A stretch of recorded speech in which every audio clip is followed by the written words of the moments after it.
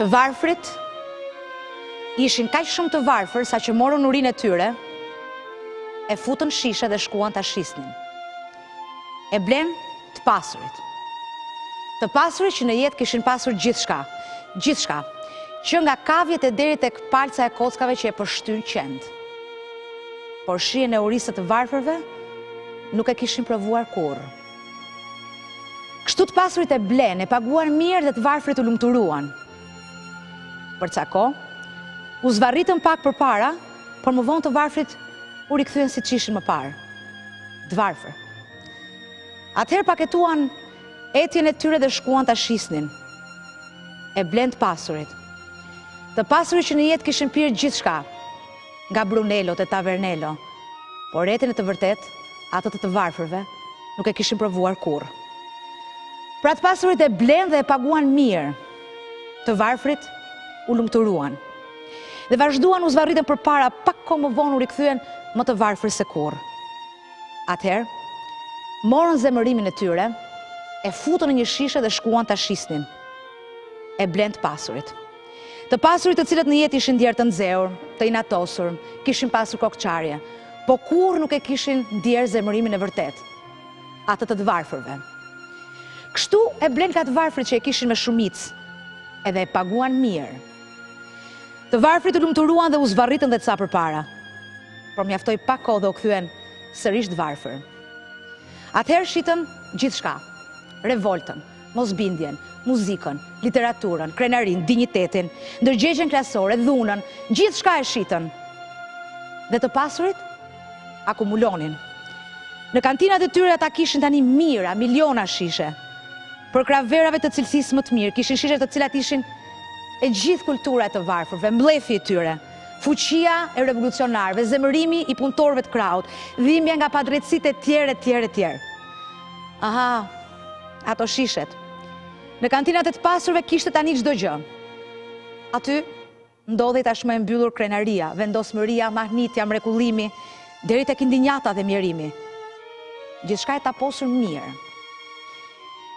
Derisa pas disa gjeneratash të varfrit kishin shitur gjithçka. Ata u bën aq të varfër sa që morën varfërinë e tyre, e futën shishe dhe shkuan ta shisnin. E blen të pasurit, që donin të ndiheshin aq shumë të pasur sa që të zotëronin edhe mjerimin e të tjerëve. Kur të varfrit mbetën pa gjë fare, ata u armatosën dhe jo me thika e pirunj, por me pistoleta, me armë, sepse revolucioni nuk është një drek solemne. Revolucioni është një akt dhune, force. Kështu që të varfrit e armatosur marshuan drejt ndërtesave të studiuesit. Arritën dhe aty ishte studiuesi. I vështronte nga dritaret, nga balkonet. Qëndronte serioz dhe i shikonte. Të varfrit ishin të armatosur, por qëndronin të palëvizur, nuk bën asgjë. Sepse pas zemërim dhe uri, pa etje dhe krenari, pa indinjat dhe pa kultur, pa ndërgjegje klasore, nuk kryhet revolucioni. Kështu, sunduesi zbritin kantinë dhe nga shumë shishe që kishte blerë prej të varfërve, mori një, të vetmen. Ishte liria e tyre, e të varfërve. Ishte paketuar mirë e bukur liria që kishin fituar gjyshit e tyre, më pas baballarët e kishin shitur për hiç gjë. E mori dhe u riktheu të varfërve. Ata i rimorën dhe provuan të bënin një parti, një him, ose një flamur, por nuk arritën të bënin asgjë, sepse liria e vetme nuk shërben. Atëherë, sunduesi kërkoi në xhep dhe gjeti një kuti karamelesh mente. E mori dhe u adhuroi ato karamele të varfërve, dhe të varfrit që nga ajo ditë u kthyen të ishin të lirë për të ngrënë karamele.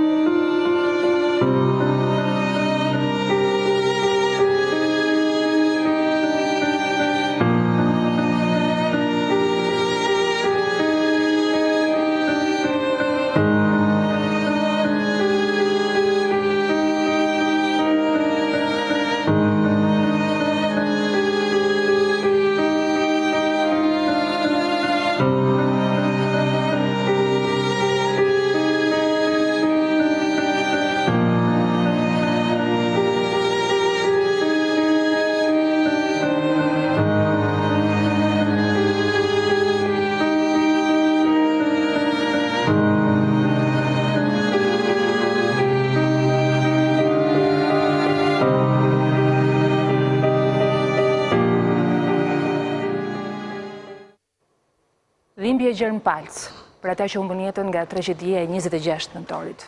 Dhe u i qofti lehtë. Mirënjohje për gjithë ekipet e shpëtimit dhe kërkimit, shqiptarët huaj, të cilët na mbajtën frymën pezull gjatë operacioneve të tyre, por që mundsuan shpëtimin e 45 të tjerëve. Mirënjohje për gjithë ekipet e emergjencave përfshi mjekët, cilët trajtuan më shumë se 900 të lënduar. Mirënjohje për solidaritetin e jashtëzakonshëm që shqiptarit nuk i mungon në ditë të vështira. Një solidaritet individual i cili bëhet i vështirë kur bëhet fjalë për publiken, për bashkët. Do të kishte qenë një vend më i mirë sikur ky solidaritet kishte qenë për hapësirën që ndajmë. Gjithashtu një ndërgjegjësim i domosdoshëm për të kuptuar se deri ku na ka goditur natyra e deri ku dora e njeriut. Nisem të program me Kozeta Kurtin. Është një monolog i cili flet për pabarazinë. Sa herë e kemi thënë, e kemi shprehur dhe jo vetëm ne. Jetojmë në një botë të pabarabartë, ku kaq pak kanë kaq shumë, e kaq shumë kanë kaq pak. Ra ky tërmet, ra kjo fatkeqësi, ra ky mort. E po flasim për gjithçka. Për ku kemi arritur, për pasojat e një ngjarje që mund të kishin qenë dhe më minimale. Për gjithë përgjegjësitë e përbashkëta dhe nevojën për të ecur përpara, për të rindërtuar tashmë me mend në kokë një tjetër Shqipëri. Kjo do të jetë tema e sotme. Dosja 26, kronika e një ngjarje të paralajmëruar. Në këtë studio do të vinë me radhë personalitetet të njohur, studiues, njohës shumë të mirë të zhvillimeve të këtij aktualiteti që na ka mbërthyer prej një jave. Do të jemi gjatë për të parë të gjithë dimensionet e dosjes 26. Në fakt, paralajmërimi nisi kështu. E ndjekim.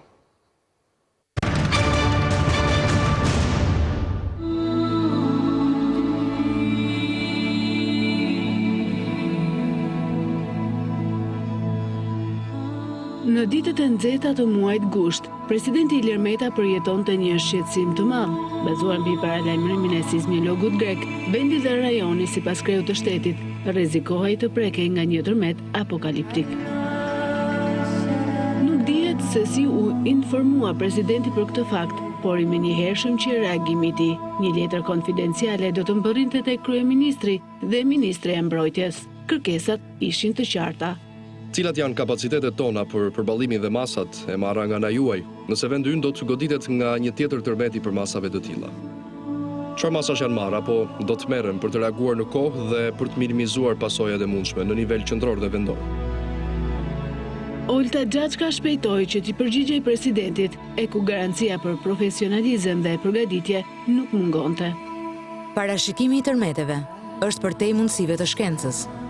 Më të përgatitur se kurrë në këto 30 vite për të përballur me emergjencat. Kapacitetet tona reaguese janë sot shumë të mëdha. Profesionalizmi i jashtëzakonshëm. Koordinimi institucional është shumë efikas se çka qenë ndonjëherë. Madje shumica nxitonte të ironizonte presidentin. Situata e presidentit është e rëndë. Tërmetin ai e ka shumë thjesht nxjerr një dekret dhe shtyn. Baba Xhike të kemi rigja. Nxjerr një dekret e të shtym atë tërmet se na le pa gjumë. Kjo ishte batuta më e bukur e rrjetit për parashikuesin e parë në botë të tërmetit. Në disa media u krijua dhe përshqillim për shkak të deklaratave kontradiktore të sismologut grek, i cili shumë më vonë do të pranonte se nuk donte të përhapte panik, ndaj kishte qenë i dyzuar në prononcime, duke i dhënë kështu të drejtë shqetësimit të presidentit.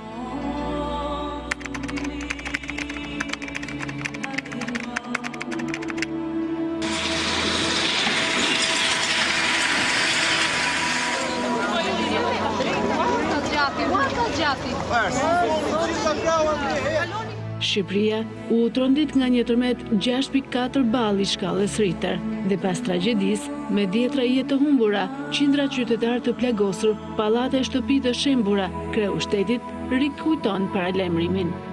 Kam paralajmëruar prej kohësh rrezikun e goditjes së Shqipërisë nga tërmete serioze.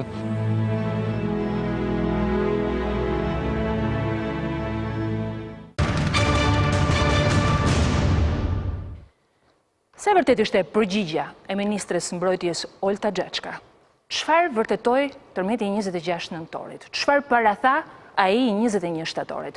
Shumë pikpyetje të cilat gjatë mbrëmjes së sotme me ekspertët e duhur do përpiqemi t'u japim përgjigje. Do të nis menjëherë të ftoj në studion tonë një personalitet të jashtëzakonshëm. Nuk ka qenë frekuentuese e studiove televizive, ndërkohë që edhe për 21 shtatorin dhe 26 nëntorit, prezenca e saj u bë jetike, e domosdoshme dhe psikologjikisht ndjeshim më të qetë me të. Përpos një eksperte, specialiste, studiuese nivelit lartë, një zonjë grua fisnike, zonja Luljeta Bozo, profesore, njëkohësisht inxhiniere ndërtimi, mirë se erdhët. Mirë se erdhët, zonja Bozo, ju falenderoj shumë që jeni me ne. Urdhëroni. Dhe do të vinë në këtë studio me radhë. Aranita Brahja, drejtuese Open Data. Aranit. Mirë se na erdhe, urdhëroj dashur. Luan Myrtaj, inxhinier ndërtimi, i cili ka qenë një bashkëshoqërues edhe në insertet e shumta dhe ilustruese që ne do të kemi gjatë mbrëmjes së sotme. Dritan Shano, ekonomist, studiues, mik i programit. Dritan, mirë se erdhe. Përshëndetje, si jeni? Adriatik Lapaj, avokat. Adriatik, mirë se erdhe. Lutë. Dhe mik drejtuesi Dosja Pikal, gazetari i njohur Anton Abilekaj. Anton, mirë se erdhe. Faleminderit që jesonte me ne. Urdhëro, të lutem. Në fakt do të ketë dhe të ftuar të tjerë më vonë gjatë këtij programi. Jam përpjekur po të shihni dhe përcaktimet e të ftuarve në studio janë pothuajse nga çdo fushë e cila për momentin që kur nisi historia mbeten relevante. Zonja Bozo, ne kemi ndërtuar programin nëpërmjet ecjes dhe inserteve të cilat na ndihmojnë për të kuptuar e para nëse ajo që provuam në 26 nëntor ishte parathën ose jo. Mund të parashikoj ose jo. E nëse shenjat që u dhanë po të ishin marrë ca më seriozisht, mund mos shmangnin tragjedin, por do të minimizonin pasojat e saj. Ju besoj e ndoqët edhe presidentin e Republikës Ilir Meta, i cili në korrik paralajmëronte për shkak edhe të një njoftimi që ati kishte ardhur nga një sismolog grek për mundësinë e tërmeteve në Shqipëri. Ju vetë kur e keni dëgjuar atë kohë si lajm, çfarë keni menduar? Unë kam menduar që deri më sot, në gjithë botën nuk ka dalë në një sismolog që të njoftoj për datën ose orën ose muajin kur mund ndodhi tërmet. Mund të njoftoj për një periudhë kur mund të ndodhi tërmeti, për shembull një periudhë po themi 30, 35 vjeçare, 25 vjeçare, por kur asnjëherë me muaj, me datë dhe me ora, që më tepër. Është e pamundur, deri sot nuk parashikohet një gjë e tillë. Kështu që ai sismologu grek, unë nuk e di çfarë ka biseduar me zotin president dhe si e publikoi zoti president. Unë them që ne kemi një qendër sismologjike shumë të mirë këtu në Shqipëri, shumë të mirë. E kemi pasur akoma më të mirë sepse kishte një mbështetje shumë të madhe nga shteti me fonde me të gjitha. Ishte instituta së kohë. Ishte qendër sismologjike, ishte në kuadrin e Akademisë së Shkencave dhe sismologët tanë kanë qenë jashtëzakonisht mirë dhe ai mund ta merrte sinjalin nga sismologu grek, po them unë, por mund të bazohesh edhe në të dhënat shumë të sakta që kanë sismologët tanë. Ju si shkencëtare e pranoni që ka periudha kohore të cilat mund të ringjallin një aktivitet sismologjik? Ne në atë brez jemi. Në atë brez jemi. Pra, 2019 ishte një vit potencialisht... Jo 2019, po një 5 vjeçar deri ke 2019. Do më thënë që 3-4 vjetë për para deri në 2019, do shë dhe një qikë më vonë. Do thënë është një periudhë 3-4 vjeçare, që gjithë rajoni jonë është aktiv, shumë aktiv. Nëse unë do t'ju kisha intervistuar ju, po themi një vit më parë. Edhe do të kisha menduar, do të kisha bërë një kronik për situatën aktuale të ndërtimeve në Shqipëri, për cilësinë e tyre, për tokën në truallin në cilin janë ndërtuar. Dhe të thosha, zonja Bozo, a është e nevojshme të zgjojmë pak në këto organet tona të parandalimit, ekipet të emergjencave, apo të kontrollit të ndërtesave? Jemi në një periudhë ku mund të ndodhë diçka, ju çfarë do të më thoshit? Po, kontrolli ndërtesave s'duhet bërë vetëm për tërmeti. Se tërmeti është një ngjarje jashtëzakonshme, apo ato duhet të ekzistojnë edhe normalisht. Ne kemi shumë probleme me ndërtimin, sepse janë shkelur shumë hallka, shumë rregulla, të cilat janë të palejueshme.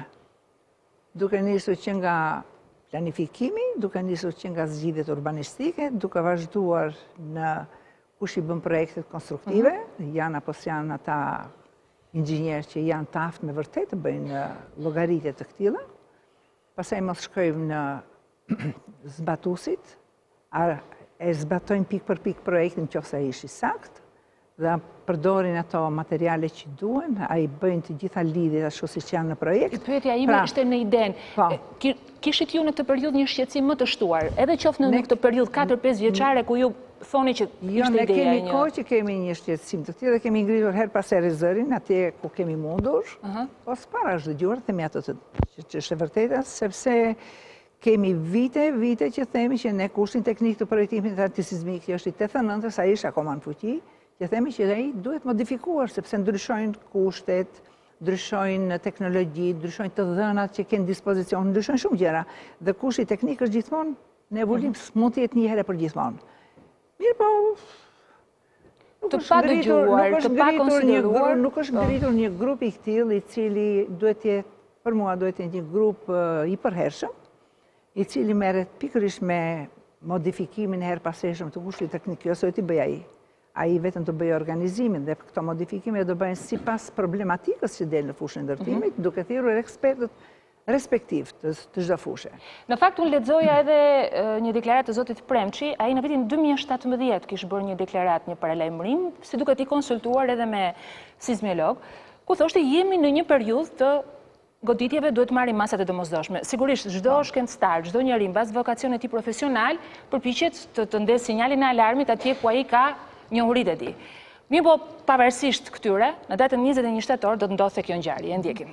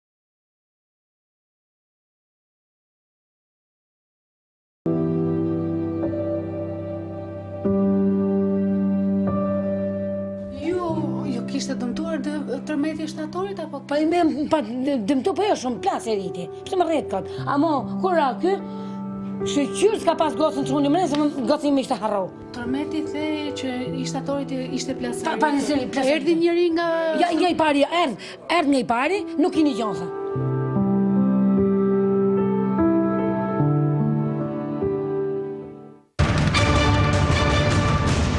Mirë ta vjen inxhinier ndërtimi. E patë edhe kronikën. Gazetare Mariana Legisi ka qenë në zonën e cila, një ndër zonat e cila u prek më së shumti me tërmetin e 21 shtatorit. Banorët një zëri pranojnë që nuk ka qenë askush, asnjë shkresë e zyrtarizuar, e firmosur, e cila do të mund të tregonte nëse duhet të qëndronin apo nuk duhet të qëndronin ato banesa. Çfarë mban në vetvete ky 21 shtator? Doja ta thosha si fillim një herë, pastaj vazhdojmë në diskutime më tej.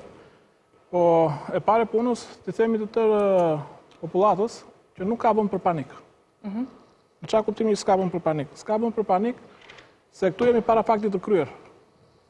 Do thëmë, nuk është se tani do ndjemi të shqetësuar dhe do zgjidhim gjë.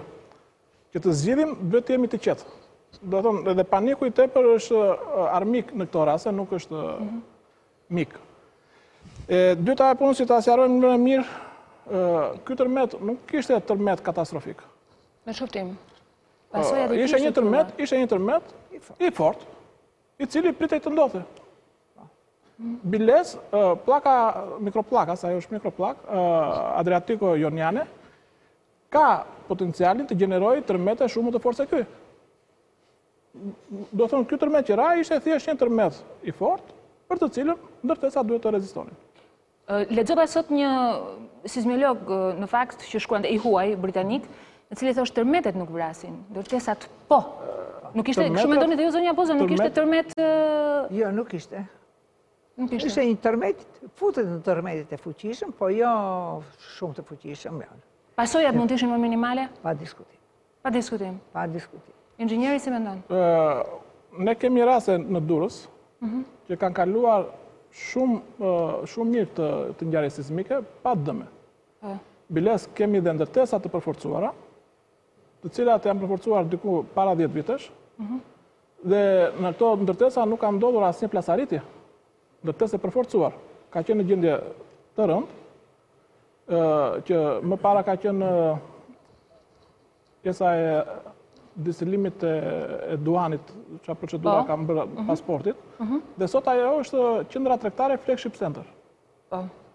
Atë qendër ne kemi përforcuar bashkë me dy kolegë të tjerë, emrat po e Donit Benderbyshi dhe Erbi Paçi, e kemi përforcuar më shumë se 10 vjet para, dhe ajo është në gjendje perfekte sot. Mund ta keni edhe si imazh se do të japim pak më vonë, do të vim se dua të qëndroj pak kronologjisë së gjërave, se dua të kuptoj. 21 shtatori çfarë ishte për ju si inxhinier? 21 shtatori ishte një ndihmë nga Perëndia për të thënë këtyre gjumashëve tanë që as e din se ç'bëhet me inxhinierina, nuk e din fare se çfarë janë emergjenca civile, që zgjoni nga gjumi se po ju vjen. Biles ka 6 vjet që po paralajmëron natyra. Ka 6 vjet që jep tërmet, pastaj ne jemi si zonë gjeologjike, pjesa e Shqipërisë është fundi i bishtit të Himalajeve. Si zonë gjeologjike, kur janë krijuar Himalajët nga përplasje fort, kjo jehona e Himalajeve jemi dhe ne në të njëjtën kohë. Çfarë do thotë kjo për ne? Kjo do të thotë që nëse fillon rritet aktiviteti në Iran, rritet aktiviteti në Turqi, rritet aktiviteti në Greqi, që ka një rrjedhë logjike. Ka rrjedhë ajo, ka rrjedhë. Do të thonë që kur kanë filluar tërmetet që filluan të shpeshtohen në Iran, Turqi edhe në Greqi, që atje është kampana e alarmit maksimale, do të thonë që shikose të erdhi, e ke mysafirin të dera. Tek dera, dhe mysafiri kishte trokitur, në fakt se ne kishim tërmetin e Korçës, për cilin ka 6 vjet që po troket. Nuk, patjetër, unë po i referohem edhe si thua të shkuarës më të afërt. Jo, këto ishin sazet, 21 shtatori ishin sazet. Ishin sazet. Çfarë do të kishte ndodhur? Unë e kërkoj 21 shtatorin me ngulm zonja Bozo, sepse edhe publiku kërkon të kuptoj. Për sa kohë që kemi viktima, njerëz që janë shuar, sepse 21 shtatori kaloi dhe më lehtëshëm, edhe sepse nuk kishte viktima në njerëz, do të kishte qenë një diskutim tjetër. Sot ka viktima në njerëz, e para kërkojnë drejtësi ata, e dyta kërkojmë një qetësim shpirtëror për atë që ndodhi, dhe kjo vjen edhe duke i kuptuar gjërat, jo duke i lënë, duke i harruar. Shkojmë në harres, mos flasim etj. Çfarë do të kishte ndodhur në datën 21 shtator, sipas jush? Dhe a do të ishin shmangur kaq viktima në rast se ndërhyrja do të kishte qenë emergjente? Për mua, në 21 shtator që vajtën u inspektuan, nuk e di të gjitha, po sa u inspektuan objekte, dhe që u bë, si thua, një lloj klasifikimi që këto kanë dëmtime të lehta, të mesme, apo shumë të rënda, ku nuk mund të futen njerëzit.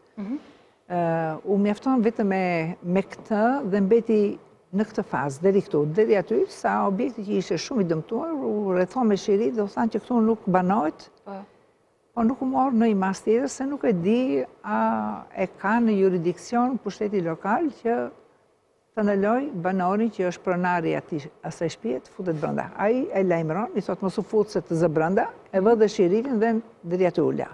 E dyta që duhesh bërë, ishte me qenë se ishte një lajmërim pavarësisht e prisin ose prisin një më të madh, po neve jemi tamam në periudhën, nuk është që është është një periudhë që zgjat 3-4 vjet, 5 vjet, siç ju thash. Nuk është më njerë. Atëherë kontrollo veten tënde, domethënë ai ke të gjitha gati për të përballuar një situatë të tillë. Domethënë emergjencat civile a kanë fondet e nevojshme, a kanë pajisjet e nevojshme, a kanë njerëzit të specializuar për këtë punë, dhe nëse se kanë, fillojnë çik se për një ditë të duhen ato. Kur bie tërmeti të duhen, ti kesh edhe njerëzit të kualifikuar që dinë se si mund të shpëtojnë jetë njerëzish nga gërmadhat, ose si mund të shpëtojnë kur bie një zjarr i madh, ose si mund të shpëtojnë njerëzit, se këto janë emergjencë, kur ka përmbytje ose kur ka të tjera, fatkeqësi natyrore. Mbi gjitha njerëz duhet të kesh patjetër fondin që ta përballosh këtë gjë. Patjetër se e para. Dhe dyta duhet të kesh patjetër njerëzit të stërvitur, njerëzit edhe kafshë, se për shembull ata që ishin të groposur në gërmadhat, shumë i kanë zbuluar qenë që janë të stërvitur për këtë punë.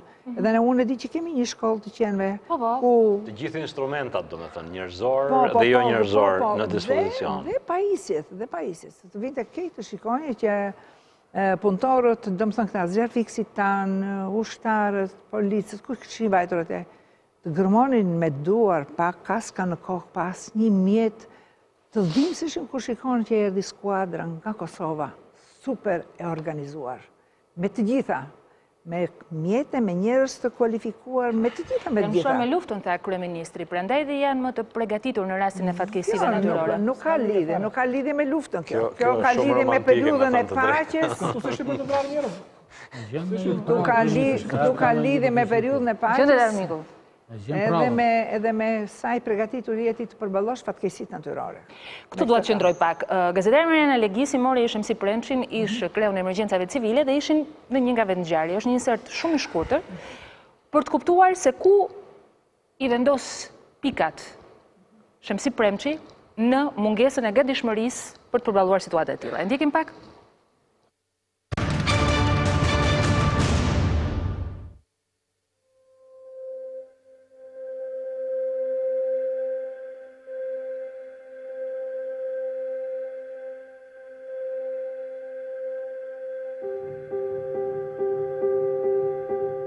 Në 21 shtator, Shqipëria u trondit në një tjetër tërmet. Çfarë masash morën emergjencat civile në Shqipëri? A kanë funksionuar? Ju e njihni shumë mirë atë strukturë. Tërmeti i datës 21 shtator, ai në fakt ishte sinjali që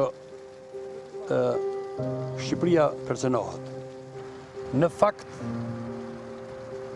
pas miratimit të ligjit që ishte bërë në 17 korrik, unë edhe pse e dija që nuk është ngritur asnjë strukturë, kur dëgjova ministrën e mbrojtjes që tha ne testuam mekanizmin e ri të mbrojtjes civile, u habita se si mund të thotë një personalitet i qeverisë shqiptare se testuam mekanizmin e ri të mbrojtjes civile ku nuk kishte ngritur asnjë mekanizëm. Dhe çuditërisht, më pas kemi debatuar me drejtues të instituteve, të cilët morën përsipër inspektimin dhe bërjen e ekspertizës të çdo njësie ndërtuese. A është bërë ekspertimi, zoti Premçi? Po nuk ka dalë një raport, unë këtë të kërkoj. Nuk ka dalur asnjë raport për objektet e prishur. Nga të dhëna që ju keni. Nuk ka dalur asnjë raport. Ndërkohë që u tha që disa janë shpallur pa banueshme. Unë kam marrë vesh në burime të mia konfidenciale që njëri nga pallatet në Thuman është shpallur i pabanueshëm. Ndërkohë aty ishin qytetarë. Ndërkohë këtë pra atë pallat as nuk ka dalur një akt, as nuk ka dalur një rekomandim, as ka dalur një vendim për prishje, as nuk është shirituar për të bërë i pabanueshëm, as nuk është vendosur një tabelë ndalohet banimi, qëndrimi, afrimi afër objektit dhe për rrjedhoj kemi viktimizuar 24 persona në Thuman. Pra, këtu është qëndrimi i papërgjeshëm i strukturave shtetërore. A është dita sot për ta thënë? A është dita sot, zoti Premçi? Sot më shumë se kur. Nëse ne do të bëjmë kompromise që nuk do ta themi, ne do të vazhdojmë t'i bëjmë gropen, varrin vetes dhe shoqërisë. Një pjesë e viktimave janë pasojë e papërgjegjshmërisë së reagimit pas tërmetit të 21 shtatorit. Dhe të paktën për disa viktima në Thuman, do të thoja po.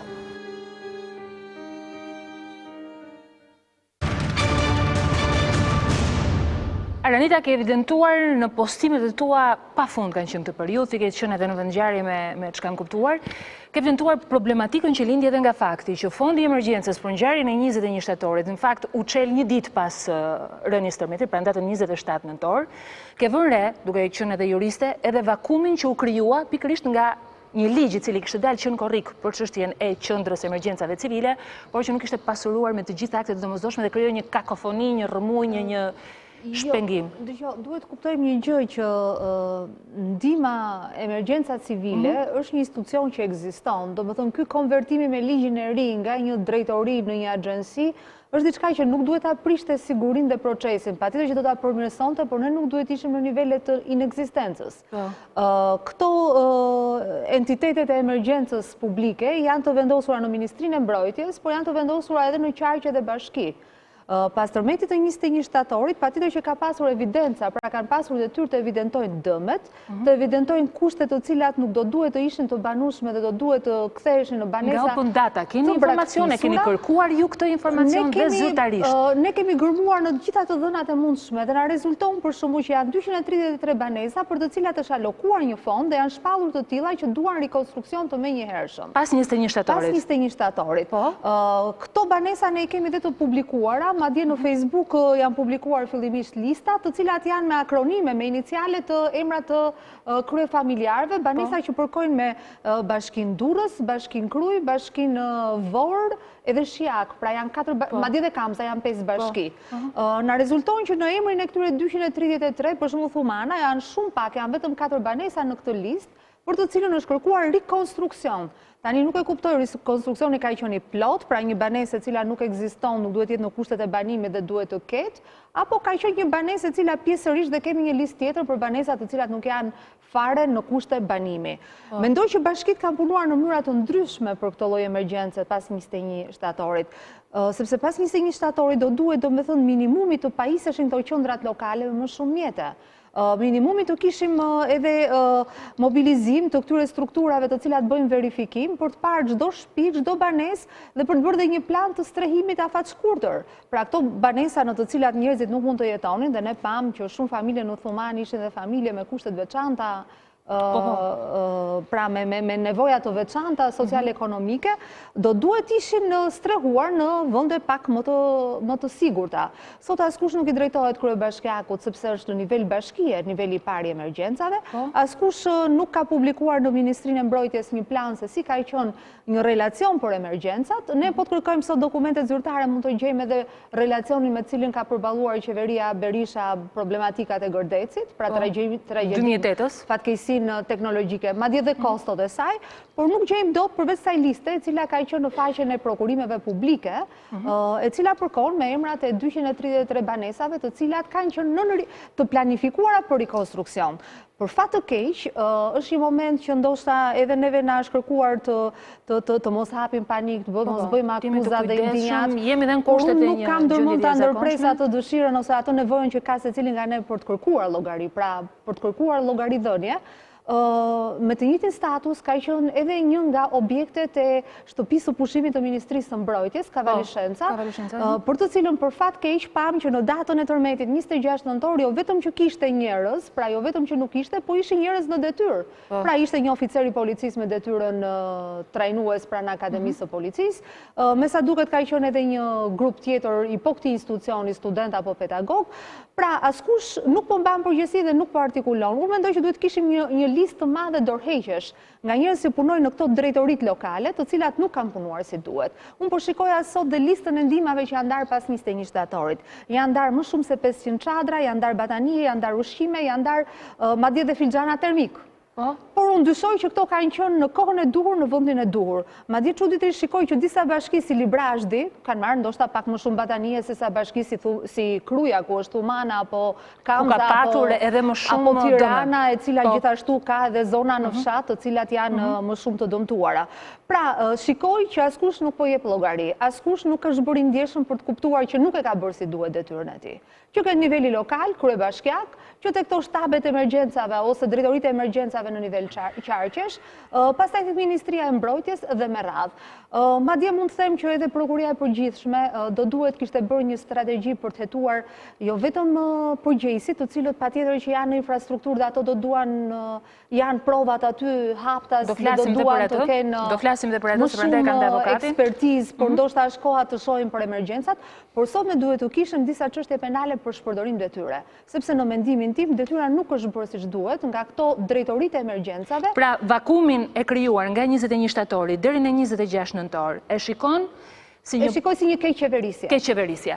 Publicitet do të rikthehemi sërish në studio, do të kemi në lidhje të drejtë për drejtë nga Durrësi edhe zonja Romina Voda, zëvendës ministre e Brendshme, për të bërë rifreskimin e dhënave më të fundit dhe natyrisht për të biseduar dhe pak me të. Mirë pas publicitetit.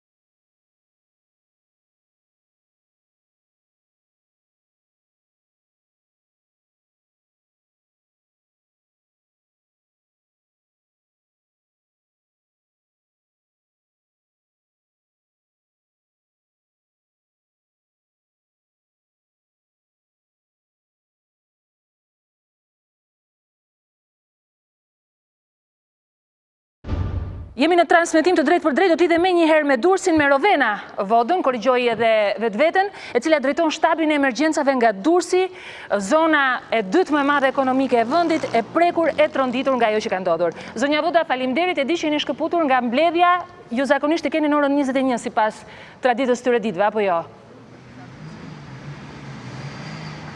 Po, Sonila, nëse më lejoni tras Sonila. Pa tjetër.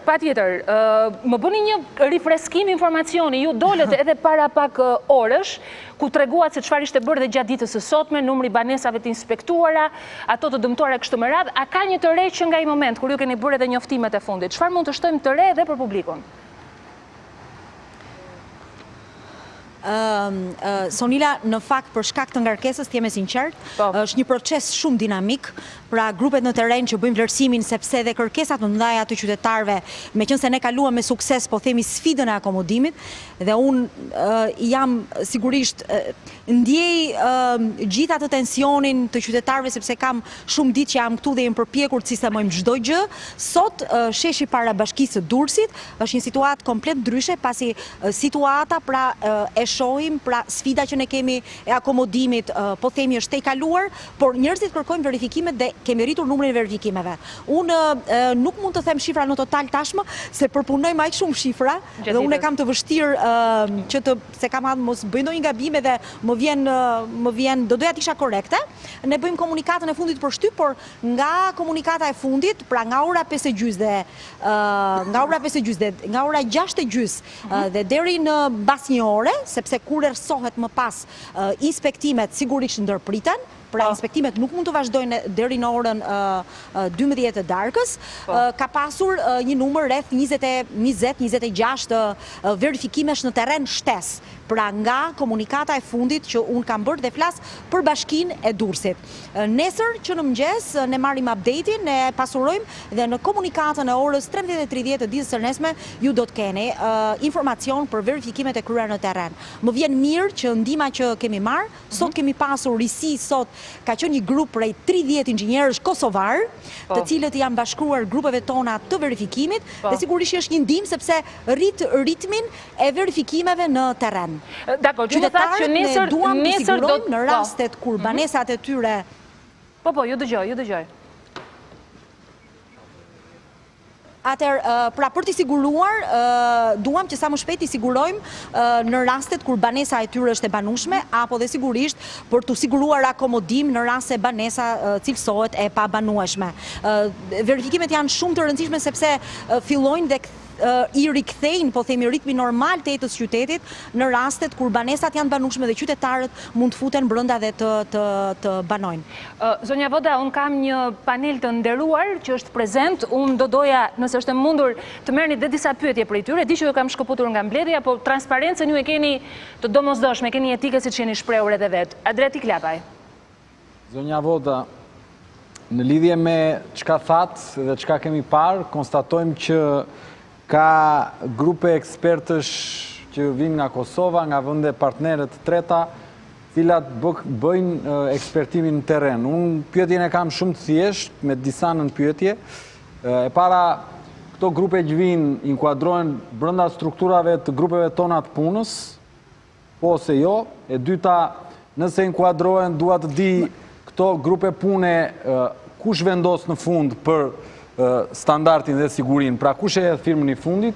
E treta, a mbahet një proces verbal për objektet që konstatohen dhe kalojnë në ekspertim dhe verifikohen.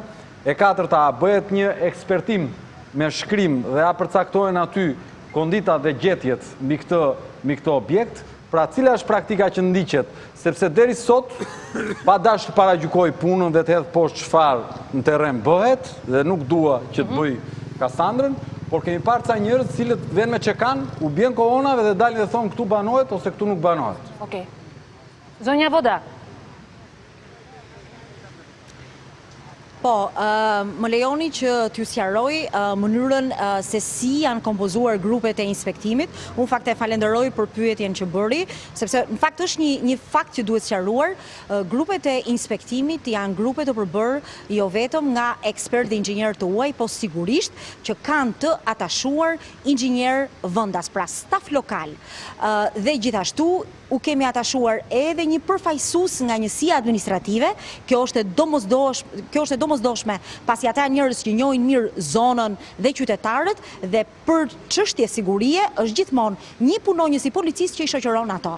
Për sa i përket pjesës se si vepron grupi, është marrë një vendim, pra është miratuar një formular verifikimi, pra tashmë ka një formular që është sipas standardit të UNDP-s, është një standard, pra është një formular i standardit që është i ngjashëm me atë të BE-s dhe ekspertët plotësojnë këtë lloj formulari që është i detajuar. Në raste kur ka nevojë për ekspertim, po, zoti Adriatik, ekspertët shënojnë në fund, bajnë një proces verbal dhe sigurisht shpjegojnë arsyet në rastet kur ka nevojë për një ekspertim, pra që ata të rikthehen sërish verifikimit të këtyre godinave nëse ka nevojë për një ekspertim pra më të detajuar për të mos rrezikuar jetën. Pra mund të duket e banueshme, por direkt, madje kemi pas fakt nga qytetar pyetje të tilla, bëhet një rrethim pra me shqirit, sepse kërkohet një ekspertim më i detajuar për të arritur në një konkluzion të saktë.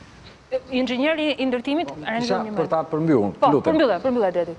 Unë si qytetar, si njeri aktivist ose si avokat, a mund të paraqitem pranë institucioneve të shtetit tim dhe të marr një kopje të këtyre praktikave? Pra, a janë publike këto praktika? Dokumentacioni, a është publik? Unë e di që për këto praktika ju lutem. Këto praktika sigurisht qytetarët, pra personi që është interesuar, që ka sigurisht interesin vetjak, sigurisht që ka akses në këto praktika, siç thashun, pra personi që ka interes, patjetër, ka akses në këtë praktik, sepse në rastet kur cilësohet që banesa, që apartamenti është i banueshëm, po mund të ketë thjesht nevojë për një parim të lehtë, ai vjet në dieni dhe sigurisht ka njerëz që janë të gatshëm që riparimet të lehta të mund t'i ndërmarrin vetë dhe t'i kthehen jetës normale, pra të futen në banesat e tyre. Dhe për shkak se ritmi ka qenë shumë i lartë dhe pavarësisht se ka pasur banesa të deklaruara të pabanueshme apo banesa që do të prishen, ka pasur sigurisht dhe një numër të konsiderueshëm banesash që është si thua vlerësuar që ato janë të banueshme dhe situata pra është kthyer në një normalitet. Por ende sigurisht mbetet sfidë, ende kemi një numër të madh godinash apo objektesh që duhet patjetër të vazhdojmë me një ritëm të lartë për tu verifikuar. Kam inxhinierin e ndërtimit Luan Myrtaj këtu. Luan, po? Përshëndetje.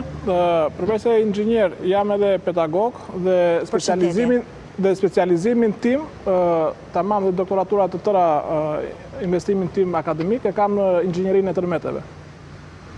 Më mund të më thoni pak me fjalën ekspert, çfarë në kuptoni? Ka ndonjë përkufizim fjala ekspert apo jo?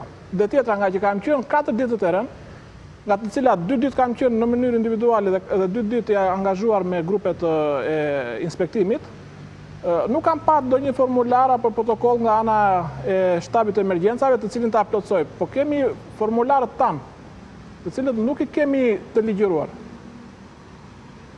Kjo është e pyetja, të paktën atë pjesën e ekspertit ma shpjegoj që kuptoni me fjalën ekspert.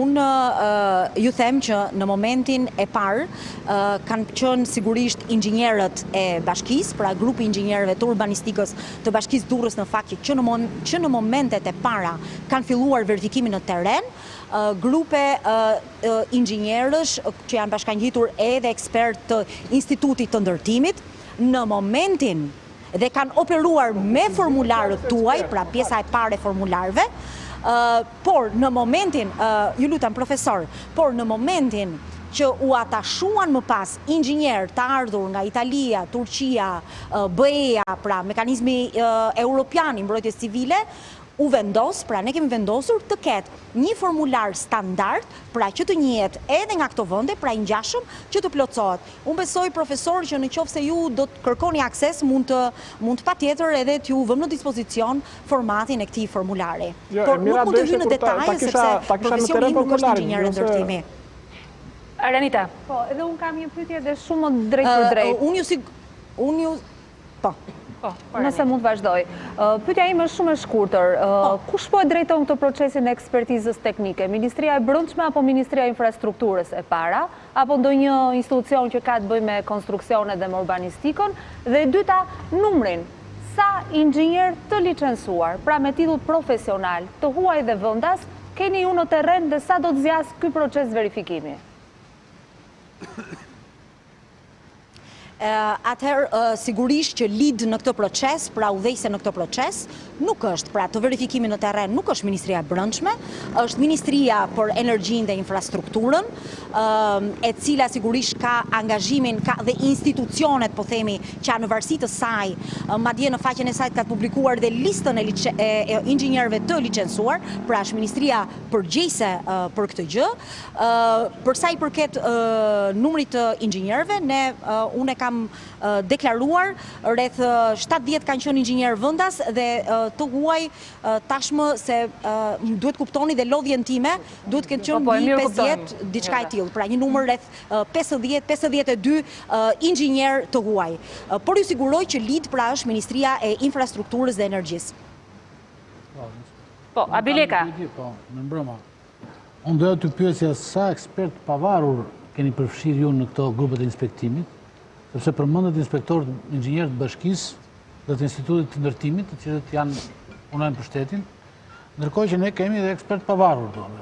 Për shembull, inxhinieri Luan Myrte këtu dhe aq më tepër, po je I pavarur, nuk quhesh I punësuar nga shteti. Je si vullnetar në këtë rast. Jo, jeni I pavarur. Ky është I pavarur. Apo jo, ose kemi këtu inxhiniere Ulieta Bozon, profesoreshën e famshme, që e njeh atë zonë më mirë se ata inxhinierët e huaj që keni marrë juve, e di shumë mirë studimet që janë bërë për zonën, dhe nuk ka qenë deri tani në asnjë grup inspektimi, madje nuk është ftuar në asnjë tryezë qeveritare, as nga kryeministri dhe as nga askush për të marrë vesh se çfarë ka ndodhur. Profesor, atëherë unë gazetar kolegë sa Pa problem. Më fal, nuk kuptova nga zëri. Okej, ju lutem ndjesë edhe për lodhjen. Atëherë, ne kemi bërë thirrje prej disa ditësh dhe unë jam plotësisht dakord, jo vetëm unë si kryetari I shtabi, po ka qenë vendimi të gjithëve që në këtë proces ne duhet patjetër të përfshijmë dhe ekspert të pavarur vendas. Kjo është shumë e rëndësishme. Ne kemi njerëz me një ekspertizë të jashtëzakonshme dhe unë përfitoj nga rasti Sonila. Ti bëj thirrje që të gjithëve që ju lutem të na kontaktoni dhe të vinë dhe të bëhen pjesë e grupeve tona. Ne do t'ishte një vlerë e shtuar, e jashtëzakonshme. Se o t'i verifikoni, se o t'i verifikoni. Jo, i vetëmi merak imi, zonja Voda, i vetëmi merak imi sa të besueshëm janë. Do me thënë, se këtu është problemi, ne po të kishim patur inxhinierë që do të kishin qenë të angazhuar, po të dëgjoni dhe ju analizën e pak më parshme, po, pa tjetër, po të dëgjoni dhe analizën e pak më parshme, ka çeduar puna edhe atje, më kupton dhe do të kuptojnë dhe cilësinë e tyre, dhe të atyre që afroni, dhe kjo kërkon besueshmëri nga publiku. Patjetër, duke qenë lidh Ministria e Infrastrukturës, e para sigurisht që ka një listë inxhinierësh të licencuar, e dyta sigurisht që ka një filtr pra të atij që do të ofrojnë ndihmën, kërkohet një eksperiencë në punë. Patjetër që do ketë disa filtra kontrollues Ministria e Përgjegjëse për këto proces, pra jo çdo kush, patjetër që mund vi dhe thotë shikoj se unë jam inxhinier ndërtimi apo inxhinier ndërtimi konstruktor dhe mund të vi dhe të jap kontributin tim, por nuk mund të, Sonila, edhe të hedhim balt pavarësisht domethënë që janë bërë, kemi inxhinier shumë të mirë, unë e mbështes atë që tha gazetari, kemi inxhinier shumë të mirë që mund na ofrojnë ekspertizën dhe unë i bëj thirrje të gjithë atyre inxhinierëve të njohur ndoshta në qytetet e mëdha, Tirana, Durrësi, Vlora, ju lutem, kemi nevojë të vinë, jemi të hapur dhe të japin kontributin e tyre. Jo, nuk e keni thëritur ata, si do japin kontributin e tyre ata. Vullnetarisht kanë dalë në ekrane dhe kanë dhënë këshilla në ekran. Po e bëj unë këtë thirrje, ju lutem, po e bëj unë këtë thirrje, sot ne kemi bërë, po e bëj unë këtë thirrje, Sonila, më lejoni që patjetër, i vetmi problem patjetër. Dhe ju jam mirënjohëse që po e bëni tani, po jemi 7 ditë me vonesë. Dhe problemi është që një pjesë e ndërtesave, një pjesë e mirë po shëmben. Nga njerëz që ende ne nuk e dim që janë të angazhuar, janë kaq të zotë, kanë përgatitjen e domosdoshme dhe si thua janë implikuar bashkë si mungesa e besueshmërisë, ashtu edhe nevoja e hetimit plot. Pra jemi pak vonë, jeni vonë zonja Voda për ta bërë të thirrje. Faleminderit që e bëni, po jeni vonë. Jo, se janë vonë për 26 nëntorin. Se nuk e bën këtë pas tërmetit të 21 shtatorit. Pse nuk e bën ti një gjë të tillë? Jo dëgjoj. Pas tërmetit të 21 shtatorit. Unë gjithmonë i kërkoj gazetarëve. A mund të përgjigjem? Patjetër. Sonil, unë gjithmonë, faleminderit, unë gjithmonë kërkoj mirëkuptimin e të gjithëve atyre kur intervistojnë, kur thonë që nga 26-ta. Sonil, gjithmonë, do me thënë, harresa është gjithmonë e dëmshme, e them në parim këtë, jo në rastin konkret, do të thotë që në ditën e parë që ndodhi fatkeqësia, ne dim shumë mirë. E gjithë vëmendja, dhe të jemi të sinqertë për këtë, media tuaj kanë ndjekur çast pas çasti, orë pas ore, tek operacionet e kërkim shpëtimit. Do me thënë, në kohë, ato ishin shumë të rëndësishme, por në kohë sigurisht që kemi humbur ditë nga verifikimi në terren, por ato kanë qenë primare, shpëtimi i jetëve njerëzore. Dhe sigurisht janë ditë të para të humbura. Tashmë, po nga 21 shtatori deri në 26 nëntor, zonja Voda, a quhen ditë të humbura? Edhe tani, ne sigurisht, duke u hasur me këtë përmas të madhe të këtyre dëmeve, kemi menduar që patjetër jemi të hapur të vinë edhe inxhinierë që dëshirojnë të japin ekspertizën e tyre. A ka qenë kohë humbur nga 21 shtatori deri në 26 nëntor? Pra në rast se ky proces me këtë vullnet do të ishte bërë në këto 2 muaj, do të kishim një të paktën minimizim të pasojave të ndodhura. Pra e ndjeni që keni qenë neglizhent, ka shfaqur neglizhencë autoriteti shtetëror nga 21 shtatori deri 26 nëntor? Nuk ka qenë, thuhet në studim. Sonila, që të jemi ndershme në përgjigjen time, nuk di saktësisht se cili ka qenë numri total i ndërtesave që duheshin verifikuar, sa janë verifikuar dhe sa kanë mbetur pa verifikuar. Pra që të dalim, pra të bëjmë një analizë shkak pasojë. Këtë nuk mund ta them, sepse nuk i kam shifrat, Sonil. Ta inxhinierët që keni marrë juve tani të Bashkisë Durrësit kanë qenë të njëjtit inxhinierë që pas 21 shtatorit bën raportet dhe vlerësuan godinat e dëmtuara në 21 shtator, apo jo? Dhe rezultati i 26 nëntorit tregon që ata nuk e kanë bërë mirë punën e tyre. Dhe ata në vend që të mbajnë përgjegjësi sot dhe të hetohen, janë prapë në grupin e punës të 26 nëntorit. Si e shpjegoni, çfarë garancie na japin tani? Tu kam çik kundërshtim, ata mund ta kenë bërë punën mirë më sa din. Në qoftë ata s'dim mjaftueshëm, nuk është faji atyre. Është faji Unë kam ndjekur në Durrës. Sonila, ai ka titullin inxhinier. Po zonja Voda, ju dëgjoj shumë mirë, ju dëgjoj shumë mirë. Pastaj përfshirja atyre. Unë jam vetë nga Durrësi. Unë jam këtu që kur ka ndodhur tërmeti, jam në terren 24 orë 24. Unë ju them që detyrën po bën. Je shumë vonë. Shumica e godinave të cilat janë shëmbur, pra godinat të cilat janë dëmtuar rënd, janë deklaruar si të pabanueshme dhe që duhen shëmbur, në fakt janë godina që nuk kishin marrë, si thuash, goditje nga tërmeti i parë. Pra kemi numër të konsiderueshëm që nuk lidhen me pasojat e tërmetit të parë. Dhe kështu që nuk mund të themi që ata inxhinierë që e bën atë dhe pse ne i marrim tani. Nuk e bëj dot të lidhje, sepse jam këtu në terren dhe e shoh. Pra e di gjendjen e qytetit tim, flas për Durrësin, Sonil. Nuk flas për jemi në shtabin e emergjencave të Durrësit. Po për Durrësin. Banesat të Durrësit, po. Banesat të cilat pallati që janë shëmbur kanë qenë në rregull, pra e kanë kaluar, po themi, testin e tërmetit të shtatorit dhe ndodhi kjo që ndodhi tashmë në 26 nëntor. Sa pallate nga ato që dëmtuan në 21 shtator, u ranë në 26 nëntor?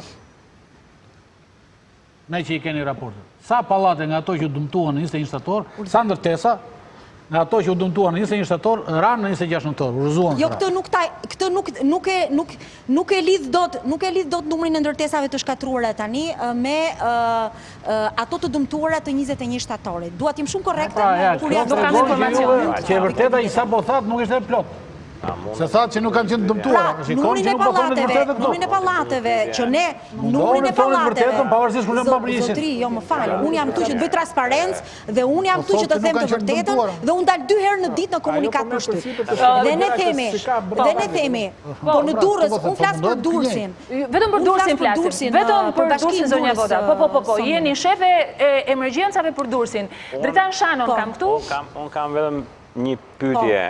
Kur mendoni se do keni një inventar të gjitha ndërtesave të rrëzuara, të gjitha ndërtesave të cilat nuk mund të banohen më dhe bashkangjitur këtij inventari dhe strategjinë që keni juve si Komitet Emergjencash për ta trajtuar këtë çështje, pra për dal nga kjo situatë emergjence. Unë e kuptoj që kjo punë ka stres, ka ngarkesë, e më radhë, por ama, do më thënë, e keqja tashti fillon, sikleti, vuajtja për njerëzit tashti fillon, dhe është mirë që juve, që e prekni punën me dorë, të jeni në gjendje të thoni që në datën, ku dion, 5 dhjetor, unë kam inventarin e banesave të shkatruara, kam inventarin e banesave të pabanueshme, dhe kam dhe strategjinë që duhet ndjekur nga Bashkia Durrës, me qenë se i takon asaj me ligjin e ri të miratuar në korrik, të merret me këtë punë, se ku do i trajtoj njerëzit e prekur në një mënyrë ose në një tjetër nga tërmeti.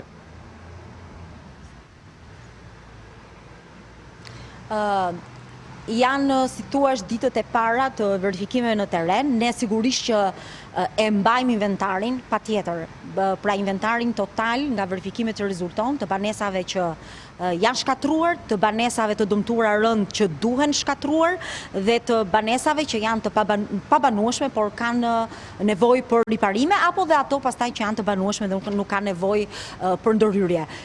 Ne atë që shohim është që inventari sigurisht ndryshon nga dita në ditë, mos të them që ndryshon çdo 2 orë, pra kur ne përpunojmë të dhënat. Është një proces që unë mendoj që nuk mund t'jap një afat, është një proces në fakt që do të marri pa kohë, prandaj është vendosur që njerëzit të strehojnë,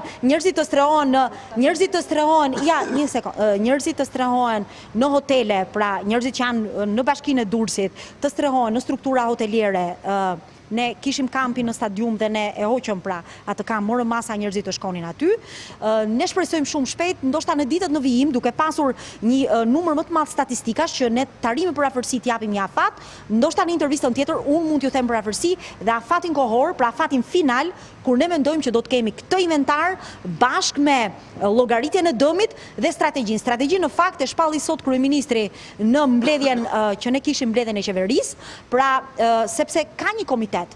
Pra ta lëm pushtetin vendor, patjetër pushteti vendor ka detyrat e tij, por duke qenë në gjendje të emergjence, do thoja unë kombëtare, të një lloj të një fatkeqësie të tillë, ku ne më parë sigurisht nuk jemi ndeshur, vetëm tërmeti 79-ës ka qenë i tillë i këtyre përmasave. Ju e dini shumë mirë që është ngritur Komiteti Kombëtar i Rindërtimit.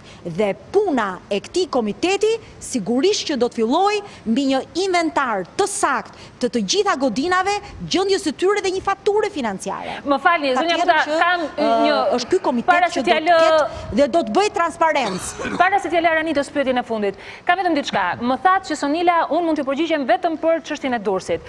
Tani unë kam kërkuar sot dhe kam komunikuar edhe me zotin Çuçi, i cili më tha do të jem i angazhuar dhe nuk mund të jem. Më thoni kush është personi që në këtë moment unë mund ta telefonoj nga kjo studio dhe ta pyes për çështjen e atyre personave të prekur nga 21 shtatori që unë kisha dhe në insert dhe dëshmuan dhe që mund të më japi përgjigje për situatën e personave të prekur nga tërmeti 21 shtatorit. Më thoni një emër, unë do ta telefonoj tani, por nuk e di kush është. Pra, ju doni të bëni lidhjen e dëmeve të 21 shtatorit me nuk është lidhje. Nuk është lidhje. Unë dëgjova në mikrofonin e Temporës për gazetarin Mariana Legisi dolën qytetarët e prekur nga 21 shtatori, të cilët pohuan që nuk ka ardhur askush të bëjë verifikimin, ose edhe ata që kanë ardhur kanë thënë objektet janë të sigurta. Dua të di, a ka një shkresë zyrtare që i referohet asaj periudhe, sepse në fund të fundit, nga njëra anë kemi shqetësimin e rregullimit të atyre që kanë bjetuar, duhet vënë drejtësia për ato që nuk jetojnë më, zonja Voda. Po, Sonila. Po, patjetër, për të kaluaret e drejtësia, se bët mirë që e prekët, po unë duat ju them këtë. Në lidhje me tërmetin e 21 shtatorit, që sigurisht nuk i pati për masat, pra nuk mund të krahasohet me pasojat e tërmetit të 26 nëntorit, të dhënat sigurisht që i kanë dhe kanë qenë janë kujdesur, si thuash, për të bërë verifikimet apo edhe për indërtimin e banesave, njësit bashkiake. Pra bashkit, pra them Bashkia e Tiranës, që ka qenë më e prekura në tërmetin e 21 shtatorit, dhe bashkit e tjera. Nuk më dhat një emër, kë mund të telefonoj unë tani dhe të më japi këtë përgjigje? Apo nëse ka një shkresë zyrtare? Sonil, nëse themi... Ja, Sonil, patjetër që ka, se dhe atëherë janë bërë ak verifikime apo ak konstatime, dhe kur themi bashkit, unë besoj që patjetër, drejtoritë e urbanistikës në bashkit përkatëse kanë personin apo gjithë infrastrukturën për të dhënë përgjigje për pyetjen që kërkoni. Aranita, pyetja e fundit që do të kthehet në mbledhje, zonja Voda. Zonja Voda, po ju përgëzoj që jeni në krye të një shtabi që vërtet ka shumë përgjegjësi sot, por më shumë edhe për faktin që shumë njerëz në detyra shtetërore nuk ja dolën të përballoni këtë komunikimin publiku siç po e përballoni ju. Por kam një pyetje gjithashtu të hidhur. Ju jeni zëvendës ministre e brendshme dhe në 21 shtator janë bërë disa evidenca dhe janë shpallur disa godina, mes tyre edhe godina ndoshta publike, pra godina në pronësi shtetërore të pabanueshme ose pa parametra teknik për të strehuar, pra për qenë rezidenca. A ka qenë dhe godina e Ministrisë së Brendshme, pra kampi i pushuesve të Ministrisë së Brendshme, njohur si kavaleshenca mes tyre, dhe a ka ndonjë përgjegjës nëse megjithse ka qenë ky fakt, ky status për këtë banesë, aty ka pasur rezident të cilën në natën e 26 nëntorit janë gjendur aty dhe kanë rrezikuar apo kanë humbur dhe jetën? Fatkeqësisht po, në ato godin, po, ne kemi pas humbjen e një jete, besim, unë di dhe emrin, se për shkak se janë këtu shpeshherë i lidhe dhe, do me thënë, edhe vendet me emrat e viktimave, Besim Hajdarmata i ka qenë personi që ka humbur jetën aty, ngushëllime familjarve. Faleminderit që ma bët këtë pyetje, godina e Ministrisë së Brendshme, pra, ose që njihet ndryshe kampi i Ministrisë së Brendshme, nuk ka pasur dëmtime nga tërmeti 21 shtatorit, por unë ju siguroj që do të vihet drejtësi dhe para drejtësisë edhe personat që kanë ndërtuar atë godinë. Kam vetëm një pyetje më vjen nga një banor i Durrësit, thot me qenë se zonjën Voda e kemi Durrësake, për pallatin 6 thot që janë prishur kolonat për lokal, ka patur të paktën 6 kallëzime në polici dhe në prokurori, por nuk ka lëvizur gishtin asnjë. Jo si Durrësakeve duhet keni qenë patjetër në dieni edhe të këtyre situatave, sepse e dim se çfarë është. Domethënë, e keni parasysh me çfarë do duhet të përballeni tani zonja Voda? Nuk është çudi fare, Sonila, që të mos ketë reaguar ndoshta më përpara kur qytetarët kanë bërë kallëzime prokuroria, se kjo është arsyeja që ne sot po bëjmë reformën drejtësi për shkak të kësaj mos përgjigje, për shkak të kësaj papërgjegjshmërie të institucioneve drejtësisë ndaj kallëzimeve të qytetarëve. Profesioni im atje është dhe, pra, unë kam qenë avokate, por pas dhe thirrjes së kryeministrit, sigurisht, por dhe nën presionin, ndoshta do theja unë të vettingut, por dhe të kësaj fryme të reformës në drejtësi, ka pas një reagim në kohë reale të prokurorisë, të policisë së shtetit pa diskutime, e cila unë do thoja ka qenë pararoj në mbledhjen e provave materiale. Më lejoni ta them këtë se nuk është, pra nuk është sekret. Policia ka qenë e para që ka qenë në terren, sepse e ka këtë në mbledhjen e provave materiale, për të siguruar tashmë tabelat fotografike, skenën, të gjitha bashkë me prokurorët. Për pjesën para, ata prokurorë që nuk kanë vepruar, që është bërë kallëzim dhe kanë pushuar çështjen, do të përballen me pasojat e papërgjegjshmërisë së tyre. Dakord, zonja Voda, ka edhe shumë pyetje të tjera që sjell publiku që nga fakti që me ligjin e ri nuk e di a e keni të plot bazën ligjore se ju mungojnë edhe ato vendimet e Këshillit të Ministrave, nuk keni vendime qeverie, nuk dihet mbi çfarë po veproni, nuk dihet mbi çfarë buxheti po veproni, ka një amulli, e di që doni të ktheni dhe nuk se po ma kërkojnë edhe nga regjia që zonja Voda duhet kthehet në mbledhje. Ka shumë pyetje, do të jemi këtu. Ndërkohë unë ju falenderoj që ishit me ne në këtë lidhje të drejtë për drejtë, punë të mbar, shpresojmë të bëhet më e mira. Ndërkohë do doja vetëm për hir të korrektesës, faleminderit zonja Voda, faleminderit. Për hir të korrektesës, punonjësi policisë që ka humbur jetën, pavarësisht mbiemrit të njëjtë, quhet Bajram. Ngushëllime familjes për humbjen e njeriut të shtrenjtë, një lapsus nga zëvendës ministrja. Ndërkohë, ne do të kërkojmë publicitet, vetëm në këtë çast, po zonja Luli dua të kthem direkt tek ju me pyetjen e thjeshtë. I besoni ju këtyre ekspertëve të thirrur nën armë tashmë për këtë situatë? Me njëherë pas publicitetit.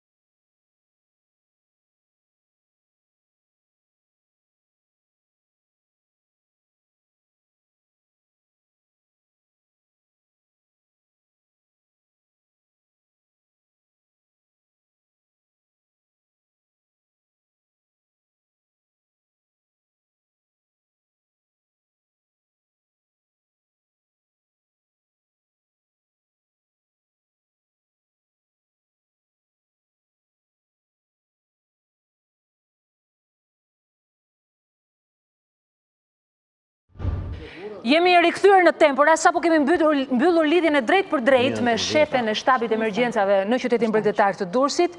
Është qendra e dytë më e madhe ekonomike në vend, kemi parasysh është qendra e rëndësishme e turizmit në vend. Ajo çfarë është duke ndodhur me Durrësin është një ndër shqetësimet më të mëdha, jo vetëm në këtë periudhë afat shkurtër për menaxhimin e situatës, por sidomos në periudhë afat gjatë.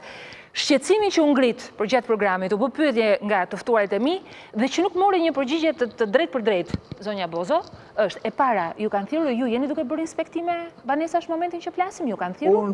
Unë shkoj vetë, nuk më jo, kanë thirrur. Autoritetet. Autoritetet. Për sot më ka bërë një ftesë Bashkia e Tiranës për kur ta kem kohën, kuptohet, pa unë kam shkuar vetë, kush më ka thirrur? Nuk ju ka kontaktuar askush? Jo. Deri më sot? Jo. Jo, po unë ndjej detyrë qytetare që atje ku më thrasin. Janë me fat ata që ju njohin dhe kanë mundësi që ju t'ju shkoni. Edhe ata që s'më njohin. Te tavolina e kryeministrit duhet qeja të ditë. Nuk e kanë ftuar zonjën Bozo, kjo gjë është thënë për fat mirë publikisht. Jemi në program, ndiqemi pavarësisht se sot është bërë një thirrje që të fiken ekranet, të mos shihen programe televizive, thirrja është e kryeministrit e drejt për drejt. Unë e ndjej një detyrë morale përballë publikut edhe si gazetare, që njerëz të rëndësishëm si ju t'i vendosë përballë ti, jo për të përhapur panikun, por për të qetësuar, se qetësohet njeriu kur e dëgjon lajmin nga njerëzit e besueshëm. Nuk janë autoritetet zyrtare më të besueshme sot, janë ekspertët. Zonja Bozo, pyetja ime është kjo, janë thirrur në armë shumë ekspert, të cilët po shkojnë dhe po bëjnë verifikimet. Ju duket kjo mënyra e duhur, çfarë të duhej një masë më e lartë sigurie që publiku ishte më besues ndaj atyre që vinë dhe bëjnë kontrollet? Unë mendoj që punën e ekspertit duhet ta bëjnë ata inxhinierë që janë shumë të përgatitur, shumë, se të themi të drejtën, administrat janë shumë të rinj që s'kanë eksperiencën. Nuk e kanë eksperiencën e dur. Të tërmeteve dhe të këtyre dëmtimeve, jo. Po ne kemi shumë inxhinierë të zotë në Shqipëri dhe lista e tyre është pafund, se shqyqyrë s'kanë ikur gjithë, të cilët kanë përballuar dhe të këtilla situata, dhe situata akoma më të vështira në kuptimin e ndërtimeve të veprave jashtëzakonisht të vështira, të rikonstruksioneve, të riforcimeve. Ata duhet të jenë të parët. Ju keni besim te këto grupe që dërgohen? Nuk mund të them se nuk e di kush janë grupet.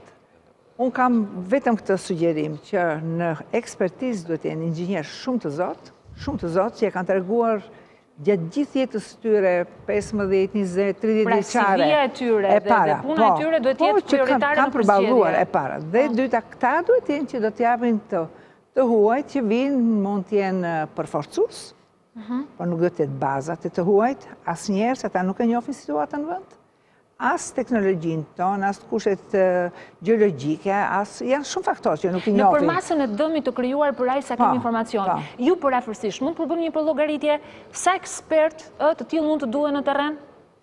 Nuk mund të them se nuk i kam parë të gjitha, kështu që nuk mund të flas me shifra kotë. Jo, nuk flas me hamësi, nuk flas dot, se ne inxhinierët nuk i Jo, një hamendësimi juaj në merjeton, në fakt, ne i kemi specialistët e nevojshëm që kjo punë i kemi, pa tjetër, që i kemi gjithë specialistët e nevojshëm, të cilët për mua, sa do të zotë që t'jenë, nuk mund të bëjnë ekspertizën pa pasur pranë atë që e ka bërë llogaritjet. Për mua nuk vlen. Do të thonë, unë mund të shkoj, të konstatoj një defekt, një gjë, po duhet të gjithë cilët janë faktorët, dhe që gjithë faktorët unë duhet të kem patjetër projektus. Atë që e ka bërë gjithë llogaritjet ta kem pranë, dhe atë që ka zbatuar. Dhe nëse i kam të dy këta, bashkë me ekspertin dhe me ndihmën e këtyre të huajve që mund të kenë disa teknika që ne nuk i kemi, për shembull të zëm me skanera, ku diun. Me lazer, kam lexuar edhe. Lazer kemi këtu sa duash neve, po skaner s'kemi. Edhe metoda geofizike kemi, nuk diskutohet. Domethënë ne i kemi specialistët tu, të huajt. Janë të mirëseardhur, shqyqyr që kanë ardhur, por nuk është që do të japin ata tonit. Tonit do të japin këta tanët, po gjithmonë, unë insistoj në këta. Nuk mundet unë që kam përgatitur 55 vjet inxhiniera, bashkë me kolegët e mi, unë nuk marrë përsipër të bëj një ekspertizë, nëse s'kam Luanin pranë që është projektuesi. Ai është që ka bërë gjithë llogaritjet, ai e ka ngritur modelin, ai e ka futur në veprimin e atyre ngarkesave që ka menduar. Unë po se pata këto afër, si mund të gjykoj edhe atë tjetrin që e ka zbatuar, që është apo s'është defekt i kësaj kategorie, edhe kush e ka shkaktuar, se unë po zita shkakun. Dua të kërkoj pak ndihmën tuaj, zonja Bozo. Po zita shkakun, unë nuk gjej dot çrimin. Besueshmëria ndaj jush është e jerë, po. Zonja me shumë takt po thotë që ato grupet e inspektimit janë komplet kot. Po. Jo, nuk e thash. Nuk thatë, është shkencëtare, kërkon të citohet.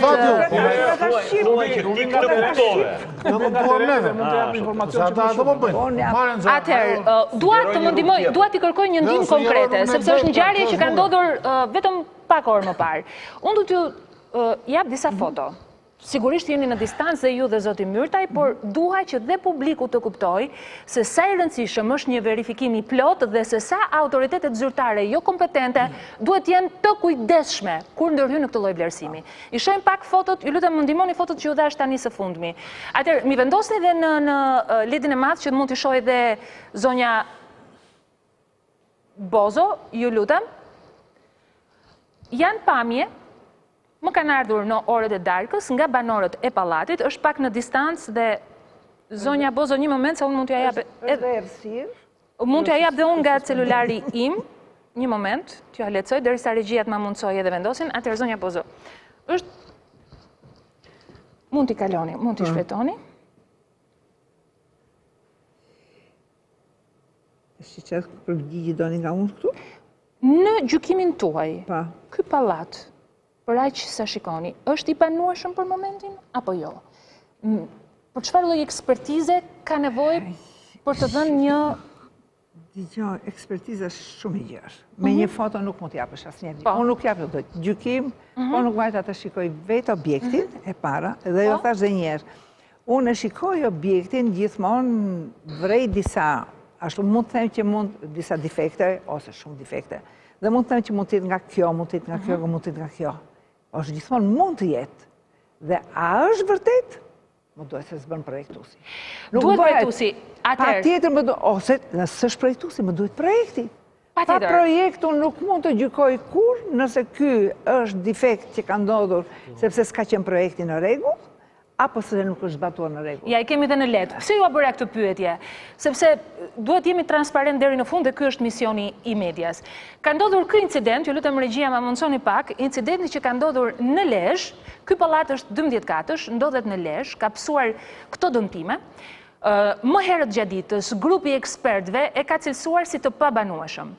Ndërkohë kur drejtuesi urbanistikës në Lezhë është përballur me ministrin e Brendshëm zotin Leshaj, kanë patur këtë konflikte. Ndjekim pak? Arkitekt. Tret banimin në 4 orë, 3 orë, mojnë si janë të fshaku. Dhe kena sjell një grup tjetër për me verifikuar na duhet ekspertizë më specializuar sepse ishe jo urbanistikës. Po. Ti do të kesh shumë kujdes kur përhap panikin. Nuk e kam thënë. Ti do të kush e ka? Kryetari. Po kryetari çfarë? Në gjykimin ishte shumë rrezikshme. Por para di kanë njerëzit e dorë xhami gjithë. Ishte thyen xham, çfarë thyen xham të bënin. Është situata nuk është e mirë. Sepse e kena verifikuar. Jeni kujdes, nëse e po vetes inxhinier, hajde me ndonjë për të. Zonja Bozo, kemi ministrin e Brendshëm përballë gazetarë. Ne jemi në gjendje të jashtëzakonshme dhe ne na vijnë vazhdimisht si gazetarë njoftimet kujdes me përhapjen e panikut e kështu me radhë. Ju jeni ekspertja. Në këtë rast, kur drejtuesi urbanistikës i thot ministrit Brendshëm që kemi këtë problem, kanë ardhur ekspertët, por ministri përgjigjet mos përhapni panik, se ndërtesa është e banueshme etj. Ju po të kishit qenë atë debat, çfarë do kishit sugjeruar? Duhet ta kundërshtoj dikush që është specialist. Po. Unë nuk pranoj për shembull të diskutoj me njerëz që nuk janë për probleme teknike me një që nuk është specialist. Kështu që ai e ka thënë ai i zyrës urbanistikës, sa të bazuar e ka pasur në fakte dhe në dokumenta është tjetër gjë. Se si është përgjigjur ministri i Brendshëm është punë e tij. Po unë them që unë për vete nuk mund të futem në debat me mjekun, s'mund të futem në debat me juristin, se kam atë përgatitje. Dhe çfarë do them, çfarë do t'rregoj unë, po të futem në debat, do të tregoj që do të cedosh. Po nuk e njoh profesionin, nuk e njoh asë një gjë, nuk kam atë pregatitje. Zonja Bozo, në rast se dhe në gjykimin tuaj, pavarësisht asaj që përkufizohet gjendje e jashtëzakonshme dhe gjendje... Ajo mund të ketë qenë drejt që mos përha panik, sepse paniku është shumë i keq. Cilin do të cilësoni ju panik? Pra, në rast se publik, mua më vinë mesazhin, në momentin që jemi duke folur, është mbushur inboxi me pyetje konkrete dhe shumica adresohen tek ju dhe zoti Luan, meqense jeni specialistë të fushës. Ka jashtëzakonisht shumë pyetje dhe unë e konsideroj panik gjithë të nevojë për pyetje dhe një shuarje paniku, shpjegimin e qetë, logjik që ju jepni. Për juve, ku vendoset kufiri i panikut? Dua ta kuptoj këtë gjë. Domethënë deri kush na ndihmoni dhe ne gazetarëve të përmirësojmë punën në rastet e pranë. Opinioni tim se një mendje është çmendje, thot populli, dy mendje bëjnë gjysmendje, sido që ti. Patjetër. Tashti unë mendoj që paniku është në rast parë nga mosnjohja e fenomenit. Nuk e njohin fare. Nuk kuptojnë se në çfarë vendi po jetojmë, në çfarë terreni i cili gjithkohon do të ketë vibrime, se jemi në ato zonë, s'kemi ku shkojmë, këtu do të jetojmë. Kjo është e para që nuk njihet fare dhe nuk kuptohet tërmet. Po çfarë është tërmeti, Xhana? Do shpjegoni çik më çfarë do nga tërmeti, çfarë është si fenomen dhe çfarë pësojnë objektet janë të vendosur në sipërfaqen e tokës, në përgjithësi në sipërfaqen e tokës janë të vendosura të gjitha. Dhe ku është ky më i fuqishëm, se është e njëjta fuqi që çlirohet për shembull në vatër, por ndryshe reaguan ato dherat dhe trullit që ishte te ura e Ilanit, dhe ndryshe ato që ishin në Kënet, dhe ndryshe ato që janë në Kodër. Domethënë janë disa nocione bazë, të cilat janë të detyrueshme që nëpërmjet informacione të ndryshme në shkolla, me emisione të ndryshme etj, popullsia, se nuk janë ekspertë të gjithë, po të kuptojnë në esencë se çfarë është. Kjo është e para, domethënë kur ti nuk njeh një gjë, të ndodh një fenomen, fillon me njëherë paniku. Për shembull, unë do të thuash ti, kam lidhur marrëveshje me tërmetin. Jo, unë nuk u tramba se unë e kam provuar në 79-ën, e kam provuar edhe në 67-ën. Domethënë e di çfarë është tërmeti. Ja kam studiuar shumë për këtë. Ndodhi, e di që do ndodhi. Edhe e mbledh mendin, domethënë s'ka nevojë të rish.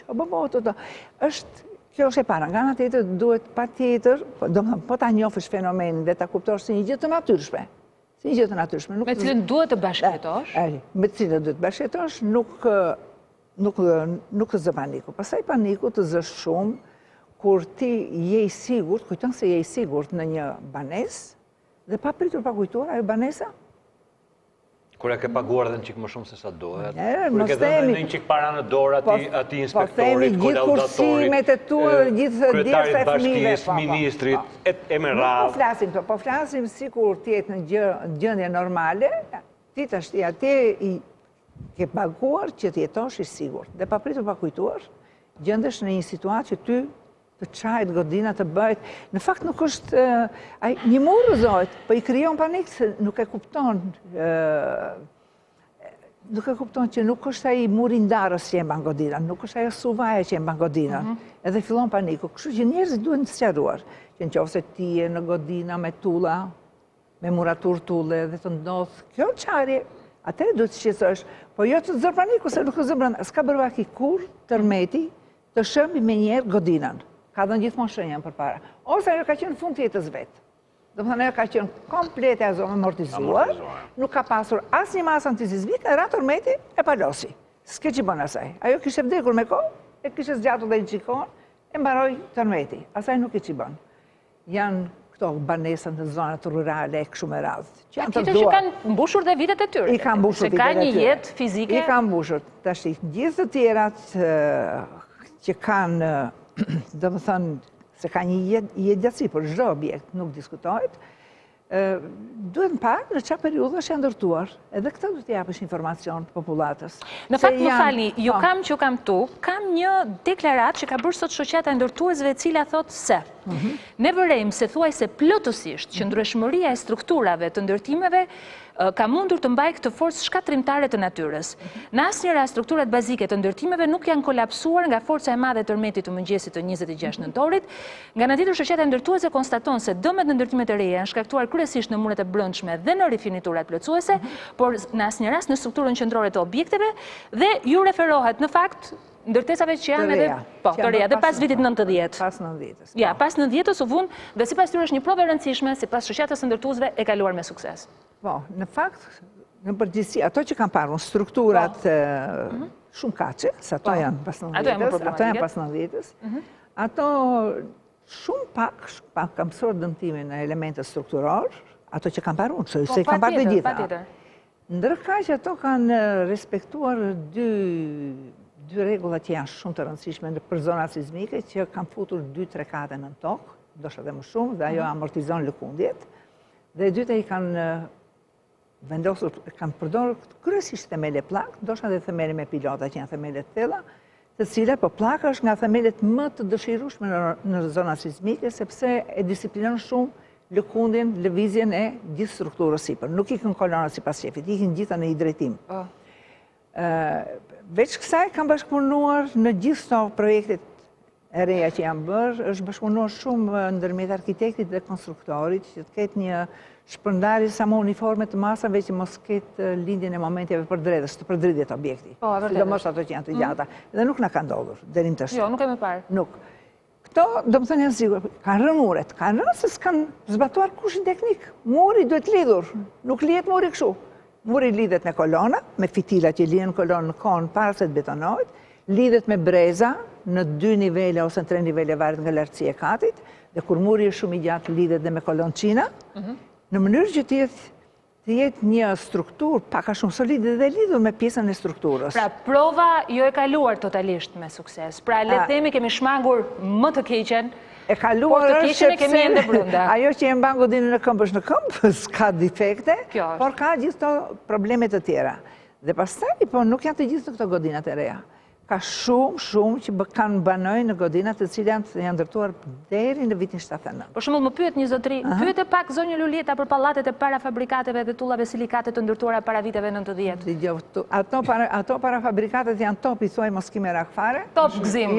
Riqet gzim, hidhja dhe valle sot. Janë top për ishin ndërtesat që kanë reaguar më mirë nga të tëra ato që kemi parë në Durrës. Thua, u rit me njëherë çmimi aty ndërtesave. Janë top sepse jo se nuk duan masa shtesë. Se mos ta themi këtë që të themi që është... Patjetër, është... Sensimi humorit është për që dramatizuar situatën. Puna është do thënë që ne sot kemi... Unë sot kam parë mbi 10 objekte parafabrikat, ato janë një tip për kanë të tëra ca dëmtime të vogla, të tëra në të njëjtin stil, do thënë që tregojnë që atje ka një uniformitet shumë të paparë, do thënë, midis ndërtesave, por që ato nuk përbënin rrezik për jetën.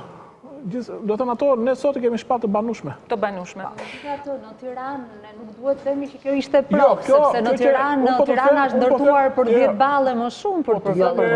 Jo vetëm, po ka një fenomen të çuditshëm Tirana, më fali, ka të drejtë Aranita vetëm për diçka, unë kam këtu të dhënat dhe nuk pata mundësi t'ja bëj këtë pyetje. 5 litra ose 10 ballë, ky është standard. Më rezulton që ndërtesat në bazë të informacioneve, pra bilancit që është bërë, shtëpitë të dëmtuara rënd në Durrës janë 1311, në Tiranë janë 3821 dhe pallate të dëmtuara rënd janë në Tiranë 461, në Durrës 35, më thanë që mund të ketë dhe një konfundim tek ky numër, ndërkohë është e kundërta nëse, por nuk kam të dëmtuara lehtë. Pra në Tiranë ka shumë më tepër dëmtime se sa në Durrës.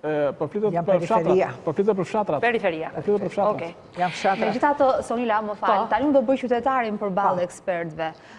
Tirana është ndërtuar me një farë standardi, pra kur kemi pranuar të blem godinat e larta 10, 12, 13 kaçe, sepse kemi bler të gjithë, domethënë, dhe nuk ka pasur zgjedhje të tjera kohët e fundit, se të blesh banes 2-3 kaçe është shumë e shtrenjtë sot për një shtresë afër shtresës së mesme.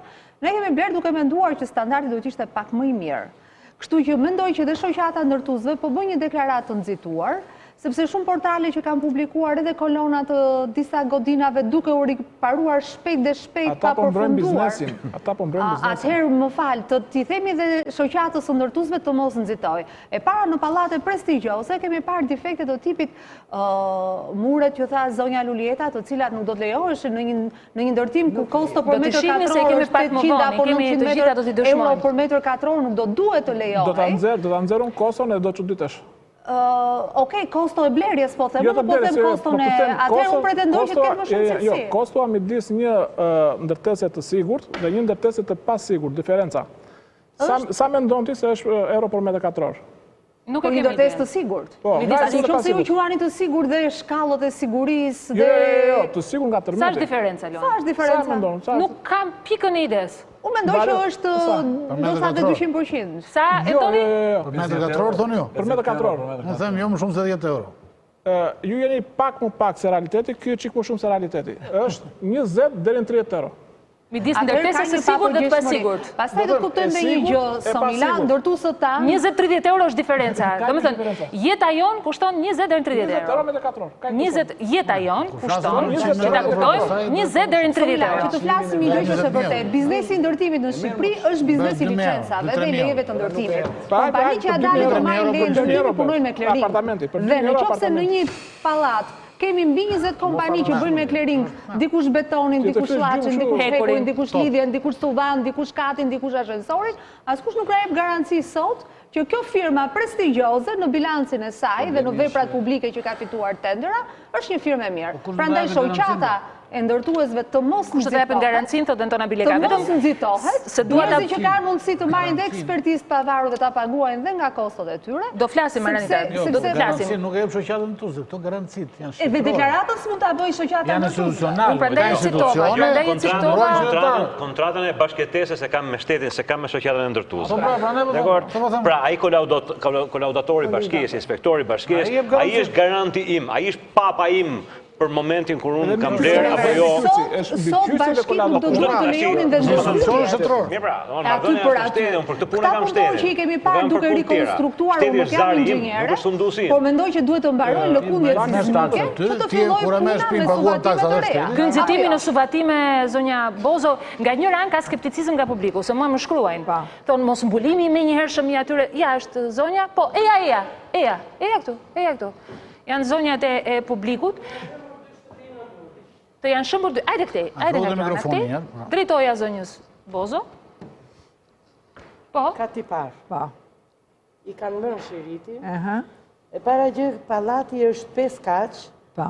Katet e para janë bërë dyqane 2.10 të larta, që unë se kuptoj një dyqan 2.10, garazh dhe t'i ka këthyr shpi, tani ka rënë dhe ka t'i parë dhe ka t'i dytë i imi.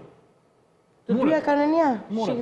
Qa muresh, kjo është bërë copë. Duke të ndanë. Me lafë karën faqa e murit, komplet kornizë. Tregojat nga kamera, zonjë, ju ndihmoj unë, ja, një moment. Atër, ku është më kollaj këtu? Shikoj, janë 3-4 foto. Nëra pamjë është kjo, që nuk reflekton. Dhe kanë vënë një shirit. Tani, unë nuk di qa rrugë të ndjek, se u vu shiriti para 6 ditësh, tani qa do bëj, kanë vënë një shirit kuq. Qa duhet ndjek unë nuk di qa duhet bëj, ku të vete, ku së të vete, se është mundi tëri jetës burrit tim aty. Dhe shiritin e ka mënë se është e pabanuar, thonë? Po, ashu thonë, nuk bëmë në këtala. Nuk e kanë ofruar në vënd srejmë? Asgja, absolutisht. Nuk keni paraqitur, po në bashki jeni paraqitur? Nuk keni paraqitur në bashki? Një moment Luan, se po e pyet Antoni. Duhet paraqiteni ndoshta. Duhet paraqitesh. Duhet paraqiteni të kërkoni vend shtrim. Patjetër pranë bashkisë, pranë shtabit emergjencës, kanë dhe portalin mos gaboj Shqipëria ose Shqipëria që dua. Shqipëria që dua. Mini bashkia është ajo që do duhet. Mini bashkia. Faleminderit Aranit. Shtëpia juaj. Keni vend ku flini, se këtu është problemi që se mua më shkruajnë për shembull dhe tek rruga Ramazan Gazheli në Linz nuk ka ardhur njëri fare për verifikim. Thjesht kanë vënë shiritin, kemi 5 ditë jashtë. Sa do të gjoshëm Mirë, unë i them të dim cilat janë problematika. Në Tiranë ka pasur mjaftueshëm ekspert në terren. Ti ke qenë në terren, do flas pak më vonë. Luan, më thuaj përgjigjen për zonjën. Ne vendosim shiritin e kuq, po kjo nuk është se po i vëmë kryt të kuq objektit. Po. Po e lini të hapur për verifikim. Që do të thotë, në këtë gjendje që kemi, kjo strukturë... Zonjë, po flet për ju zonjë, është e shqetësuar zonja, po flet për ju. Në gjendje që ndodhet objekti pas armetit, kjo strukturë nuk jep më garanci për banim. Për dituar brenda, okej. Por kjo nuk do të thotë që kjo strukturë do të shkatrohet në të ardhmen. Apo është e pabanueshme për gjithmonë? Jo, mund të jetë provizorisht e pabanueshme. Dhe ne vëmë një shënim provizorisht e pabanueshme. Që do të thotë, dhe biles në formular që ne kemi tam personal që nuk na ofron fare emergjencat, ne themi dhe një koment e riparushme ose e riparushme por me riparim të vështirë. Po, pra i keni këto përcaktime deri në detaj, Po këtë e bëjmë neve, eksperti, nuk e bëm dot një grup çfarë do. Dhe me qira hapi të eksperti, eksperti është shkalla më e lartë e profesionistit, që zonë sinistra nuk dinë të jepte për kufizimin. Dhe në qoftë se flasim për ekspertë huaj, duhet të ndajmë çik ekspertët e huaj. Në qoftë se eksperti huaj vjen nga një vend sismik, i ngjashëm me Shqipërinë, do thëmë vjen nga Greqia, vjen nga Italia, vjen nga Turqia. Sot kanë ardhur nga Kosova. Kosova nuk është e ngjashme me Shqipërinë. Është ka sismicitet më të ulët se neve. Ndikon dhe kjo? Po ndikon, unë kam qenë në Gjermani, dhe kur flasim ne me kolegët tanë në Gjermani, se ne jemi staf akademike, kur ne flasim për tërmetin, ata thonë, çfarë thua? E thonë, se kuptojnë. Se zhvëndiqet, s'ka probleme. Pra, zonja Bozo, eksperti i një vendi, jo domosdoshmërisht? Jo, ka dhe më keq. Mund të ofroj ekspertizën për... Nëse eksperti vjen nga një vend jo sismik, atë e ka dërguar shteti vet për të marrë eksperiencë, jo për të dhënë eksperiencë. E kupton dalin si shumë problem. Më keq për ne, po më mirë për ata. Jo, ata e shfrytëzojnë për laborator, do thënë, ne tani jemi një laborator, dhe jemi laborator shumë i vlefshëm. Kjo është pjesë e të jetuarit në një vend kohë, më thënë, nuk është një probleme. Atëherë, vetëm një moment do t'ju kërkoj mirë kuptimin tuaj se kemi çdo 30 minuta reklamat, është respekti që duhet të bëjmë ndaj atyre që mundsojnë edhe transmetimet. Do doja, zonja Bozo, keni një mesazh të fundit, një apel të fundit, përpara se unë t'ju them faleminderit që ekzistoni. Po, faleminderit që ekzistoni dhe një duartëgite dua nga publiku se jeni... E dini që ju kanë shpallur si njeriu që duhet meritoj titullin njeriu i vitit? Ja ju a them unë. As Facebook, as Instagram jam rarë. Nuk ka Facebook dhe Instagram. Po ja ku ju shpallim tu në studio. E bëjmë. Jo domosdoshmërisht heronjtë të Facebookut dhe Instagramit janë ata që i duan t'i vendit. Po zonja Boza, në fund, keni një apel, një mesazh? Unë kam një apel. E para njerëzit ta mbledhin një qik mëndin mos i zërë më paniku, do më thëmë para e para, sepse si pas të gjitha gjasave të pak të në historisë dhe që kemi e madhja e kaloj, pas goditjet vogle do ketë, derisa të shuhet fare energjia që të shirojt nga... Ta marri me të qeshur, kur ndodh, ajo... E dyta ta marri me qetësi, po, kur të vije radhës, ka shumë vite që do vi, nuk vjen me njëra.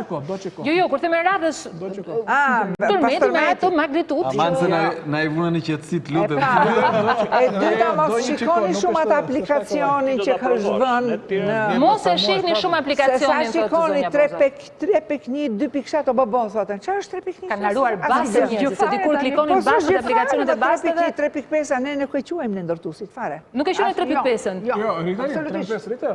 Po.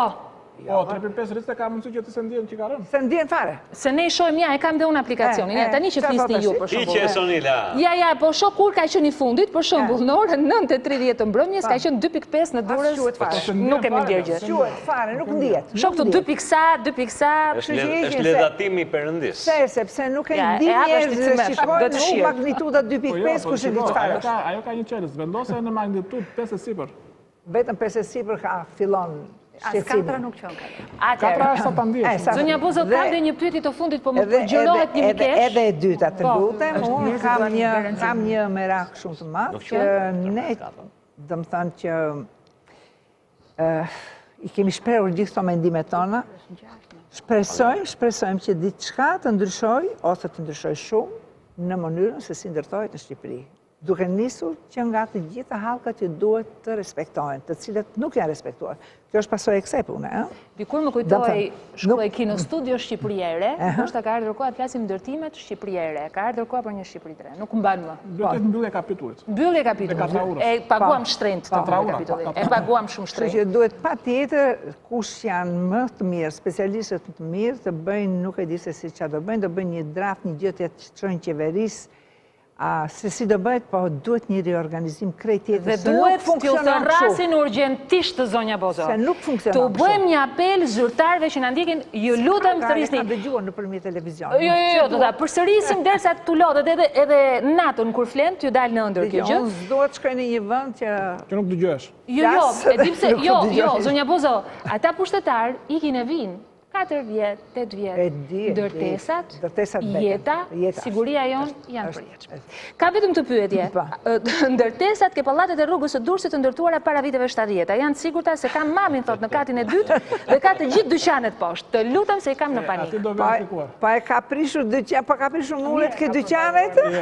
Tuet para janë prishur muret. Në që ose i kam prishur muret, se ato janë me muratur. Ato janë me muratur. Jo, janë me muratur. Po kam prishur muraturat. Duhet parë. Sonila, do të gjejmë zonjën Bozo, do të asjellim. Do doja t'ju falenderoja në emër të gjithë shqiptarëve. Ju jemi mirënjohës, ju thash faleminderit që ekzistoni dhe do të binte ky mort të kuptonim çfarë njerëzish me vlera ka ky mort. Faleminderit zonja Bozo, dhe ju kërkoj ndjes që nuk e kemi patur në vëmendje. Publicitet, rikthehemi sërish në studio.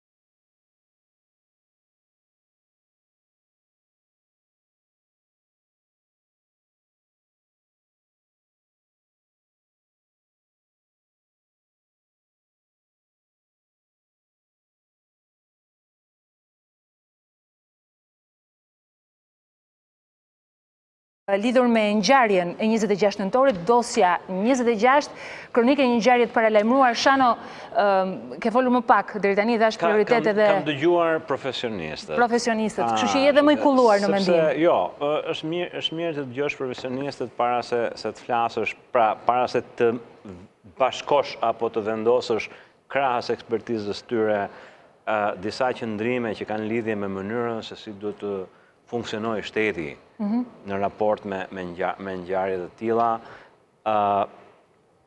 Unë mendoj që ne padëm një katastrofë. Humbëm 51 jetë njerëzish. Jo, nuk po flas për natyrore. Padëm një katastrofë e cila më kot tenton t'i vishet tërmetit. Sa është ora më? Ora, tani që flasim është 22:40. Mund të përdorim disa kolorite në fjalor, domethënë. Në funksion të ngjarjes, nuk na kurseu natyra. Po pra, atëherë, tërmeti krijoi lëkundjen. Fatkeqësitë ndodhen jo për shkak të tërmetit, po për shkak të tërmutëve. Duke filluar që nga babëzia që vjet re ke projektuesi, ke pronari, ke ndërtuesi, ke konstruktori, i cili në një mënyrë ndoshta nuk e ka brenda vetes, po i përulet interesave të biznesit, e më radhë, deri ke ata kryetarët e bashkive që firmosin që unë të hyj në atë ndërtesë dhe të jetoj dhe të ndërtoj jetën time, e më radhë. Unë mendoj, ky është mendimi im personal, që në tërësi, në makro, shumica e ndërtimeve të pas viteve 90, pavarësisht një formati prej mafje që ka marrë sektori i ndërtimit, shumica e ndërtimeve i kanë qëndruar tërmetit. Ato që janë shkërmoqur, janë pikërisht këto që kanë të bëjnë me veprën e njeriut, me pazotësinë, me fshtësinë, me fshehjen, me mos respektimin e standardeve e më radhë.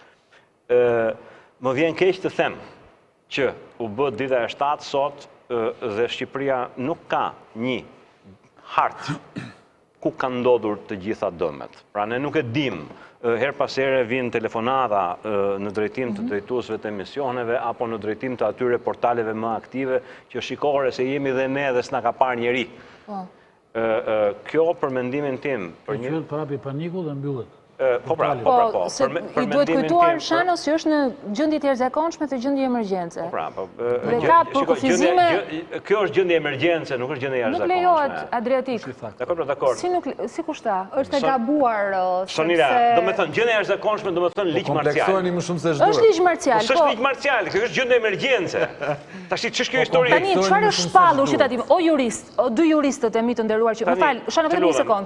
Jemi në gjendje të jashtëzakonshme apo gjendje emergjencës? Gjendja e fatkeqësisë natyrore të pjesës. Që janë këto domethënë dhe pjesëshme me territor dhe nuk ka të bëj fare me kufizimin. Nuk janë ligj marciale. Ligj marcial Shqipëria ka patur vetëm një herë në 97-ën. Okej. Që ta dim, se duhet të dim. Kishte shtetërrethimin dhe të kpusnin kokën po të gjenin rrugës. Ka votuar parlamenti, por situatë e jashtëzakonshme në kushtet e fatkeqësisë natyrore, kështu quhet. Ti ke një situatë, ka 7 ditë që nuk ka më tërmete e tjere të merat, ke një shtet të mobilizuar në thonjza, duket televizor, dhe ti nuk di ku është harta, ku ka ndodhur fatkeqësitë në këtë vend, ku ka ndodhur dëmet materiale. Po flasim për një vend që nuk ka as hartë sismologjike, më korrigjoj. E ka hartën të kujt viti? Nuk po flas për hartën sismologjike unë. Ka dhe studime shumë të reja. Jo, po nuk po flas për hartën sismologjike unë. Unë po flas për një vend i cili në 2015 bëri një reformë të quajtur reforma administrative dhe territoriale, e cila supozohet që të fuqizonte shumë njësitë bashkiake e tjere të mëra, pra që ato të dinin në çdo sekondë se çfarë ndodhte brenda territoreve të tyre. Ne sot që flasim, nuk e kemi këtë hartë. Pyetëm zonjën zëvendësministre, kjo ishte pyetja që unë i bëra dhe ajo tha që ne jemi shtabi i emergjencave, por ne nuk e dim se sa ndërtesa janë prishur në Durrës në mënyrë rigoroze, se sa ndërtesa po sa kohë. Ne nuk jemi Kina. Kina është një kontinent, ne jemi një Shqipëri, mikroskopike. Sa mendon, sa kohë do të merrte kjo gjë? Në logjikën tënde, se ne nuk kemi përjetuar një situatë ngjashme, kështu që gjithë jemi në nivele hipotetike. Jo, të lutem, domethënë, atëherë, e para punës një herë ka një stok inxhinierësh ky vend që unë mendoj që ato... E pranoj zonja Bozo që e kemi. Ato 70 inxhinierë që ka Bashkia Durrës, domethënë, mund t'i bësh fare kollaj 320 me një herë, pa u lodhur shumë, të cilët ti mund t'i qosh të verifikojnë se çfarë po ndodh në terren. Këta duhet të prodhojnë raporte, nuk do t'ikin flejnë gjumë në shtëpi. Pra, ato raporte ai shtabi duhet t'i marrë t'i inventarizojë dhe t'jetë në gjendje që të thotë në krye të një jave, 3 ditësh, thotë, ore, Durrësi ka këtë situatë, kaq të prishura, kaq të pabanueshme dhe mbi të gjitha, unë mendoj që proceset mendore me njeriu prandaj është specia më e evoluar, se arrin të mendojë njëkohësisht edhe për gjëra të ndryshme. Dhe unë më koti kërkova asaj zonjës dhe i thash, ore, kush është strategjia e trajtimit të këtyre njerëzve të dëmtuar? Unë nuk mund të pres që të mbarojnë të gjitha proceset e inventarizimit dhe pastaj të ndërtoj strategjinë, se ku do i çoj. Sepse akomodimi i tyre në struktura hoteliere nuk mund të zgjasi në mënyrë të pafundme. Do shkatroj dhe bizneset? Se kam hallin të bizneset njerë, do i shkatroj jetën atyre njerëzve që janë atje, sepse në do të shkëputesh nga fatkeqësia duhet të kthehesh në rutinë. Normalitetin, sigurisht. Si do t'i kthesh ti këta njerëz në rutinë? Kush është perspektiva e këtyre njerëzve? Qa kemi parë në këto momente, kemi parë kryeministrin, i cili del bën uf puf që në pikë të mëngjesit, po pa i dhënë në një drejtim gjërave. Ka arritur dhe komunikon dhe me specie të tjera jo njerëzore atje në ato gjërat që kemi parë, domethënë i foli atje në Kashar një specie jo njerëzore, që as nuk e ka votuar, nuk e di pse harxhoi kohën ai me të, domethënë. Tani Anton, nuk kam kaq shumë dyshime sa ty. Jo, Antoni e kaloi provën me sukses, se Dosja Pikalu mbyll dje, kështu që e kuptoj, e provoj dhe Antonin Kuriste, çështja që është më e lirshëm. E bëre vaksinën. Ne kemi një situatë kur vënde që janë me një sistem qeverisje piramide, vertikal fare, kanë thënë që unë do jap 20 milion, unë do jap 15 milion, tjetëri thotë unë do ndërtoj 500 banesa. Të gjitha këto përballen me krahun tjetër që është Europa, që thotë, ore, a ka mundësi të shohim se çfarë realisht ka ndodhur në këtë vend, që të kuptojmë se sa është fatura dhe pastaj neve të marrim dhe të bëjmë atë mbledhjen tonë atje që të arrijmë dhe t'ju themi që kjo është mbështetja jone me radhë. Unë kam idenë që ne po harxojmë shumë kohë. Se mendon që po harxohet kohë? Paftësi e qëllimshme apo se mendon? Të dyja. Atëherë, unë mendoj që Shqipëria nuk ka qenë kurrë në dorë të një grumbulli njerëzish kaq të paaft, kaq amator, kaq diletant në punë të shtetit dhe në marrëdhënie me qytetarët se sa tani. Dhe është pikërisht kjo situatë të cilën e kam përkufizuar si armata Brancaleone që qeverisë Shqipërinë, duke referuar një filmi të Monicellit, të dhjetor, dhe është pikërisht kjo mosdije nga të sillen dhe nga të përsillen, janë që mos merren me thelbin e gjës. Më thonë edhe një fond fillestar emergjence, ende sot e kësaj dite, ke dieni ende për një fond fillestar emergjence të vënë në funksion të situatës? Unë në djenin tim e di që është thirrur kontribus të caktuar që ofshin këto entitete. Jo, fond fillestar, që ka një fond të vetin. Jo, nuk dim të ketë alokim të një fondit me një herëshëm. Pra dhe strehimi është zgjidhur përmes këtyre hotelerive, më vonë do të rishikohet. Se më thonë është detyrim ligjor? Absolutisht. Ne kemi fondë rezerve, nuk është se nuk kemi. Me këtë do ta mbyllja. Mbylle, sepse, do të thënë, ajo që unë mësova sot nga diskuri i dy profesionistëve që kam pata përballë, nuk e dinja, unë se kam bërë në shkollë këtë gjë, edhe pse në shkollën time na mësonin shumë gjëra nga inxhinieria, në mënyrë që kur të dilnin në punë të ziheshim me inxhinierët, si ekonomistë, por mësova që ka një periudhë kohe kur ndodhin tërmetet. Pra ka një mas parashikueshmërie. Çka do të thotë që ti kur shikon merr ato sinjalet, si kundër thatë ju, Irani, Turqia, me radhë, duhet alertosh të gjithë strukturën tënde shtetërore të emergjencës civile, dhe unë kështu e kuptoj atë ndërhyrjen e presidentit në vend. Nuk dua kurse si ta shoh sikur presidenti pa fal, shtiu fal me letra dhe tha këtë gjë, thjesht si një nxitje që strukturat e emergjencës civile të vend të mobilizohen. Por përgjigjja ishte absolute. Jemi gati, jemi të përgatitur. Meqense je këtu, Shano, se dua ta ilustroj çdo gjë. Ta mbaroj me buxhetin, unë të kaq. Po kemi kohë, do flasim të për buxhetin, do flasim, dëgjosonën. Shano, jemi këtu se dua ta ilustroj, dua që publiku të jetë. Ju lutem më bëni gati pak insertin për emergjencat, për cilet ka folur Shemsi Premçi, sepse kjo situata qof nga buxheti rezerv që duhet të alokojë fondi në fjalë, por u flasim vetëm për buxhetet, por dhe për mjetet, ka dalë një dokument që ne e kemi një lloj ekskluziviteti, na është dhënë ky informacion. Ndiqeni pak çfarë thotë ai dhe kthehemi në studio.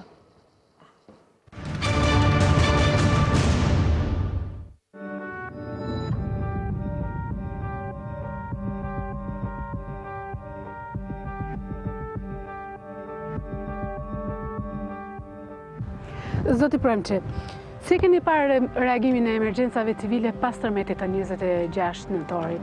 Reagimin e strukturave të reaguese të para, pa të shërbimit zjarfikës në përbashkit, edhe pse pa mjete, unë e konsideroj heroik.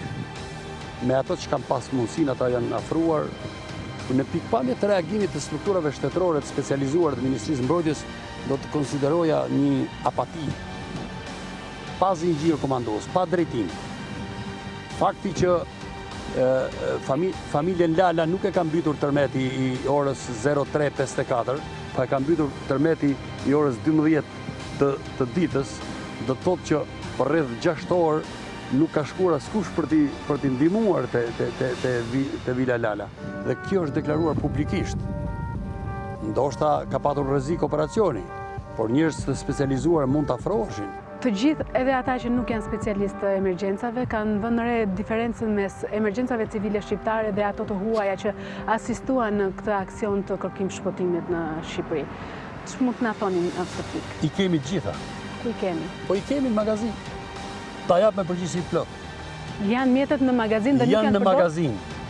Janë të gjitha mjetët në... Po të garantoj që janë në magazin. Po pse nuk janë shpërndarë? Pse nuk janë ofruar?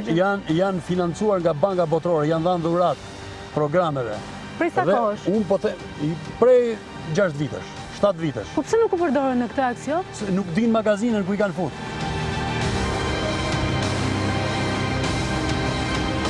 Unë të japë me përgjithësi që në strukturat e operacionale të emergjencave civile ka kamera termike, ka kamera të kërkimit në rënoja, dhe ndërkohë shkolla e qenve ka një buxhet, aq sa buxheti i emergjencave civile, që duhet kishte trajnuar qenë për kërkimin e njerëzve në rënoja. I kemi, po nuk i vëmë në eficiencë. Po menaxhohen si duhet emergjencat civile nga Ministri i Bujqësisë? Paradoks. A dini ndonjë rast në botë që situatën pas tërmetit ta drejtojë një ministër bujqësie, a thu se është kalbur preshi dhe domatër? Është paradoks. Reagimi si ka? Qeveri krushqish. Në fakt, gazetare Mariana Legisi kishte vendosur dhe një pamje të dokumentit të Bankës Botërore, në fakt kemi mundur që ta gjejmë, në cilin tregohet qartësisht, Mariana, nëse e kemi po të lexohet me kujdes, ata që janë anglisht folës e dallojnë sa pajisje kanë ardhur qoftë nga kamera termike apo kamera të tjera, pajisje të shumëllojshme, të cilat në fakt sipas zotit Premçi, kur ne kemi pyetur për këtë që pasi morëm dokumentin, na rezulton që janë sjell këto duhet kënë qënë. Pra, ekziston edhe ana tjetër e medaljes që ne jo se nuk e kemi patur, por dhe nuk janë përdorur. Kjo gjë duhet verifikuar deri në fund, mos krijojmë panik, sepse tani po lexoj që një tjetër faqe e cila ofronte informacione brylli, Broadway, është mbyllur sërish. Këto janë faqe të cilat her pas here sillin informacione siç më vinë dhe pyetjet mua nga qytetarët e ndryshëm. Pra, Adriatik Lapaj, me qënë se je edhe jurist... Kur ta marrë fjallën se nuk e marrë Një sekuencë fundit. Jam i sigurt që Banka Botërore i ka livruar mallrat që ka premtuar. Përveç kësaj, ajo ka disa vite që merret edhe me sigurinë e digave e tjera të radhë, ka projekte shumë të fuqishme për këtë punë. Jam i sigurt për këtë gjë. Ajo që unë doja të mbaroja të thosha është që kur ne kemi një informacion të specializuar, pra që periudha e tërmeteve, po e quaj kështu domethënë, po vjen. Atëre, minimumi që duhet të bëjë qeveria është të alertoj strukturën e saj të emergjencave civile dhe të shtoj buxhetin në dispozicion të saj në eventualitetin e ngjarjeve. Çka ka ndodhur me buxhetin e shtetit, me fonde rezervë, ku teorikisht duhet të parashikohen këto gjëra, nuk ka shtim të fondit rezervë që të parashikojë këto gjëra. Nuk ka shtim. Dakor? Pra, qeveria, strukturat kanë bërë veshjen e shurdhër ndaj ngjarjes e cila lajmërohej nga specialistët her pas here dhe u arritëm dhe në situata folklorike pastaj të marrëdhënies me presidentin dhe të figurave të shquara, të spikatura të mazhorancës që talleshin me mënyrën se si ose e trajtonin në mënyrë humoristike, po themi, paralajmërimin e tij për nevojën që ka Shqipëria që t'i gjejë mallrat e Bankës Botërore në magazinën ku janë futur siç tha Premçi, edhe të shtoj fondin dhe të alertoj emergjencat civile në shërbim të qytetarëve të vet. Faleminderit Çano. Lapaj. Panikun nuk e krijon informacioni, panikun e krijon mungesa e standardit dhe mungesa e përgjegjshmërisë në qeverisi dhe në marrjen e masave. Unë personalisht kam ndënitur i heshtur gjithë këto ditë, kam qenë terren, jam munduar të kontribuoj sa mundem, po duke qenë se kaloja dallga e parë, tani ne duhet të flasim. Dhe duhet të themi të vërtetat. Si e kishe emrin zonjë, fal? Zonja Majlinda ende sot nuk di se cila është procedura që duhet ndjek për të marrë vesh se si do shkojmë për të inspektuar shtëpinë. A mund dalë dikush nga qeveria dhe të bëj një listë me pika? Me radhë. Thotë se një qytetar i cili është dëmtuar nga tërmeti si një udhëzues. Për këtë gjë. E ta lëri të ngulur në ekran. Po. Sot kemi me qindra familje të cilat i kanë blerë shtëpitë me kredi. Dhe njerëzit nuk dinë sepse ata sot janë pa shtëpi. E kam marrë zotin Spiro Brumbulli, e kam insertin gati. Sot janë pa shtëpi. Afati kredis, do me kredia ecën, ndërkohë që kanë paguar 30-47% të kredis, po edhe pse ato janë të siguruara, me thënë drejtën kredit, janë të siguruara në kompaninë sigurimi, nuk del një udhëzues që t'i orientoj qytetarët. Unë bëj thirrje qytetarëve që drejtohen pranë bankave të nivelit të dytë. Masoj këtu, ta dëgjojmë vetëm pak Spiro Brumbullin dhe vazhdoni idenë. Spiro Brumbulli, kreu shoqatës së bankave, është pyetur nga Tempora eksaktësisht, sepse kanë marrë të gjithë pyetjet e publikut dhe janë përpjekur që sot i adresojnë. Ndiqeni. Secili që ka një kredi duhet me njëherë të kontaktoj bankën. Hapi parë që duhet bërë dhe me i domosdoshme për të marrë të gjitha këshillat e rastit dhe të mundshmet është që të mbetet në kontakt me bankën. Në parim, të gjitha ata kredimarrës që e kanë të siguruar pronën pranë një shoqërie të sigurimit, brenda të gjitha kushteve të kontratës, pasi të mbaroj procesi i vlerësimit të pronës dhe të vërtetohet që është dëmtim prej fatkeqësisë natyrore, ato do të trajtohen nga shoqëritë e sigurimit me ato kushte dhe me ato terma që janë lidhur kontratat. Gjithë të tjerët që kanë riparime, nëse kontrata me shoqërinë e sigurimit i përmban edhe kushtet e riparimit, sigurisht shoqëritë e sigurimit duhet të bëjnë riparimet dhe ata të marrin, të themi, objektin në kushte normale. Nuk ka akoma një zgjidhje, një formulë të përbashkët nga të gjitha bankat, për shkak të vështirësive që po ndodh aktualisht, mund të mos kenë shkuar në punë, mund të kenë ditë që nuk pasigurojnë të ardhura, drama është e madhe, dhe sigurisht mund të kenë vështirësi në pagesën e këtij të radhës, po dhe me këta çdo bëhet. Të gjithë këta që kanë problematikë, që kanë kredi dhe janë me banka, duhet të kontaktojnë patjetër bankat. Përgjigjet dhe udhëzimet do t'i marrin nga bankat në mënyrë individuale, se si do të shkojë procesi. Ne, si politikë të përgjithshme, po mendojmë për disa ndoshta kushte leksuese për të gjitha rastet që do vërtetohen. Duhet jemi të kujdesshëm që kjo është një situatë e jashtëzakonshme që ka prekur jo të gjithë, ka prekur disa familje, disa klientë të bankës. Në asnjë mënyrë nuk duhet krijuar asnjë lloj euforie që kredia u fal, kredia nuk do shlyhet, kredia nuk do paguhet. Absolutisht, nuk po flasim për këtë lloj situate, flasim për një situatë që kundrejt gjithë kushtave dhe mirëkuptimit të situatës ku ndodhen, disa masa lehtësuese, ndihmuese, shtytëse dhe kompensuese, siç është rasti nëse është me shoqëritë e sigurimit, me siguri do të merren në ditët në vazhdim. Lapa ishte informacion utilitar. Po ishte, po besoj se qytetarët dolen më të paqartë se sa hyrën tek informacioni, sepse nuk sqarohet çfarë do ndodh me ata qytetarë që kanë paguar 70% kredis. Siguracioni. Rast pas rasti tha zoti Brumbulli do të shkohet. Siguracioni. Adriatik, duhet kemi parasysh dhe një gjë. Duhet krijojmë edhe nivelin e emergjencës. Emergjenca e parë është të evidentohen shtëpitë dhe zonat me risk. E dyta është që ata njerëz janë në qell të hapur, pastaj sqarimet me bankat dhe me kompanitë e sigurimeve, secili që ka firmosur një kontratë ka dhe një të drejtë ose një detyrim ta di se çka ka firmosur dhe çfarë ka paguar, se siguracionin e kanë paguar çdo vit në fillim të vitit. Pra, qytetari duhet i bëjmë të ditur që mos i delegojë dhe gjithë drejtat, dëshirat e tij tek shteti. Ne jemi përgjegjës edhe për ato që paguajmë vetë, nëse ja paguajmë kompanisë sigurimeve, apo kompanisë që ndërton për ne. Shteti do t'i kërkohet po një plan masash ditor. Për shembull, një gjë që unë dua të... Jo, dakord, por edhe unë dua, do me thëmë, pëlqeu ajo që the, por do duhet të kemi parasysh çfarë është emergjencë e momentit, dhe çfarë është që pret, ose çfarë është detyre njerëzve të cilën nëse kanë të drejta dhe detyrime që i kanë firmosur dhe i kanë paguar me një polisë sigurimi, është pak e tepër të sqarojmë ne tani çfarë do thotë polisa e sigurimit, sepse njerëzit duhet dinë vetë këto lloj gjërash. Halli sot janë njerëzit e pastre dhe qeveria që nuk ka thënë akoma a ka banesa sociale për të pastrehët, a mund të blejë në kushte emergjence banesa sociale nga ndërtues, nëse po me çfarë çmimi kosto, çmim reference e para. E dyta, a duhet të hipi unë ashensor sot? Sepse ka një plan masash qeveria shqiptare pas 21 shtatorit dhe i detyron të gjithë kompani që brenda vitit të bëjnë një kolaudim të ri të ashensorëve. Por askush, asnjë inspektoriat nuk e ka ngritur këtë dhe asnjë qytetar nuk është instruktuar.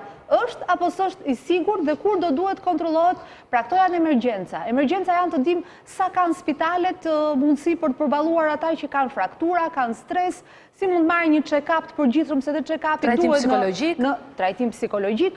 Pra, të qajmë në hallin sot për ata të cilët kanë firmosur një kontratë, kanë paguar vite me radhë një polis sigurimi dhe nuk dinë sot se si kërkohet një polis sigurimi. Po thosha një tjetër gjë, po gjithsesi po vazhdojmë. Atëherë ajo që po thua është që do duhet ketë një plan instruksionesh, por le të ketë një plan afat mesëm, afat shkurtër dhe afat gjatë. Okej. Aq po thosha unë shkjo gjë. Sot hau i madh është ata që kanë humbur jetën një herë, ato familje. Hau i dytë më i madh është këta që kanë marrë shtëpi me kredi dhe kanë ngel jashtë, dhe hau i tretë është ata që kanë pas shtëpitë e tyre dhe kanë ngel jashtë. Pse janë këta të tretët? Se këta që kanë marrë kredi, sos humbën shtëpinë, e ngelen jashtë, po kanë dhe problemin për të paguar kredin. Ky është problemi. Okej, problemet janë. Kështu që këtë po thosha. Jemi ekspozuar ndaj një problematike shumë kanë një kosto më të madhe se sa brezi i tretë që ti përkufizohet. Këtë po thosha. Pra kanë dhe barrën e asaj gjithë që duhet vazhdojmë paguajmë. Dhe po thosha që edhe në këtë pikë nuk jemi në kushtet për të mos e dhënë një udhëzim se si qytetarë duhet funksionojnë, se këto nuk kanë shkencë. Këto duan një departament juridik në shtabin e emergjencave të merret me përgatitjen e këtyre e gjërave. Unë do ndalesha shumë te pjesa e pasojës që ka ndodhur dhe lidhjes shkak pasojë do duhet në aspektin penal. Çfarë po ndodh? Po shohim që po prishen objektet. Për mua është një gabim i patolerueshëm dhe është një shkelje e hapur e ligjit. Shumë saktë. Është shkelje e neni 301 të kodit penal, i cili parashikon veprën penale të kryerjes veprimeve që pengojnë zbulimin e së vërtetës. Potencialisht të gjitha këto prona që janë dëmtuar nga tërmeti janë skena krimi. Janë skena veprash penale. Argumenti që janë të rrezikshme, këtë ka dhënë. Jo, nuk ka është argument ai. Po janë të rrezikshme dhe duhet të. Po janë të rrezikshme, rrethohen, merren masat me ushtrim me policin, ndajemi gjendje emergjence të pjesshme në atë zonë dhe ruhen derisa prokuroria të mbarojë punën me to, përmes ekspertëve të specializuar. Që do të thotë, potencialisht çdo objekt i dëmtuar nga ky tërmet është një skenë, është një vendngjarje, është njësoj si një aksident me makinë, është njësoj si kur vdes një njeri edhe gjendet në rrugë. Pra kërkon administrimin e provave. Po, këto vendngjarje janë prova. Dhe këto vendngjarje janë prologu i asaj që do ndodh nesër me çështjen penale. Nëse këto nuk ruhen, nuk administrohen, nuk merren si duhet si prova, harroje se do kesh përgjegjësi penale nesër, sepse që të ketë përgjegjësi penale dikush duhet që të ketë vërtetim të ngjarjes te çdo dyshim i të arsyeshëm. Që do të thotë që prokuroria sot me vrap duhet ndaloj prishjen e këtyre objekteve. Prishja bëhet me vendim të Këshillit Bashkiak, pra nga informacionet që kemi dhe si veprohet. Nuk ka shanse Këshilli Bashkiak të prish objekt, po... Vendimin ai e merr. Prokuroria ka vepruar vonë. Nuk ka shanse... Këshillat dhe nuk janë mbledhur, po jo dhe nuk janë mbledhur Këshillat Bashkiak. Nuk kam autoritetin që ta pyes. Nuk ka shanse. Nuk e kam autoritetin që ta pyes. Sa godina janë prishur? Disa. Nuk ka shpyetje me vend, nuk kam autoritetin që ta di. Që Prokuroria e Republikës të vendosë që aty të vendoset blokimi i prishjes, pra sekuestro mbi këto rrethimi këtyre vendngjarjeve dhe të procedohet me prishje. Nuk mund të kishte nisur prokuroria kryesisht hetimet shumë më herët se ka nisur dje, e hënë, 6 ditë. Kjo është me detyrim, duhet. Ai që po them është që për çdo objekt, të paktën për objektet e shërbimit publik, që janë edhe hotelet, se ofron një shërbim publik, të paktën për pallatet, që janë banesa kolektive, se s'po them për shtëpi private është çik puna çik më shumë. Por për këto dy kategori objektesh, prokuroria duhet ndaloj prishjen. Duhet për çdo objekt të merret mostër betoni, mostër hekuri, të bëhen matjet e kolonave, sa të gjëra kanë qenë, sa trar ka pas, cilësi e tuës, gjërësi e tuës, kush mund ta ndaloj prokurorinë në këtë? Ja mos se po e marrë, unë po them si duhet, unë nuk po them çfarë. Prokuroria nuk ka zot ta ndaloj ta bëj këtë gjë, nuk do ta bëjmë as duket. Ajo po them, nuk e ndalon dot qeveria dhe as emergjenca dhe as shtabi i emergjencave. Këtë harroje, nuk e prokuroria po doj ta bëj e bën. Unë po them që për çdo objekt, hotel dhe banesë kolektive duhet të procedohet me marrjen e provave, me fotografimin, me matjet, që t'i jepet mundësia. Indeksimin e tyre. Po, që t'i jepet mundësia nesër organit akuzës, pra hetimit, të dokumentoj nëse këtu ka pasur dëm për shkak të tërmetit, apo dëmin e njerëz dhe në pasuri ka ardhur për shkak të mos respektimit kriterëve dhe kushte teknike. Nga tërmeti s'ka pa dëm. Një sekond. Që do të thotë që organi hetimit rrugës do caktoj grupe ekspertimi se kështu shkohet në gjykat për të vërtetuar akuzën në gjithë të mënyrë. Si do i marrin do i dënojnë njerëzit këta? Pa ma thuaj ata e zëm se dëgjuan zënës ministrin që do shkoj para përgjegjësisë. Ku ka vdek në kavalishencë se nuk pata kot i bëja pyetje. Si do e çosh para përgjegjësisë? Se ra objekti por nga tërmeti. Si do e provosh nesër para gjykatës që nuk kishin respektuar kushtet teknike? Që cilësia e betonit që në rregull me markë. Që cilësia e hekurit ishte në rregull. Si do i vërtetosh këto? Me frymën e shenjtë. Ka gjyqtar, po ja unë t'jem gjyqtar. Edhe Qa do bëj do? Dënoj një njeri pa prova? Pa u bindur të i do çdo dyshim të arsyeshmi që është fajtor? Pra kjo ndërhyrje e prokurorisë në këtë formë, është e qëllimshme sipas teje? Nuk ti ta them këtë. Ajo që ti të them unë është që kjo është rruga. Ajo që po them unë është që nëse ne duam që nesër të nxjerrim përgjegjësi, nëse ka, se mund të dalë nga ekspertimet, thirrët zotëria si ekspert, me provat që merren, bëhet analiza e betonit, analiza e hekurit, del që janë në rregull. Problemi ka qenë i goditjes. Administrohet projekti që është miratuar nga bashkia, se këtu do parë dhe lidhja e strukturave vendore që ka miratuar lehet. Dhe thuhet që po janë respektuar gjitha kriteret teknike, fati keq, fatkeqësi ndodh. Ra një shkëm nga mali, zuri po shtëpinë ndodh. Ne po themi që të arrish në pikën për ta ndarë në fund, a është fajtor apo është jo fajtor, pra i pafajshëm, duhet të kalohet në një procedurë ligjore korrekte me hapat përcaktuara nga kodi procedurës penale. Nisja është pesimiste, kështu siç e thua. Tani, kjo që po ndodh, prishja objekteve me ngut, për mua është prishje e vendngjarjes, që do thot jemi në shkeljet në 301 të kodit procedurës, më fal, të kodit penal, e që do thot prokuroria dhe për këtë duhet nis kryesisht hetime. Që do thot që ka disa njerëz që po prishin objekte që janë vendngjarje, që janë skena krimit potencial. Dhe kur themi krim, jo vetëm aty ku kanë vdek njerëz. Jo, sigurisht. Ore këtë ku shkatruar prona, më shkrim, shkatrimi pronës. Ore po të lëndisen njerëzit. E dëgjuam ekspertët çana thanë. Ky tërmet nuk e thanë tamam, se ta ruajnë dhe një farë, unë mirë kuptoj. Po me që kuptojmë, ky tërmet pas ka qenë në ato nivele, sa nuk duhet nga kishë këtë shqetësim. Pasojat mund të kishin qenë më të vogla. Okej, atëherë, ne do të ndajmë publicitetin, Adriatiku unë do duhet të përcjell, do mbi një tjetër antar i nismës thurje, do tulet Pano Soko, së bashku me urbanistin Ardi Muka për të vijuar, sepse pamjet në vijim, do t'jetë edhe inxhinieri këtu, do të ndihmojnë dhe të ftuarit në studio, do të na lënë të kuptojmë realisht çfarë ndodh në terren. Në fakt, ata që duhen dëgjuar tani janë eksaktësisht qytetarët. Dhe duke dëgjuar ata, bie dakord me Ranitën, përcaktohen, kuptoni edhe ju më mirë se cilat janë prioritetet. Dhe natyrisht Abileka do të më duhet, sepse sot kemi patur dhe një deklaratë shumë të rëndësishme të kryeministrit të vendit për raportin që publiku duhet të ketë me mediat. Pas publicitetit më njëherë.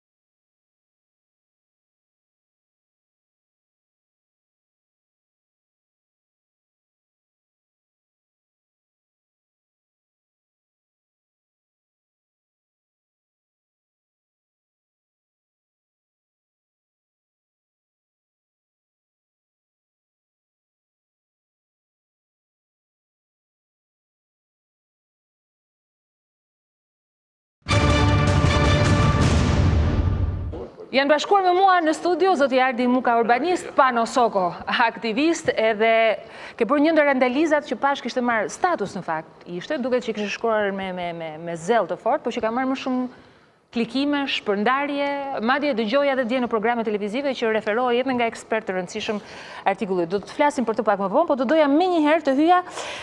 Atëherë, dua ta nisim pak me insertin e Vilës Palma. Si pas Shemsi Premçit, e vendosim pak dhe më pas galëm tek insertit me inxhinierin.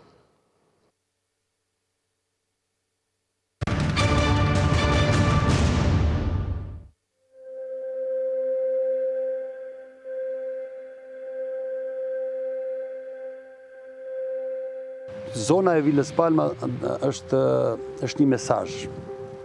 Është një mesazh për ndërtuesit dhe unë do të isha që kjo rënoja e Vilës Palma për disa kohë mos preket.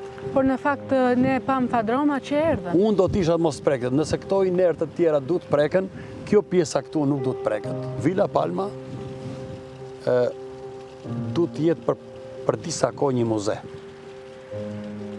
Unë po shikoj që nuk do jetë muze, sepse pash një ekskavator të madhe tjetë. Unë po trajtoj unë se si du t'jetë. Unë. Sepse në këtë plazh të mrekullueshëm, që ne e kemi prishur me ndërtime nga formën, du të ketë dhe një muze. Ky muze du të shërbesi memorie për gjithë shqiptarët. Pra ka ardhur koha që tani të mendojmë për memorien zotit? Po, ne du të kemi një memorie sepse ne sillemi keq me natyrën, ne sillemi keq me ndërtimet, ne sillemi keq me infrastrukturën, dhe ajo çka ne kemi më të keqen, ne nuk kemi memorie. Dhe për të patur një memorie, Vila Palma, ose një ndërtesë tjetër, duhet të ngelet në memorie. Të thotë dikush, por në memorie psikologjikisht do të ndikoj keq të shqiptarët. Do të ndikoj ndoshta keq, do të na sjellë edhe trauma, po do të shërbejë si një pikë edukimi për të gjithë ata që rendin pas fitimeve kolosale në fushën e biznesit, pa marrë parasysh se çfarë pasojë është sjellë.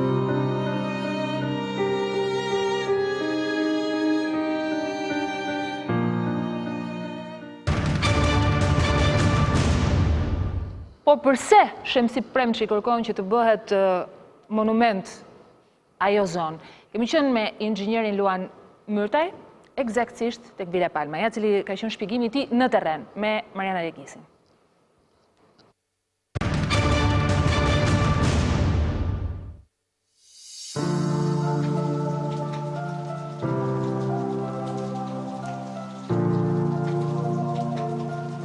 Kemi të Vila Palma, e cila sot është rënuar e tëra.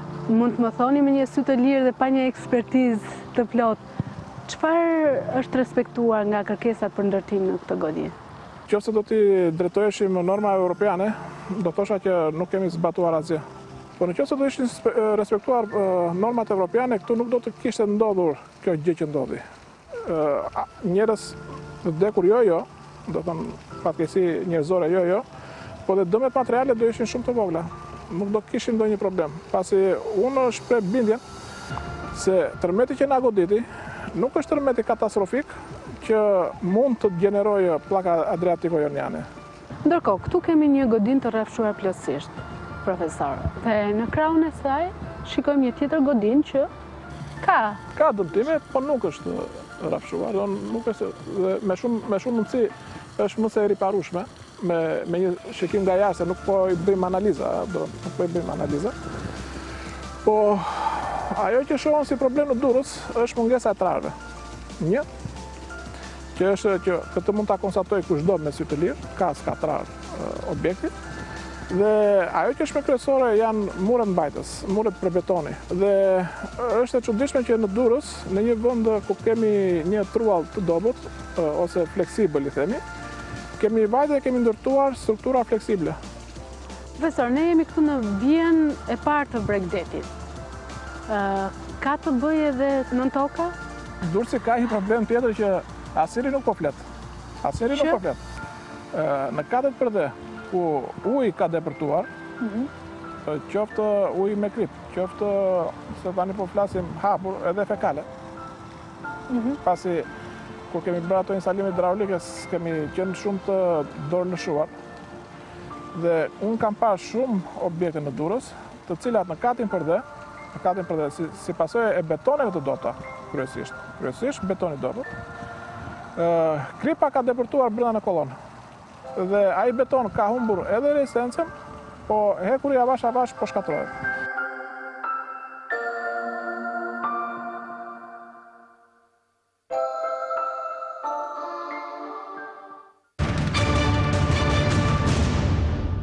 Zoti Muka, pyetja që të vjen në mendje dhe po e marrim jo për të qëndruar thjesht Vilmës Palma përse, sepse problemi ka qenë i tillë edhe me ndërtesat, i ngjashëm dhe me ndërtesat e tjera. Ku ta kapim? Ai që ka dhënë lejen e shfrytëzimit, ai që ka dhënë lejen e ndërtimit, tek inxhinieri që ka certifikuar truallin ku duhet ndërtoj.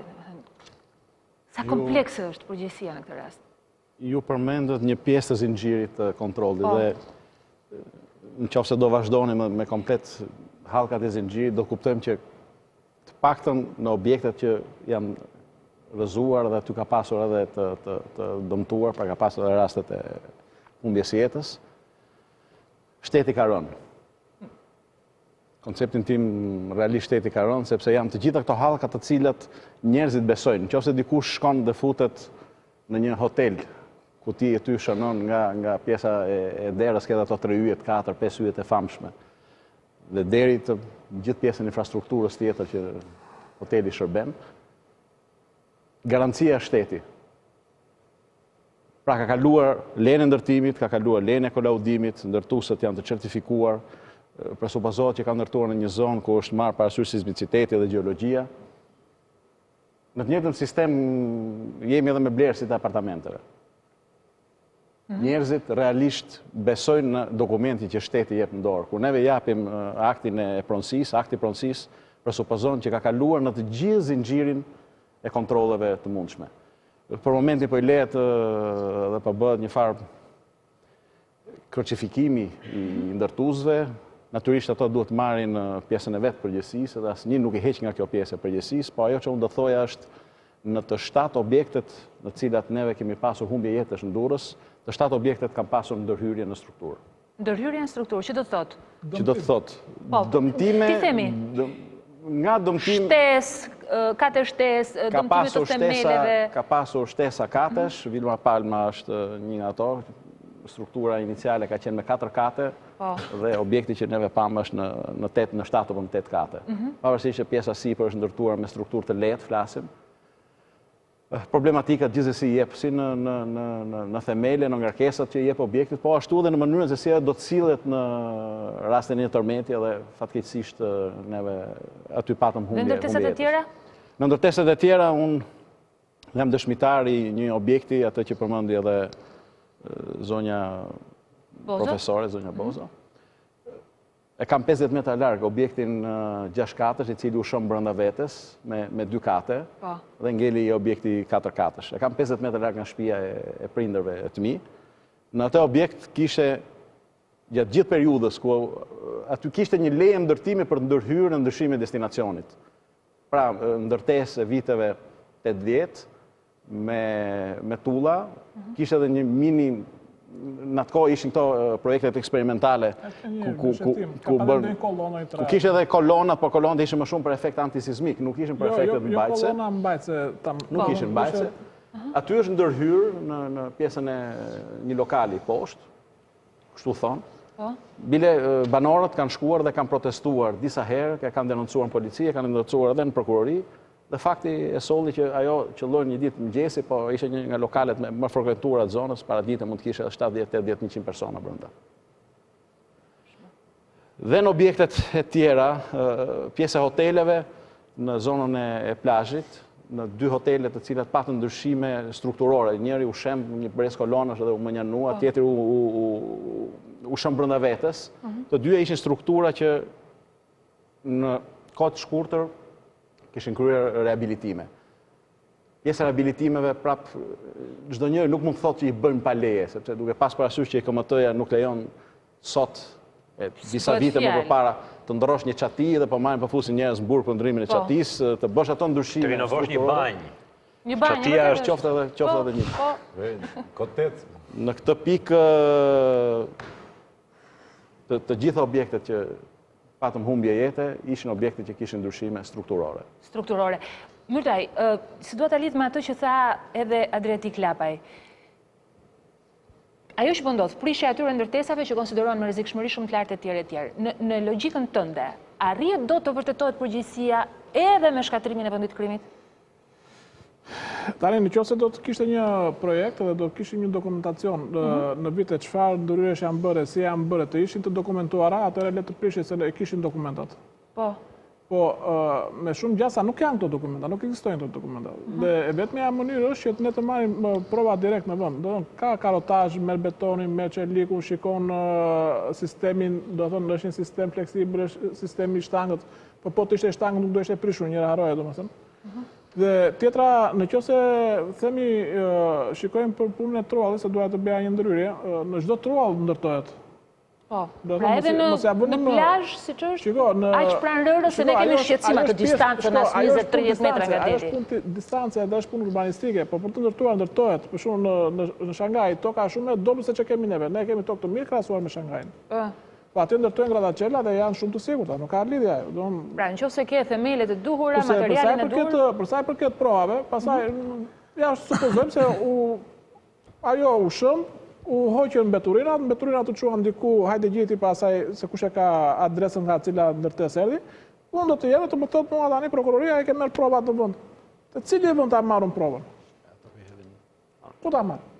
Sonil, ajo është provë materiale dhe nuk mund të prishet. Ajo është si them, kutia e zezë që kërkohet kur rrëzohet në një avion. E di pse bëj këtë pyetje sepse sot më thanë, kush ka qenë që ka vëzhguar në terren dhe gazetar, ka parë njerëz të ndryshëm edhe të ndërtesave më të vogla që kanë filluar të prishin shtesat.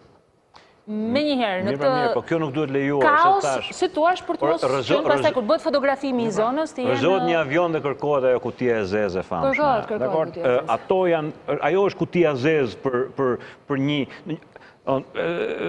profesionistët thanë që Shqipëria ka nevojë të ndryshojë një mentalitet absolutisht. Për sa merret 1-2 orë? 1-2 orë, s'ka deri te pronë. Mjafton një frezë. Ore, nëse duam të ndryshojmë mënyrën se si ndërtojmë, që nuk thamë në pjesën e parë të emisionit. Kjo është vitale. Ato prova materiale atje janë gjeneza që do të çojë tek ndryshimi. Të ndryshon sistemin. Tash çfarë? Ndërkohë, instituti ndërtimi mund ta marrë, po mund ta marrë nëse s'ka freza vet, ka gjithë ato kompani që punojnë me freza, të tërë hidraulikët, se ne kur bëjmë punën me tona inxhinierike, do kalojmë tuba në beton, që betonin dhe 60 cm. Ne fusim frezën dhe e hapim betonin, apo nuk ka ndonjë gjë. Unë me fjalë thjeshta mendoj që prokuroria nuk duhet ta kishte fundjavën aq të gjatë, duhet ishte qorte e para në terren. Duhet të bënte urdhra të konservimit të provave në mënyrë të menjëhershme. Ndoshta edhe për t'i dhënë mundësi emergjencave civile dhe të veprojnë. Aranita, ne kemi qenë së bashku në rrjet ato ditë dhe kemi hyrë të dyja dhe me të tjerë në polemika, sepse kur hapnim temat dhe çështje të tilla, fjalia e parë, fraza e parë që dëgjoja, nuk është momenti. Nuk është momenti. Nuk është momenti i parë është solidariteti. Secili ka punën e tij në kohën e dur. Gazetari ka detyrën e tij të zgjasë një mikrofon, të bëjë një pyetje. Shtetari ka detyrën e tij të jetë në zyrë ose në shtabin e emergjencave. Ministria e Infrastrukturës duhet mobilizoj ose duhet edhe të punësoj ekspertët apo inxhinierët konstruktiv, ndoshta nuk shkojmë deri ke niveli ekspertëve, për të bërë ato ndërhyrjet apo ato konstatimet e momentit, sepse konstatimi i momentit mund të jetë edhe një pikpyetje me risk dhe pastaj do të vijë një ekspert pak më i mirë në një objekt që ta vulos qëndrimin. Inspektoriatet ndërtimore patjetër që duhet ishin mobilizuar, madje duhet ishin zhvendosur nga bashkitë të cilat nuk kanë emergjenca, drejt bashkive që kanë emergjenca. Por prokuroria duhet ishte me prokuror të gatshëm ka çdo prokurori, ka plan masash në qoftë se në një moment kemi situata jashtë përmasave të një situate të zakonshme për të shtuar njerëz që punojnë. Shkresat janë shumë të thjeshta për të marrë dhe për të bërë evidentim, objekti filan ka këtë dëm, evidentohet dëm material, fillon një ndjekje penale ose një moment investigimi. Por asnjëherë më përpara e filloi zoti Shano dhe do ta them dhe unë, ne nuk e kemi pasur shtetin kaq jo ekzistent. Pra, sot kemi një kryeministër i cili interpreton fjalën e lirë, kërkesën e llogarisë, presionin publik, në një formë të tillë sikur jemi në situata të një çështje të jashtëzakonshme. Jo, jemi në situata të fatkeqësisë natyrore, madje koha e fatkeqësisë po kalon, sepse jemi 7 ditë dhe 7 ditë duhet ishin bërë shumë veprime operacionale. Më citove gjatë publicitetit edhe një artikull të sotëm të konstitucionalistes Aurelia Anastasi. Po, zonja Anastasi ka shpjeguar shumë mirë që ka disa të drejta kushtetuese, të cilat kufizohen vetëm në raste kur kemi situatë të jashtëzakonshme ose emergjence. Por ne jemi në rast të fatkeqësisë, pra të gjithë ato arrestime që janë bërë asaj zonjës vajzës që kishte publikuar në Facebook, janë bërë duke pasur një citim nemi të gabuar. Pra, edhe prokuroria... E kam flagrante këtë që thua. Një frazë, atëre. Shteti është procedurë, solidariteti nuk është procedurë shtetërore. Mirë, dakord jam tu. Okej, patjetër. Dhe solidaritetin e treguam që kemi... Problemi është... Pa, vetëm një sekond, dua publikut vetëm diçka, meqense po flisja për çështjen e bllokimit dhe drejtave të njerit, kjo është një foto. Më lejohet ora bileka se do më blokosh dhe mua, do blokosh edhe orën edhe do na hapësh punë. Ti ke në telefon atë sketch. E kam në telefon, pra nuk më garantoni. Nuk e dia dallohet nga publiku. Është fotoja e këngëtarit të famshëm, Ylli Baka, në lokal. Kjo foto është publikuar nga portali Dosja. Është realizuar dhe publikuar nga gazetari. Pra, është realizuar, pra, nuk kemi marrë foto. Është pronë e gazetarit. Është pronë e gazetarit. Dosja.al, portali drejtuar nga Antona Bileka, i cili ka qenë në krye të detyrës që në momentin e parë që ka ndodhur ngjarja, është bërë bllokimi i portalit për publikimin e kësaj fotove. Pra, në kushtet e emergjencës së jashtëzakonshme, ka ndodhur kjo gjë. Ka ndodhur kjo gjë. Është bëhet fjalë për prillin, dhe pa pritur u rishfaq çështja në mes të gjendjes së jashtëzakonshme për të bllokuar portalin. Është botuar në prill. Në prill, kjo foto për cilën e flasim është botuar në prill. Partia ban dokumenta, lista. Pra, një foto në kafe e Ylli Bakës, foto paparazzi normale. Gjitha kemi të bëjmë me një shkelje ligjore një, sepse ajo është prona jonë. Nuk është prona as e Ylli Bakës, as e Akromaksit, as as për tjetër. Ylli Baka u gjë të parë. Sa qesharak është situata. Dyta është ne kemi sqaruar në momentin e kërkuar të gjithë portalet që po mbyllen, pra të gjithë domenet me .al që po mbyllen, ose të gjitha ato faqe të cilëve po ju kërkohet që IP-t shqiptarët ju bllokojnë mundësim për të publikuar dhe për të emetuar në Shqipëri, do duhet të kishim njoftim zyrtar nga AKEP-i, ose nga autoritetet të cilat merren me këtë bllokim. Ndërkohë që vetë AKEP-i nuk e ka faqen online, sepse... Sa po është bllokuar dhe Bryli Broadway, Sa po është bllokuar? Është bllokuar për të dytën herë, pra u bllokua Jeta Shqep, u bllokua Bryli Broadway, u çlirua, tani më shkruajnë është bllokuar sërish, por janë portale, domethënë kryesisht të paktën ato që un kam ndjekur, publikojnë të vërteta, të dhënat dhe kërkesat e publikut. Ndonjëherë flasin shqip me një foto me një digjitur. Të ta them nga eksperjenca. Tani e para që të sqarojmë pak publikun, kjo ngjarje, domethënë gjendja e jashtëzakonshme është në momentin kur Shqipëria sulmohet ushtarakisht nga një shtet tjetër. Dhe ne kalojmë një fuqi e huaj, po themi. Parë votohet në parlament, votohet në parlament. Dhe kufizohen disa lirisë që s'është drejta për të shprehur. Votohet në parlament. Po gjendja e emergjencës cilat liri kufizon? Të drejta kushtetuese jo. Të drejta kushtetuese jo. Mund të kesh liri të lëvizjes, pra kufizon diçka liri e lëvizjes. Tek drejta e informimit, disa të drejta për të lënë banesën, për të bidur tek informimi më intereson.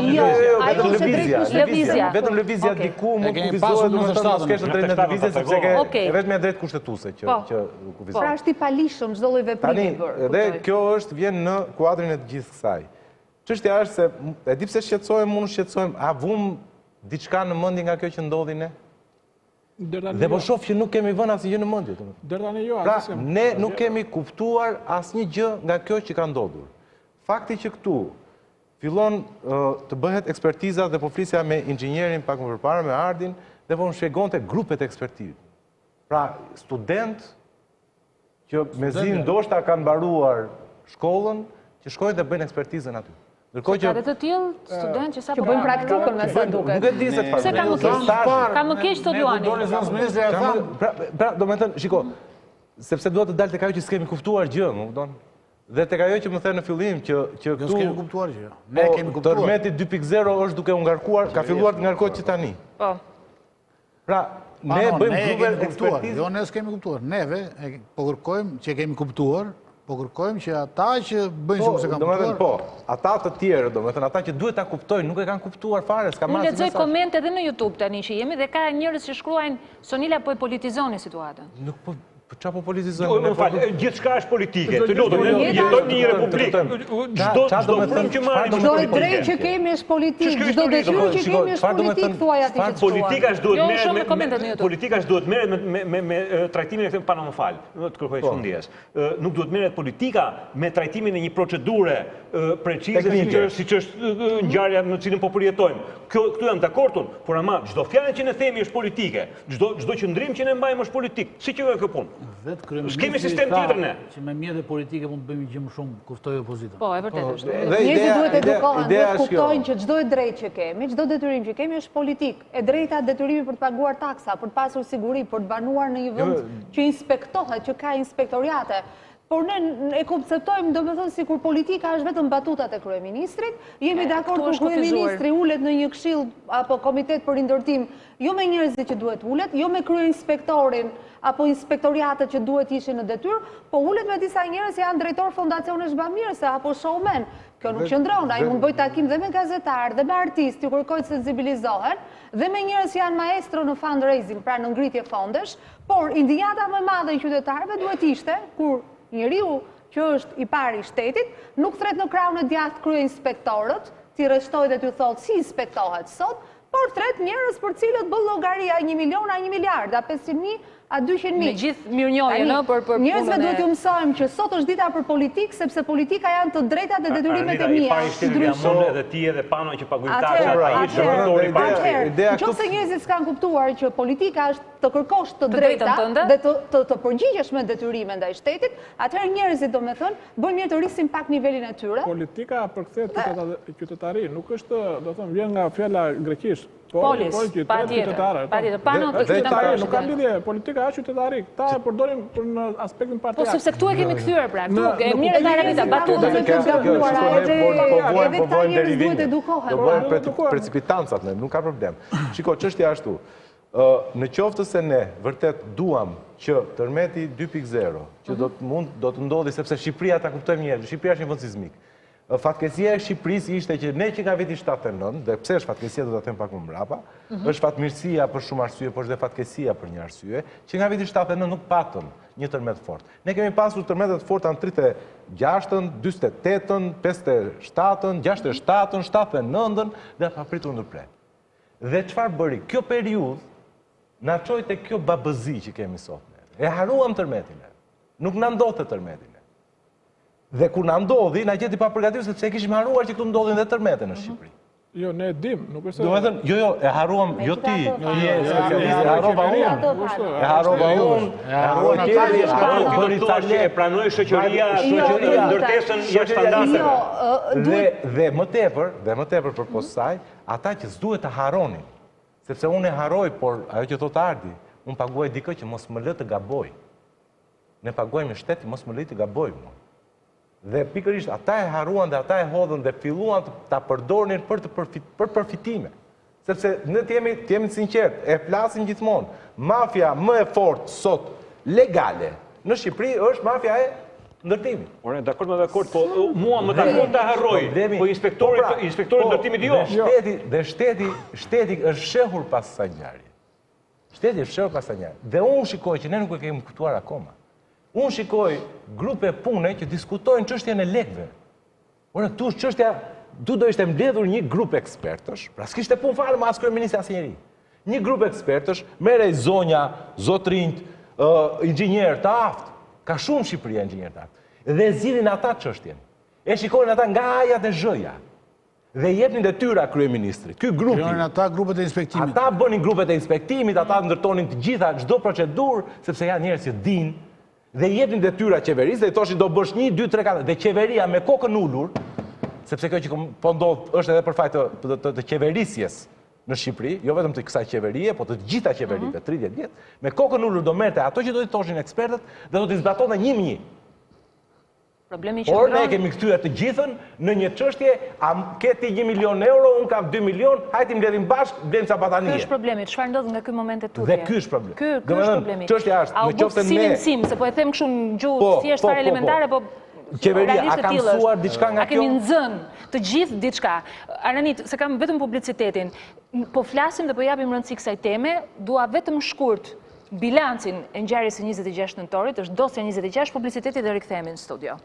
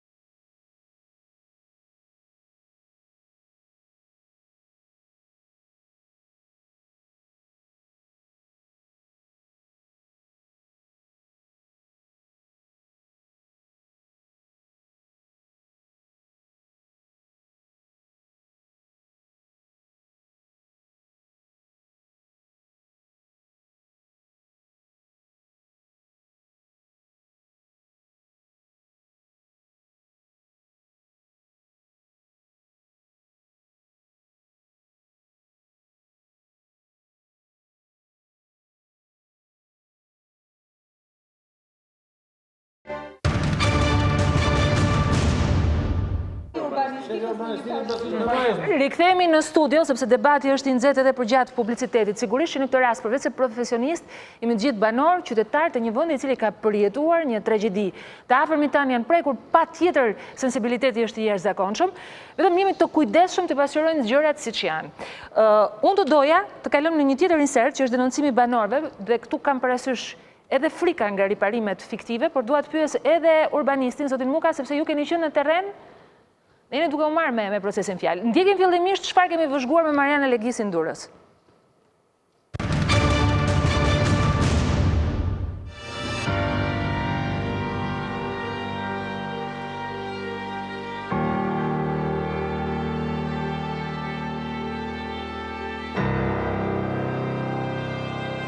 Patroni pallatit ka ardhur tu ka fut punëtorët sot dhe ka filluar të mell birat. Të mell çamët e pallatit. Edhe pa ardhur asnjë pa bosë dhe verifikim dhe të shi. Nuk ka ardhur një inxhinier nga bashkia nga pushteti që... Fare, s'ka pyet kush. Asnjë. Sa banor janë në këtë? Po janë 60 hyrje. Dhe këtu do të më mbyllsën. Ju çfarë i kërkuat ndërtues? Se kena djalë person punëtorët, se kena pa fare ndërtues.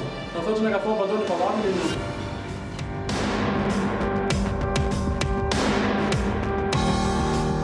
Vendosja e suvatimit nga ana e pronarit, a është një tentativë për ta fshehur problemin këta? Po ajo duket vetë se ata me ta shu çik ato krisje të vajtën atje me vrap për ti suvato. Po. Por e ka 3 vjet pallati pa ly. Një shkallë 3 vjet që na hyetur në shtëpi, pa ly, pa rregulluar si në gjoje.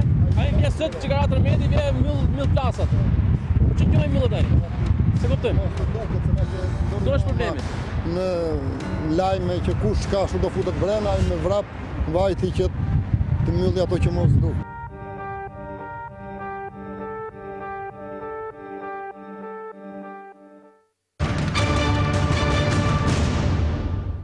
Dhe ndodh një fenomen i çuditshëm teksa Mariana bënte së bashku me inxhinierin Myrta që shoqëronte si ekspert për të bërë një pasqyrim të situatës në Durrës, banorët dalin dhe shohin më në fund një inxhinier që është afruar dhe i kërkojnë patjetër të hyjë dhe të dëshmojë nëse është e mundur, nëse banesat janë banueshme apo jo. Ka ndodhur krejt spontanisht, ndiqeni.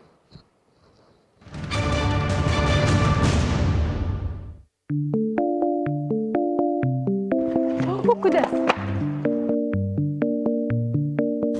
Po gati një javë dhe askush s'ka. Jo. Keni kërkuar? Po s'kemi lëvizje, kemi qenë vetë. Jo. Deri tash jo, po vetëm kemi pyet këto që vinë këtej kanë ardhur këtu Vila Palma, kemi pyet, do vim. Janë Durrës, thonë kështu thonë. Dhe po i presim vin. Do të mbash 3 katë ndërtesë, t'ia besosh një teli. Asnjë standard në ndërtim. Zero. Ju këtu keni jetuar gjatë këtyre ditëve? Këtu. Ku keni jetuar? Po datë që randër medvi, kam qenë këtu shtri për kollaj, sy pa lartë në dhomë në ita këtu. Këtu kam qenë. Po, edhe këtu ku ishe ka qenë e rrezikshme shumë. E di, po nuk di si më thash. Do të mbash një distancë sigurie. Tu shrihet, unë sot po mi nga berat. Jo, kjo nuk ka, kjo godin nuk ka asnjë rrezik. Dele e banueshme. E njerë, kjo është e banueshme, por nuk mund të letë e pari paruar. E pra. Po ajo së vaja aty. Ajo, po bëjmë një, po shohim një mur aty që është hyrë. Ai muri aty, për mua nuk është mur. Ajo është stivosje tullash.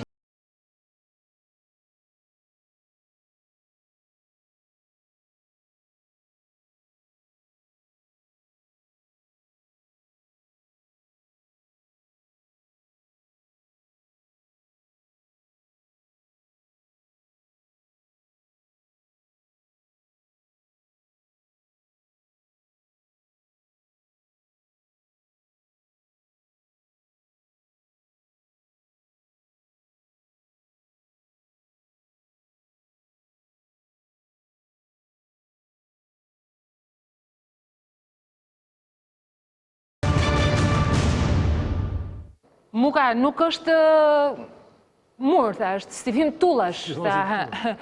Inxhinieri, e sa raste të tilla, ju me çfarë jeni ballafaqur këtë ditë që keni qenë në terren? Unë kam pasur rastin të kaloj në shumë edhe apartamente, banesa private edhe në pallate. Ju kanë thirrur apo ju keni, domethënë? Kam shkuar kryesisht si qytetar, miq, dashamirës, njerëz të afërm që kërkojnë një opinion. jam i dëshmitar sot, për fatin e keqe që tha dhe Pano, që një grup, ndërkohë që ne ishim në një supervizion dhe sa kishim dalur jashtë nga godina, ato u përballën me grupin e ekspertëve që vinte për vlerësuar, ishte lagja 18, unë e denoncova, me qenë se isha edhe në emisionin e lajmeve këtu në 5:30 këtu në ora. Bisedova me një nga antarët e grupit, dhe një vajzë që mu afrua, ishte një grup 7-8 vajza, një punonjës i rendit që i shoqëronte, një person i veshur nga bashkia. Mu afrua kjo vajza i cila ishte më disponueshme dhe tha që unë jam, kishte gjithë atë tufën e letrave që po plotësonte formularin, i kërkuam që si duhet të procedohet, sepse banorët nuk dinin se çfarë duhet bëjnë. Dhe ato i kaluan përpara këtij pallatit, i cili është për më shumë është edhe rrethuar me atë nastrin, dhe nuk ndaluan. Tha duhet aplikojnë në një portal i cili është tërmeti.invent.al. Jo, nuk është aplikim aty, e ke marrë gabim. Ajo në tha që banorët duhet të çojnë fotografitë, krijohet atëherë jemi në kushte të dezinformimit, ta sqaroj unë këtë domun se ma tha personja që kishte tufën e dokumenteve në dorë, persona pasi të kenë aplikuar. Çfarë është ky? Edhe një herë. Ky është portali ku njerëzit duhet të shkojnë, të aplikojnë, të zenë rrallën, pak të çu. S'ka lidhje fare. Është bërë një portal brenda këtyre 4 ditëve. Po.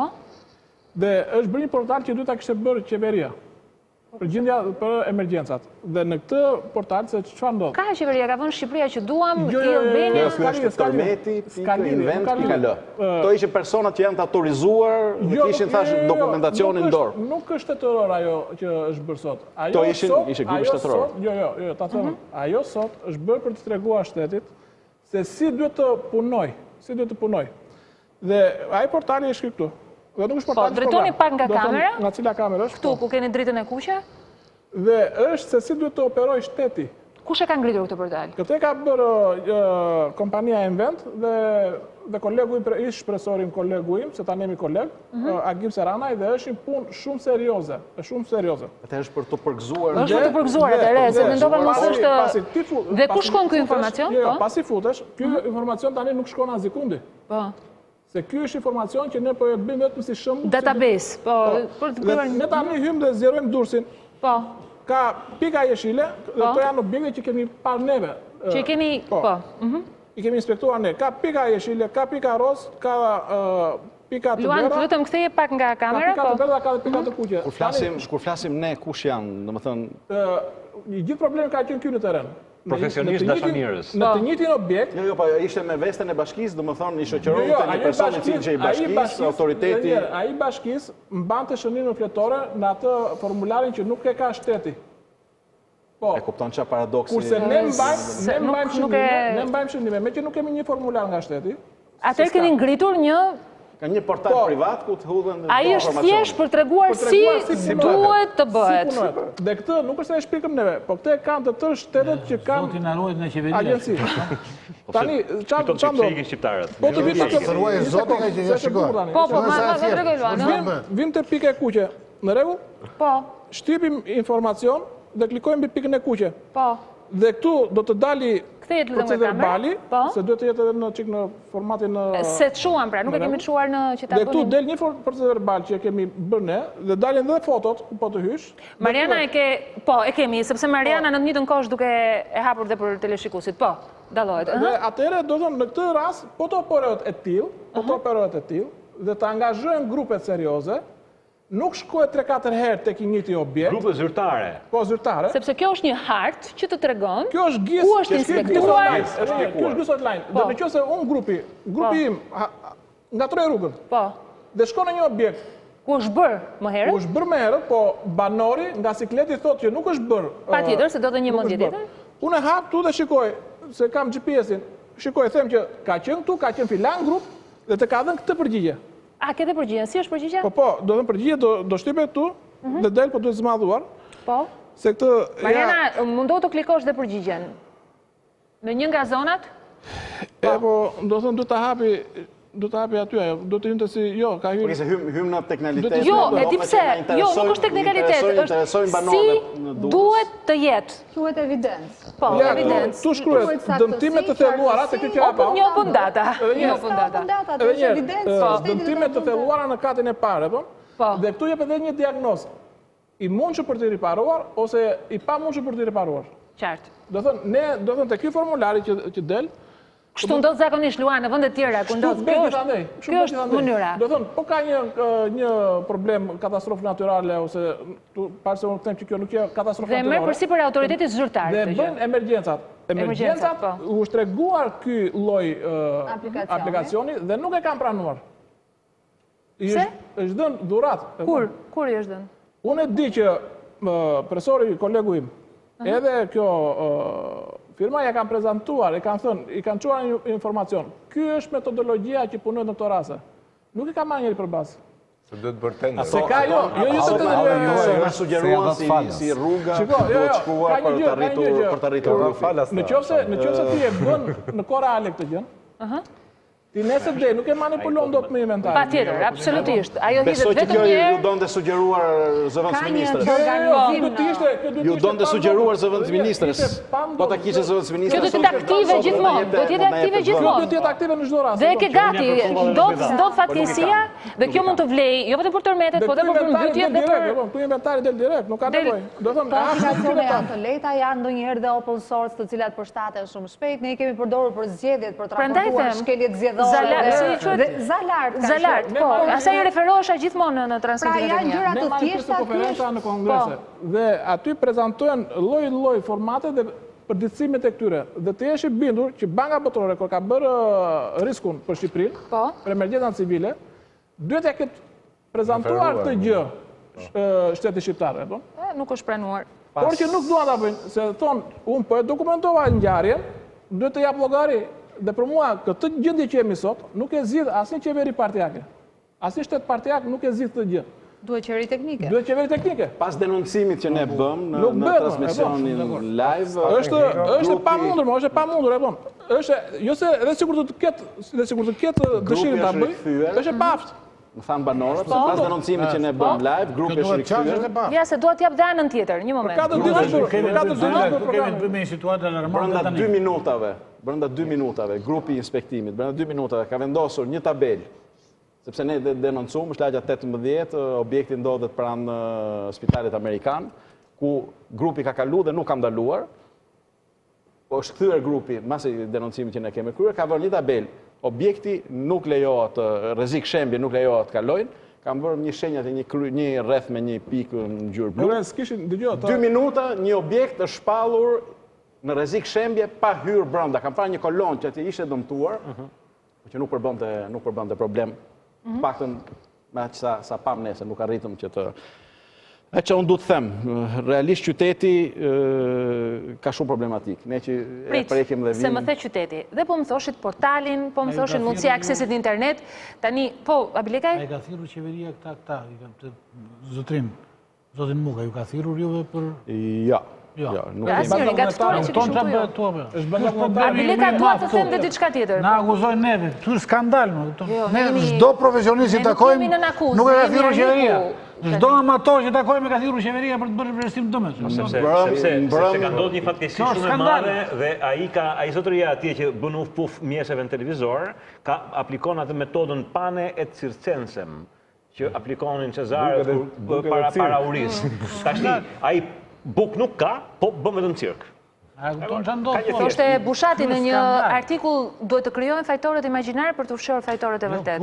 Problemi vetëm tu tani të fajtorët. Tu problemi është ky, që ne jemi përpara një krize fatkeqësie që mund të ketë edhe krizë humanitare. Po. Dhe kjo qeveri, ky kryeminist në vend të thras në ndihmë profesionistët, i largon këta, thret ca amator, thret ca student ose ca ku diun çaj gjën. Thret ata që kanë shkaktuar këtë katastrofë, dhe i thot, hajde tani të gjejmë, të jetojmë, çfarë do të si do të zgjidhim. Jo, madje ju kërkua investitorëve ose ndërtuesve që do t'i riparoni ose përndryshe ka burg. Dhe shkojnë profesionistët e vërtet. Shkojnë profesionistët e vërtet në teren, të japin kontributin e tyre, dhe nuk lejohen as të japin kontributin e tyre. Nuk lejohen, jo. Luan, po? Ata studentë, dhe një nga ato studentë që mbate shënime, po jo të gjithë ishin studentë, një pjesë ishin i studentët tanë, na bërë një kërkesë që thanë, profesorat, duam të bidhe ne të shikojmë. Dhe ata sot nuk kanë që në rolin e ekspertit. Ata thjesht sot... Vëzhgues. Ka që vëzhgues, atë praktik që ne nuk ja japim do të gjatë vitit. E kanë parë në teren. Ati është laborator shumë e madhe. Në këtë realitet, qa kemi kuptuar ne? Dhe thënë, qa... Të jam dhe një dimension tjetër realitetit që nuk ja kam dhënë akoma. Jo, problemi është... Se kam dhe një insert. Për të qënë qu. A e kuptojmë që tërmeti në Shqipëri vret njerës? Do me thënë këtë, e kuptuam të paktën që tërmeti në Shqipëri vret njerës? Jo, akoma. Jo. Si pas inxhinierit, jo, nuk ka vrarë tërmeti, thot inxhinieri. Dhe, do me thënë, ne nuk e kemi kuptuar që tërmeti, në qofë se ne vazhdojmë këshu, do të vrasi po një loj si që vrau këtë Mos hap panik, tu... Jo, kur të vi pas 10 vjetësh, a 20-a... Pano, mos përhap panik, mos përhap panik, mos përhap panik, do të ta përsëris dhe në fund t'je mu në regu, pano se nuk po t'ju shpërdot. Kur të vi tërmeti pas 10-20... Tërmutët vrasin njerë. Pano, vetëm një moment se nuk kemi dhënë të gjithë për masën. Marlena Legjisi ka qenë dhe në fshat. Ne nuk po flasim thjesht për fshatra afër, zonave janë fshatra të largët, shtëpit janë larg nga njëra tjetra. Disa banorë nuk duan të largohen sepse kanë dhe gjën e gjallë. Pra ka fenomene nga më të ndryshme. Gjithsesi, Mariana ka shkuar në Mans, atje ku sot në fakt janë parë dhe sesia e madhe baltëse e shpërndar.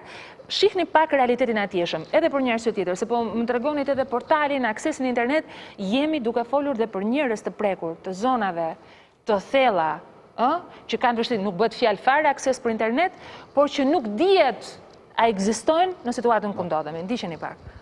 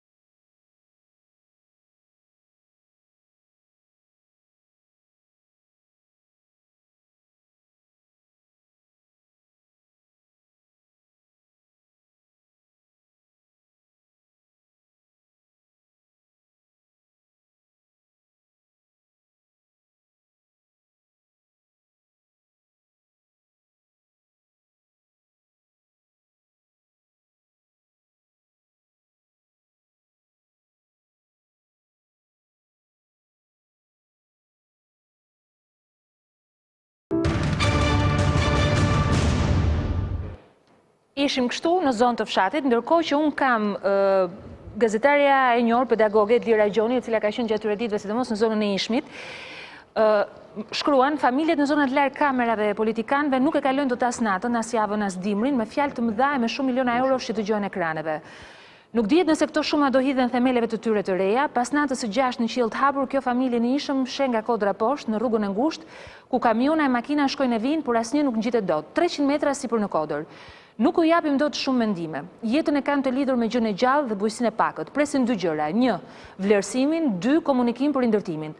U duhet qartësi në këtë mjegullnaj, të mos flasim për ndihmat e pranit që 300 metra në kodër nuk mbërin. Dhe kur i vjen si informacion edhe për të klikuar në disa portale, pra në funksion të informimit qytetarëve të dëmtuar nga tërmeti, telefonohet qendra kombëtare operacionale, ka udhëzim për strehim, Elira përgjigjet, po, numrit të këtij telefoni banorët i kanë rënë, shumë të njerëzishëm, vetëm se ndihma e vetme në 6 ditë është çadra që Elira ka nxjerrë në foton e saj. E pa mundur për 5 veta, foshnja është 5 muajshe, për strehimin nuk di, nga larg mendoja tjetër gjë. Kur jam atje, me ta nuk u them dot asgjë, më tregojnë me sy baktin dhe gjën e gjallë, nuk jam në gjendje të them ç'mund të bëjnë. Panotike që në zonat, se të kam parë në televizje, ke qenë në këto zona. Po, dhe në Ishëm, ndoshta familjen në fjalë nuk e kam ashtu. Aty ka një problem faktikisht sepse ata banorë janë shumë të lidhur me lokacionin e tyre, me vendin ku kam pas shtëpinë sepse për shkak të gjithësisë. Patjetër. Dhe ata, domethënë, nëse do duan të marrin ndihmë, do ta marrin vetëm aty. Pra ata nuk mund të lëvizin fare. As të zhvendosen, as të kërkojnë në për hotele, as në për shtëpi me qira, nuk mund të lëvizin asnjëherë, domethënë do qëndrojnë aty, kështu që duhet marrë parasysh dhe ky fakt që qeveria do të shikojë edhe këtë opsionin e disa vendeve që do të stacionojë njerëzit aty ku e kanë shtëpinë. Sepse ata kanë, dakord, shtëpinë ja mori tërmeti, gjën plashkën që kishin brenda në shtëpi ja mori tërmeti, po kanë gjën e gjallë.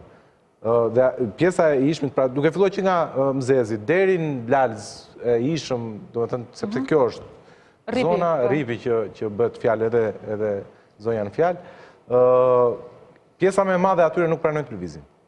Nuk pranojnë të lëvizin. Ata presin që t'ju çojnë ndihma aty ku janë, që qëndrojnë aty ku janë, edhe kanë pasur komunikim të vazhdueshëm me atë zonë aty, edhe dje kemi çuar ndihma për të fundit.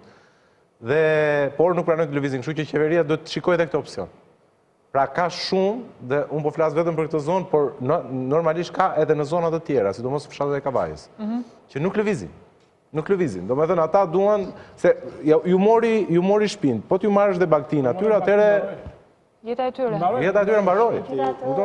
Duhet kuptoj të vëthën dhe njerëzit që ndoshta burrat apo njerëzit që janë në moshë më të madhe mund të qëndrojnë pranë banesave të prishura dhe të kujdesen. Fëmija 5 muaj shumë mund të rrimë. Fëmijët patjetër. Domethënë, por ideja është se është pjesë e kulturës, pastaj që po si kulturi. Rasti i lirës është që nuk u ka shkuar kush. Pra kanë telefonuar, por nuk po themi për ata që familjen në fjalë se lexova dhe unë atë. Jo, nuk është vetëm kjo. Unë kam këtu që më vinë plot që nuk i kanë kontaktuar. Zonat e fshatit në periferinë e Durrësit, duke marrë Manzën, Ishmin, Sukthin, Katundin e Ri, nuk janë prekur fare nga ana e grupit. Nuk janë shkelur. Kjo është ajo që unë kërkova zonë flasën tash, ka një inventar ku janë këto gjëra. Është ende herët tha zëvendës ministri. Jo, nuk është herët, ka shumë bën 7 ditë. Dhe nëse mundet, ka një, domethënë, ne jemi përballë një situate emergjence e cila kërkon zgjidhje dhe zgjidhjet nuk mund të jenë tailored, të qepura sipas trupit. Zgjidhjet do janë standarde. Kështu që dhe këta njerëzit në përfshatra që janë të lidhur me gjën e gjallë etj etj do jenë të shtrënguar të pranojnë disa zgjidhje standarde të cilat për momentin mund të mos t'u pëlqejnë. Kjo nuk diskutohet, domethënë, por ama e rëndësishme është që aty të shkohet dhe të ofrohet një zgjidhje një rast të parë. Në këtë pjesë. Ne diskutuam edhe me ata Aleancën për mbrojtjen e teatrit. Të cilën e falenderoj, por e mirë që më the Aleanca për mbrojtjen e teatrit, ne do të kemi edhe një pjesë të fundit pasi për cilë të ftuarit. Për gjithë solidaritetin e treguar, punë e jashtëzakonshme, dje janë vënë pak dhe në qitje të Po natyrisht sepse i humbu nga fama. Autoriteteve. Por ideja është që ata propozuan këto kabinat portative, kontenierë portative. Domethënë që kushtonin diku tek 1500 euro. Dhe unë besoj që... Ka dhe më të lira ashtu, në? Po, 1.500 euro për një familje. E cila, me gjithë mobilim, do shkoj diku të kretë 2.000-2.500 euro. E cila në thelb do tjetë e barabartë me vlerën që do të paguaj qira shteti, sepse shteti ka këtë programin e pagesës qiras. Po, e ka deklaruar kërëministri. Do tjetë e barabartë me vlerën që do të paguaj qira shteti për një familje që do të akomodojnë në një apartament. Po. Ata marrin, do me thënë, e marrin parasysh të fakt, sepse ato janë ndërtuara, do në kanë kushte optimale, sa që mund të quhet optimale jetesa në një kabinë. Pra, i kanë të mundësit për të fjetur brënda, për që në të mbrojtur nga era, nga shiu, ngrohje, më thetash. Dhe natyrisht që shteti mund t'i marrë parasysh to, sepse vërtet jeta atyre banorëve, unë jam dakord me Shanon, që ata duhet bëjnë disa lëshime radikale nga pjesë atyre, por duhet të t'ju ofrohemi sa më shumë tjetë e mundur. Qeveria do t'ju vej me të gjitha opcionet e zgjidhje. Dita e 7 sot, qeveria shqiptare duhet t'i ofronte një informacion të plot qytetarëve të vetë, kush janë të dëmtuarit, ku janë të dëmtuarit, kush është programi për ta, çfarë duhet bëjnë. Ne kishim një zonjë këtu që nuk di ç'të bëj, ajo është në Durrës, nuk është as në fshat jo, është në qytet dhe ajo nuk di ku të sillet, ku të flasë dhe ç'përgjigje të marrë. Këto janë gjëra domethënë që nuk mund të ndodhin në një shtet mikroskopik si Shqipëria. Këto janë procedura të qarta, precize, janë protokolle të caktuara, të cilat duhet ndjekur. Nëse do t'i sugjeroja për shembull qeverisë në këtë moment është edhe opsione ndihme, pra duhet të vjemi jo me një ndihmë standarde. Pse? Sepse shqyqysh zoti teknologjia na e lejon. Pra jemi në një fazë, shoqëria është evoluar kaq shumë sa që ka krijuar modele të ndryshme adaptimi me situata të tilla. Dhe jo vetëm shtëpi portal, domethënë jo vetëm shtëpi me qira që ka zgjedhur si opsione qeveria. Ka disa opsione për të përmbushur sa më mirë kërkesave të tyre. Sidomos jam duke folur për zonën e fshatit. Tani kam një pyetje për dy inxhinierin dhe urbanistin. Na shkruajnë shumë, pafund, kanë shkruar edhe tek Tempora, faqja e Temporës, kam 2 vajza në çerdhe me shkollë shtetërore në Tiranë. Ligjërisht duhet të ketë ndonjë dokument zyrtar që është inspektuar dhe rezultuar e sigurt shkolla çerdhja. Nëse unë si prind nuk shoh dëmtime, dhe për çerdhet që disa janë hapur qysh sot shtetërore, ku duhet të pyes nëse kanë plan veprimi në rast tërmeti në çerdhe, meqense janë 9 vjeç dhe raporti 7 me një fëmijë edukator në rastin më të mirë. Faleminderit shumë. Në 3 shkolla që unë kam pasur rastin të vizitoj këto 3 ditë, të 3 janë të pa inspektuara, janë të mbyllura, janë shkolla të dëmtuara që nuk mund të hapen më sepse kanë dëmtime strukturore. Në Durrës, me që dëgjuam, jemi gjithmonë në pjesa e kemi dëgjuar, janë 29 totali shkollave të cilët janë dëmtuara me pamundësi hapje. Paktën ato do klasifikohen, ato që do jenë për shembje, dhe thash 2 që unë i kam parë janë për rasti për shembje, pjesa tjetër do jenë që mund të rikuperohen, por jo në momentin e parë, jo në këtë fazë. Do kërkojnë kohën e vet. Mirë keq, ne kemi ato kushtet sismike të projektimit të 89-s. Po. Minimumi. Po. Nuk po them Rokodi. Po. Po, mirë keq janë ato të 89-s. Atëherë me kushtet e 89-s që kemi neve, nga ana sismike, për kërkesën sismike, godinat e rëndësisë së veçantë, pasi godinat ne ndajmë me rëndësi 0 që janë të pa rëndësishme, që janë këto bujqësore, gjërat që s'kan asë hambarët. Nuk rrezikojnë asgjë, nuk rrezikojnë asgjë. Edhe që zakonisht nuk janë të ndjeshme nga tërmeti, dhe me rëndësi 1 ne kemi për banesat, ndërkohë që kur vjen puna tek shkollat, çerdhet dhe spitalet, ne kemi të rëndësisë së veçantë me koeficient 2. Që do të thotë? Që do të thotë që një çerdhe, një kopëshin shkollë, duhet të rezistojë një tërmeti 2 herë më të fortë se sa duhet të rezistojë një pallat. Pyetja konkrete e zonës është, a duhet të ketë një dokument të shkruar ligjor, po? Kjo certifikat duhet të ishte edhe pa ndodhur tërmeti. Po, pra në rast se ti kërkon si prind, e ngulur këtë dera. Edhe një herë, kjo certifikat duhet të ishte. Mos flasim për situata teorike, flasim për shkollat e konstruktuara 10 vjet e fundit. Ka një kod, ka rënë suvaja dhe pa rënë tërmet, Po flasim për situata praktike në momentin që ka tërmeti dhe ti nuk mund të shosh fëmijën në shkollë kur diçka nuk është. Tani të njëjtën nis mësimi. Edhe unë jam njoftuar për të dërguar vajzën të njëjtën dhe jam shumë e prirur ta bëj këtë gjë sepse kam nevojë që ti rikthehet normalitetit, vetë me shokët dhe me shoqet. Tani pyetja e zonjës është drejt për drejt. Ligjërisht duhet të ketë një dokument zyrtar që është inspektuar dhe ka rezultuar i sigurt. Duhet ja kërkojmë drejtorit apo shkollës? Është objekt i rëndësisë së veçantë dhe duhet të jetë të paktën në këtë situatë, duhet ta kishin dhënë emergjencat civile. Okej, plan veprimi në rast tërmeti në çerdhe, meqense janë 9 vjeçët dhe raporti 7 fëmijë me një edukator në rastin më të mirë. Ka një plan, është luks për kushtet tona. Është luks. Megjithatë unë do ta bëj këtë pyetje pa dhënë panik. Në rast se ky tërmet nuk do kishte rënë natën, do kishte rënë ditën kur fëmijët, apo këta fëmija në çerdhe, edukatorët vetë kanë një protokoll tyri në këto raste?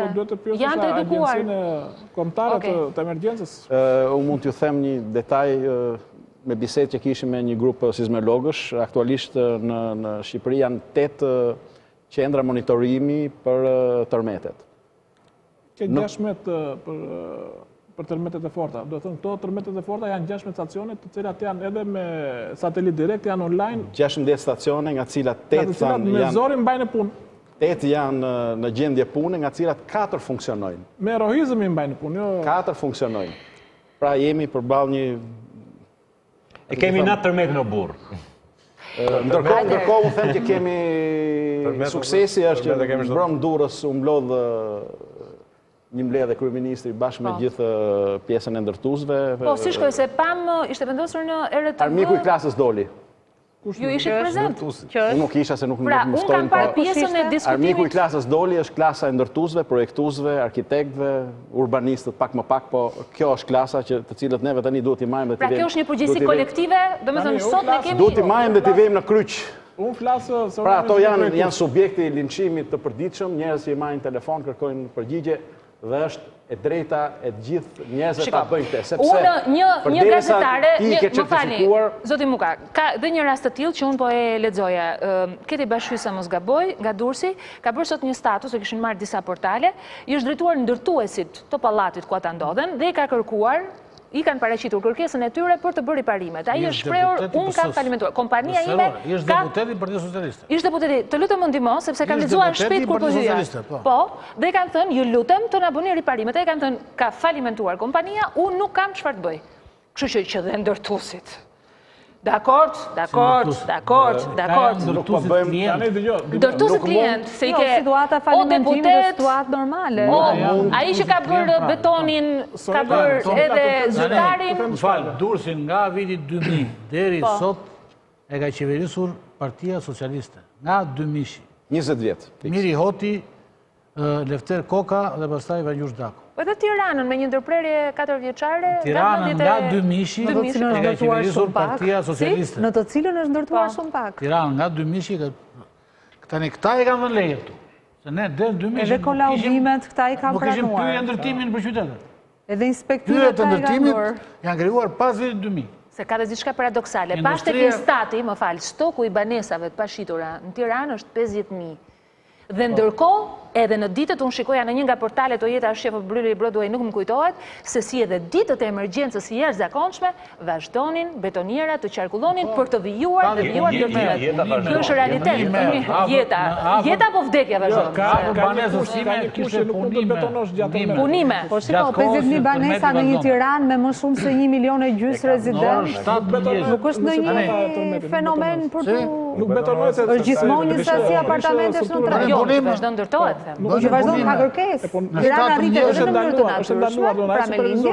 Tirana rritet edhe për shkak të atyre që vinë për punuar të direkte. 50.000 ke bërë. Jo, nuk janë në egzagjerim. Kufitet është rreth 3.000 apartamente, ndërkohë që në vitin 2018 janë dhënë 770 leje ndërtimi, kishe monitori një informacion, i cili është 47% më shumë se 2017 dhe 75% dhe këtyre 770 lejeve janë leje për banesa. Për banesa. Dhe disa e ka dhënë Bashkia e Tiranës. Sa? Ka dhënë 3 mujorën e parë, vjetë ka dhënë 920.000 metër katror. Megjithatë të mos flasim, Tirana ka nevojë për ndërtime. Në 3 mujorën e parë ka dhënë 500.000 metër katror. Megjithatë përgjegjësia e shëmbjes nuk ka të bëjë me këto shifra. Jo, nuk ka lidhje. Përgjegjësia e shëmbjes, okej. Dhe mund të tregoj një ku orientohemi, sepse nuk e kam hallin tek ajo. Unë e kam hallin këto leje të gjitha, po të shikosh, janë të lokalizuar, pjesa me e madhe tyre, gjithë leje që janë dhënë, janë të lokalizuar në qendër të Tiranës. Dhe kanë sjellë gjithë të kaosin urban që ne kemi sot. Pra, gjithë kaosi urban që kemi, sepse unë jam dakord që duhet zgjeruar Tiranë. Nuk diskutohet. është fuqi ekonomike, është... Dëgjoja zonjën Bozo më herët që thoshtë është zhvilluar kryeqyteti pa një plan të qartë urbanistik. Planet urbanistike janë bërë dhe janë shbërë 15 herë. Jo më pa një vizion të qartë, do më thënë e thotë inxhinierja e famshme. Ne kemi 77 strategji zhvillimi, kemi plane urbanistike sa duhet. Inxhinierë ndërtimi e ka diplomën. E pyeta qartësisht. Jo, inxhinierë ndërtimi. Aranita e pyeta para se të hynim në studio. Diplomën studime. Problemi, sa ta mbaroj. Problemi është e gjithë ky kaos, si do të rregullohet në të ardhmen dhe kjo është hallim. Pra, ndodhi kjo fatkeqësi që Durrësi në fund fare do të marri një drejtim besoj. Patjetër. Tani vetëm me qenë të çmend. Jo më unë besoj energjisë shqiptare për atë fund. Shfrytzuar atë momentin që prodhon gjithmonë një krizë, sepse një krizë prodhon gjithmonë një momentum, Durrësi do të marrë një drejtim, besoj unë. Dhe të gjithë do të trasin mendjes. Çështja është ky kaosi urban i Tiranës, kjo xhungla urbane këtu në Tiranë. Si do t'i japim drejtimin? Se Aranita thot ka nevojë Tirana ende për të ndërtim, po unë kam një pyetje. Pash raste pallatesh të anuar, të cilat për shkak të distancës jashtëzakonisht të afërt me njëra tjetrën, ku nuk është respektuar, janë mbështetur tek njëra tjetra. Kjo gjë nuk ka ndodhur në Tiranë, po më thoni dot sa raste kemi në Tiranë ku jo distancat nuk janë respektuar. Por, se unë kuptoj nevojën për të ndërtuar, por mënyra se si ndërtojmë është... Jo, nuk e kam, dhe të thash, nuk është problemi se po jepen leje. Problemi është zgjeroj qytetin.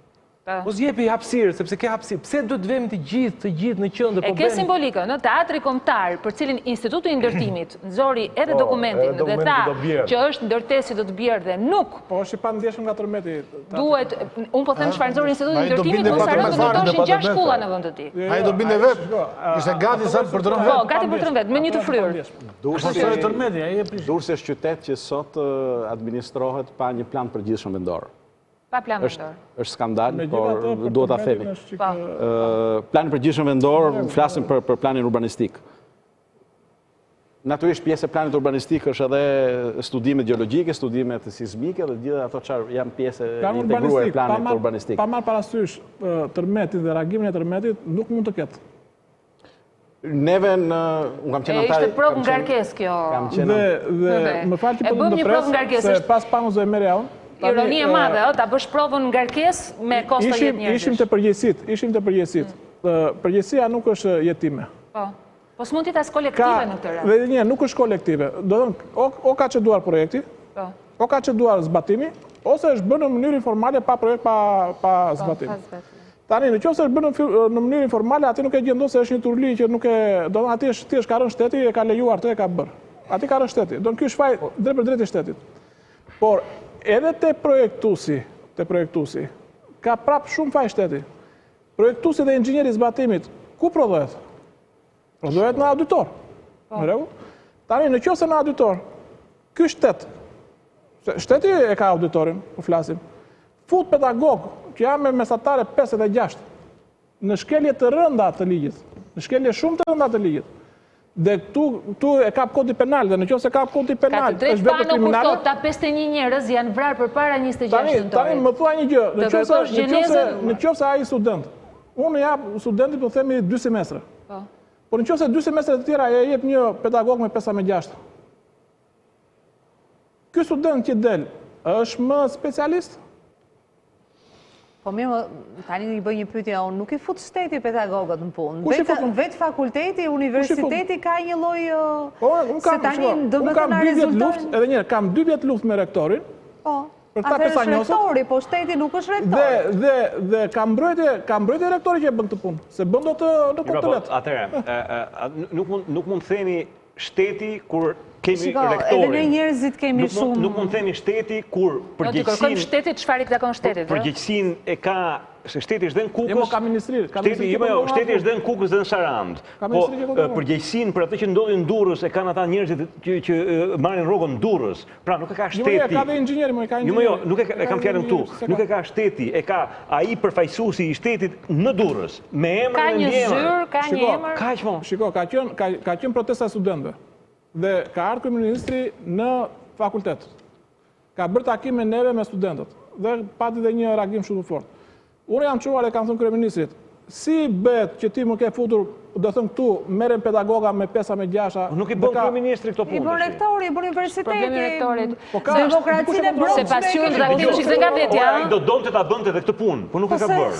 Jo, do të thotë pasqyra edhe nga vetja, do të kërkojmë çik përgjegjësitë edhe secili. Kalamaj dhe kushurin pedagogët vjetër janë, kështu që të mos ia bën shtetit. Kam vetëm një publicitet të shkurtër që është 30 sekonda, të kthejmë për minutat e fundit.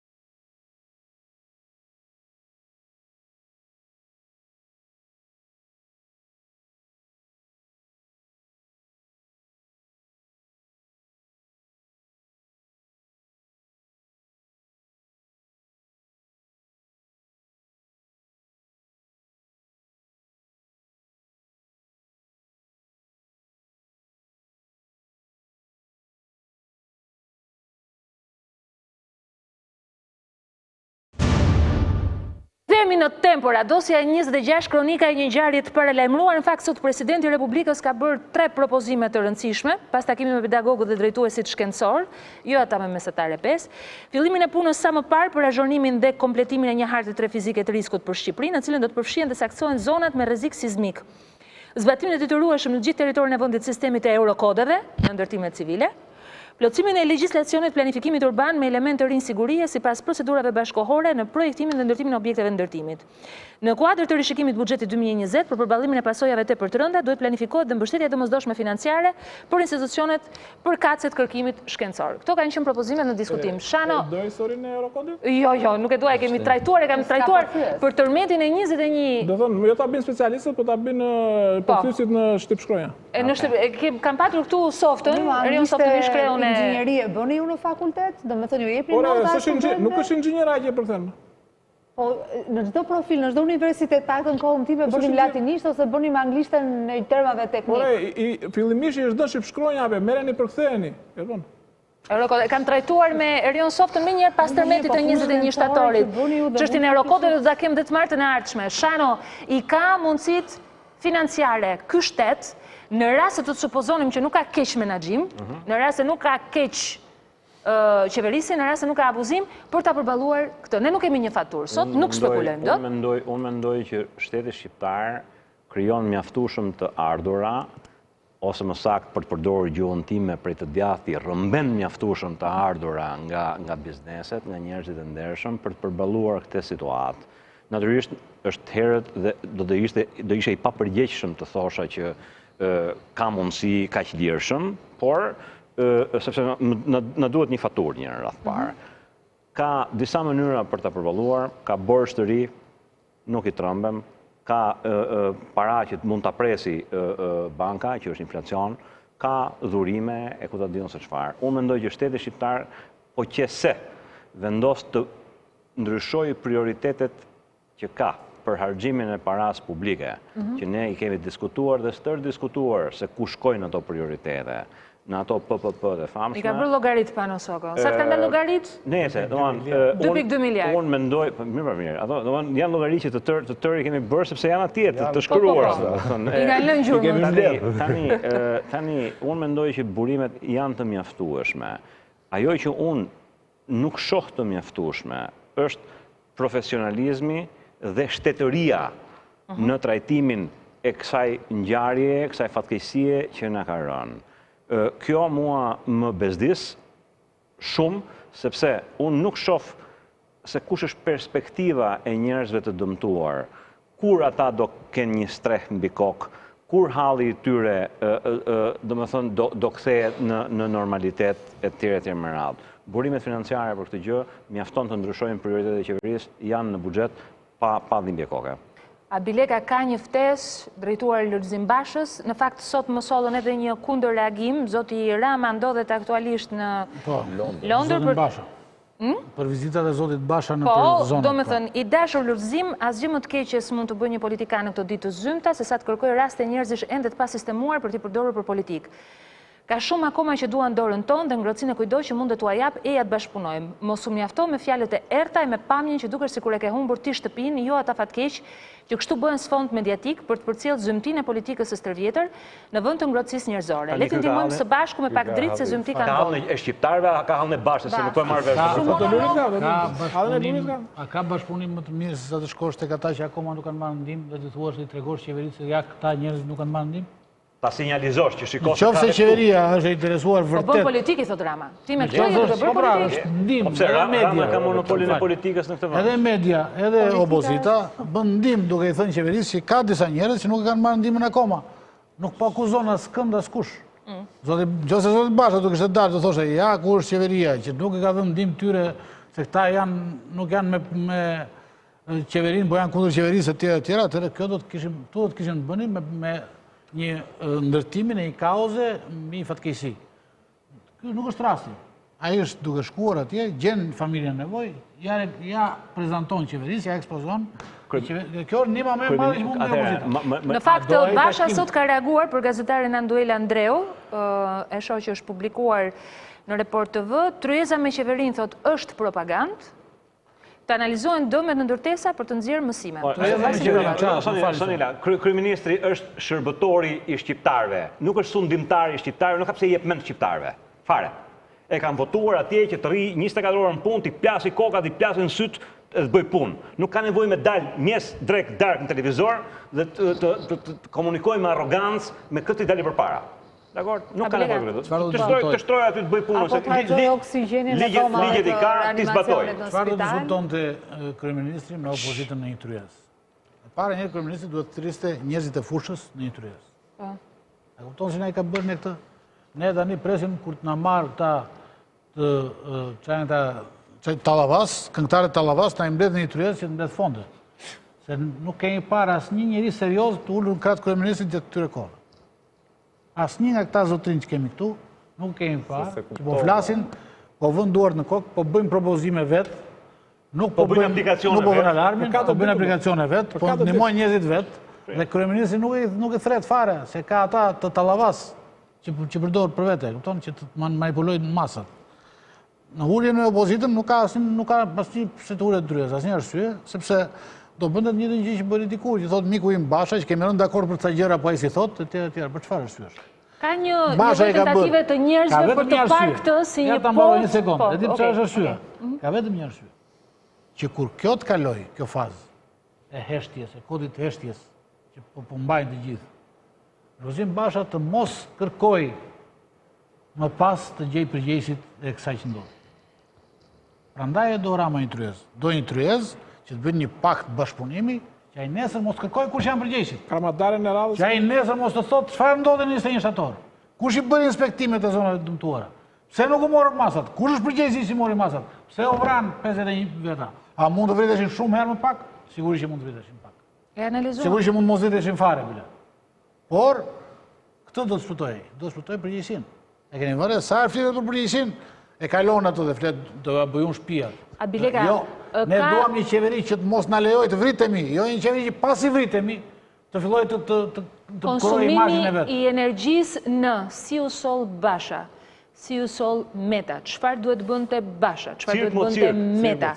A është e nevojshme një marrëveshje e madhe politike? A është kjo porta hyrëse drejt asaj marrëveshje që kërkoi që përpara tërmetit? Në fakt ishim, ne diskutonim në për tryezat e rëndësishme të debatit.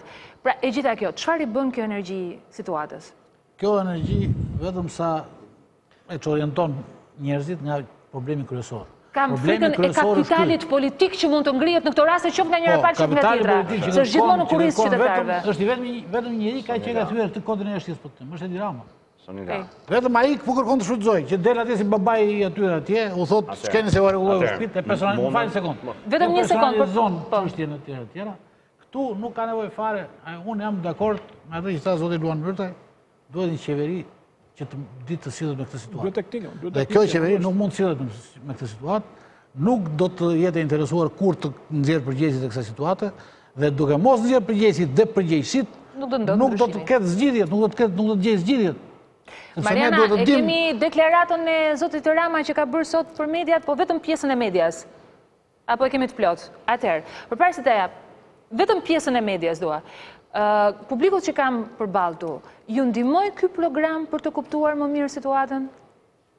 Se nuk kam mikrofon këtu tani, do të shohem vetë, të afroj mikrofonin tim, se dua të dalë diku, prandaj të pyes. E kemi? Bravo. Çfarë flet në radio televizionin ora? E ndezëm.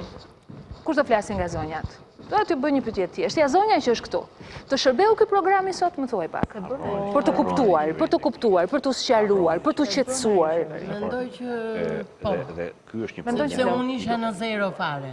Isha në zero fare. Nuk dija ku drejtohesha, ç'a të bëja. Tani kuptove diçka më shumë. Po, kuptova. Zonja, të shërbeu ky program televiziv? Po, më shumë më qetësoj se sa kuptova. Më shumë jam e qetësuar se sa... Je e qetësuar. Këto i kishim parë me Zonja të tjera, kush është, jeni të qatë, ju shërbeu, ju krijoi panik, ju ngatroi, u qetësuat shumë. Pse e them këtë gjë? Sepse sot, kryeministri i vendit, Edi Rama, ka deklaruar këtë gjë. Ndiqeni.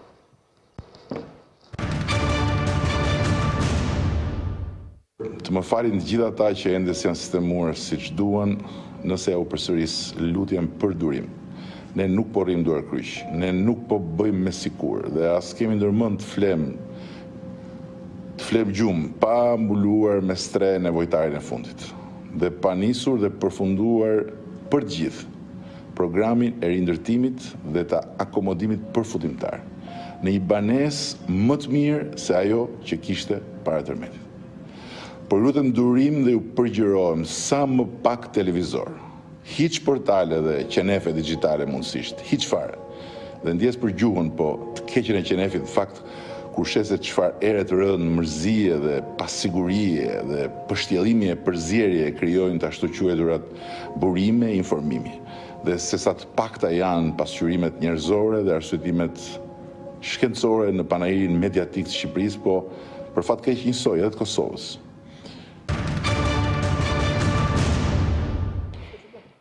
Kjo ishte deklarata. Pra, mbylleni dhe fikni televizorin, unë enkas, nuk të bëj asnjë koment. Publiku e tha fjalën e vet. Ndërkohë, nuk e di kush do të thotë një fjalë të fundit, kush çfarë ka mbetur pa thënë, sepse jam në mbyllje të programit, dua të Shano gjithë një gjë për të thënë që jam të prem. Shano. Nëse neve po flasim sot për tërmetin, sepse është një ngjarje që mori shqiptar me vete. Në fakt, unë vazhdoj të qëndroj që nuk është tërmeti që i mori, po janë njerëzit mbas gjithë atyre lejeve të ndërtimit e mungesës kontrollit e inspektimit e tjerë, edhe mbas kaq shumë sinjalesh që ne dëgjuam nga profesionistët që natyra na ka dhënë dhe ne nuk kemi dashur t'i dëgjojmë. Por Shqipëria ka një tërmet shumë herë më të madh, të vazhdueshëm që po i ndodh. Një tërmet ku 84% e qytetarëve shqiptar duan të largohen një orë më parë. Ka një tërmet tjetër që shumë më të madh që unë si ekonomist plasa duke e thënë që është ulur numri i lindjeve. Nuk është momenti, Shano, nuk është momenti për të folur. Është momenti të vësh Nuk është momenti. Nuk hap dot temë të tillë sepse më njëherë ke një kundërpërgjigje masive, nuk është momenti. Kur po diskutonin para ca ditësh Nuk është momenti. Mirë. Nuk është momenti. Ja kështu. Ndjem unë sa herë që në rrjetet sociale nuk e di ndjen Aranita. Un kam durim elefanti. Atëherë, Aranita është në fakt. Kush është problemi ynë? Do ta përmbledh me 3 shifra. Greqia shpalli pavarësinë e saj në vitin 1830. Kishte 670.000 banor. Sot ka 10.4 milion banor. Serbia shpalli pavarësinë e saj, nga Turqia gjithmonë, në vitin 1870. Kishte 1.4 milion banor. Sot ka 8.4 milion banor. Shqipëria shpalli pavarësinë e saj në vitin 1912. Kishte 900.000 banor, sot ka 2.8 milion banor. Hajde flasim neve këtu se kush e ka fajin, tërmeti apo ata tipat që kanë qeverisur këtë vend. Nuk e kisha parë këtë shifër kur. Dakor? Lajmë vete. Faleminderit. Këto janë problemet që ka Shqipëria. Tani. Po, për ta mbyllur. Shiko, ideja është kjo. Tërmeti erdhi si një sinjal që ne duhet të ndryshojmë. Tërmeti erdhi si një sinjal që ne të kuptojmë që këtu me shkencë nuk bëhet shaka.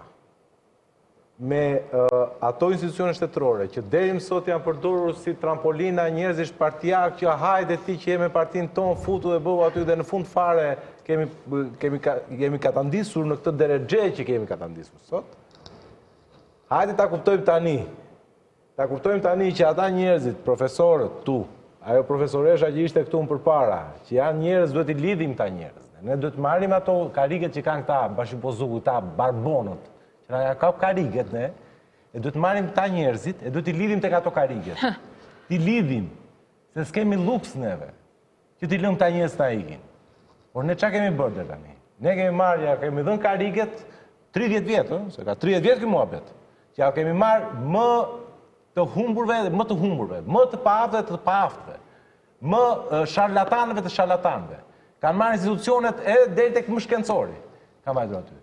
Shqipëria, po në kthye vlerave, të marrë njerëzit, të lidhi te kariget njerëz me vlera, të lidhi te kariget, të aftët, të lidhi dhe di çdo të të lidhi.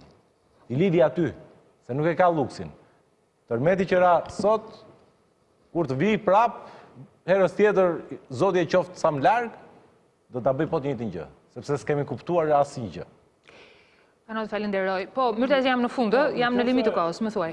Me shumë gjasa, që mos të kemi edhe atë panikun, atë frikën, me shumë gjasa, Perëndia na ka dhënë një dritare kohe për të reflektuar pas këtij tërmeti. Ti mendon që nuk kemi më rrezik në kohë? Me shumë gjasa, do të thonë kemi një hapësirë kohe qetësie nga pas, me shumë gjasa. Tani nuk e themi me 100%, por me shumë gjasa kemi, dhe në qoftë se në këtë kohë ne nuk fillojmë të ndërtojmë shtet, të fillojmë ta ndërtojmë, jo të bëjmë shtet, po të fillojmë ta ndërtojmë, pas 10-20 vjetësh, ai dursi që shohim sot në atje, do na duket lule. Mos përhap panik. Pra, ja se kam unë në fund, i kam unë në fund pozitivistet. Nuk ka panik, në qoftë se ne 10 vjet nuk reagojmë në çdo qytet që kemi ndërtuar në këtë nivel. Atë se kur mendon, edhe Saranën, edhe mos Saranda më shkonte në mendje dhe Saranda. Në çdo qytet do të bëjmë këto kontrolle. Është jetuar në 3000 vjet, domethënë. Dursi është një dashuri. Është i dokumentuar që jeta nuk është shuajtur në 3000 vjet, ka kaluar tërmete shumë. Shiko, i kam edhe mesazhet pozitive i kam për në fund, enkas i kam lënë për në fund sepse ka dhe anën tjetër të medaljes historia. Fillimisht njërë duat ju falenderoj, zoti Muka, zoti Myrtaj se na keni ndjekur edhe në gjithë insertet e prodhuara jashtë studios në teren. Pano, faleminderit edhe për punën që keni bërë, edhe për nismat e jashtëzakonshme, mobilizimin, solidaritetin. Arnita Braja, e cila ka qenë në dispozicion, po thuaj se të gjithë njerëzve që pyesnin edhe shija edhe në një nga grupet që kemi ne në WhatsApp, ku i kërkoi Aranitës informacion. Aranita ishte e kthjellët që ditën e nesërme të tërmetit, ishte shumë e kthjellët në Ka gjasa që atë natë kam qenë e kthjellët. Nuk e di, kështu rezultove. Shannon, që e kam mik të programit dhe falenderoj me zemër, Entona Bileka e Dosja Pikalu hap, dhe do të mbetet e hapur, e hëngre njerë me Ylli Bakën, ki kujdes me fotot e paparazzëve. Dakor, se për pjesën tjetër të fjalës e lirë nuk të nget njeri. Sa më mora një kërcënim online nga këta Akromaxi prap, kështu që... Përsëri, mblidh mendjen se nuk jenë... gjatë kjo, kështu që nuk... Enton mblidh mendjen se nuk jenë Terezi.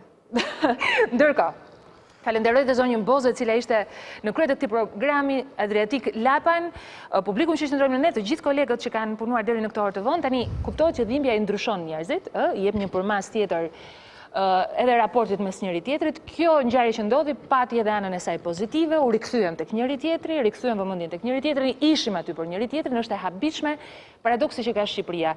Solidariteti i jashtëzakonshëm që kemi me individin në raste të tilla dhe një mungesë solidariteti kur bëhet fjalë për publikun, atë që është e përbashkët.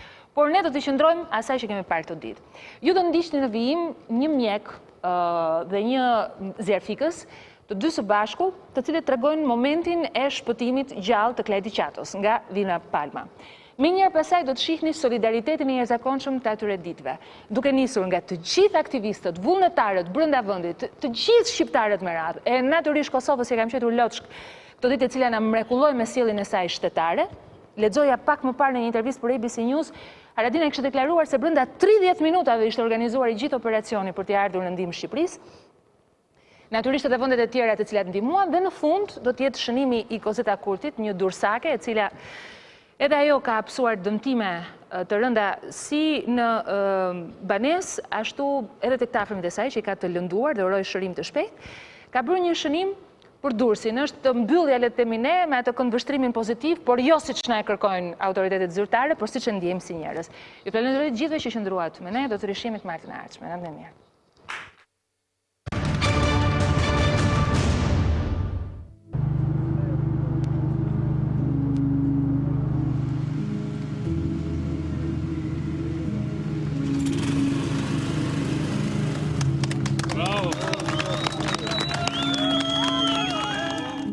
Doktor Grej Malo, jemi pikërisht në vendin ku kemi shpëtuar një jetë njerëzore. Po. Klajdi u nxorë këtu pas rreth 20 orësh. Rreth 21 orësh.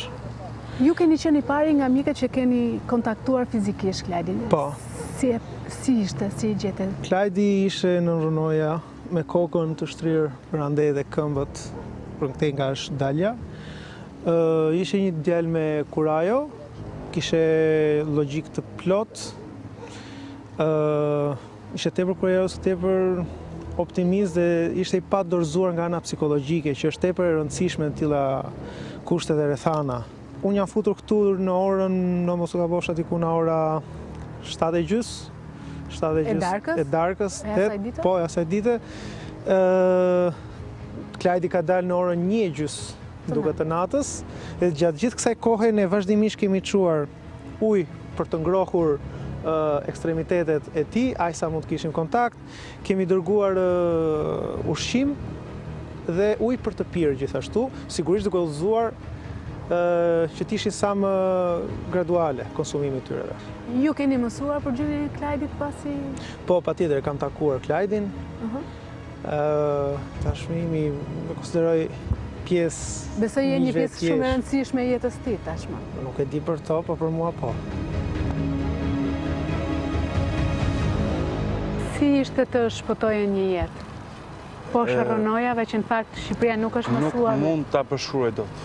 Nuk mund ta përshkruaj dot sepse në drejtimin tim kam parë që gjithë shërbimi zjarfikës i Republikës Shqipërisë ka qenë i fokusuar këtu duke punuar pa një sekond pushim, duke hequr inertet dhe të nxjerrim të gjallë atë që ne kishim objektivin, Klajdit. Kur doli Klajdi? Klajdi nga forcat greke ka dalë rreth orës 1 të natës. Kur doli Klajdi, çfarë ndjet? U lehtësua? Kur doli Klajdi, se më ranë të fikët. Sepse unë bashkë me kolegun tim grek, filluam të qani. Në dje kemi edhe video, që përqafojmë njëri tjetrin, sepse kemi shpëtuar një jetë mirë.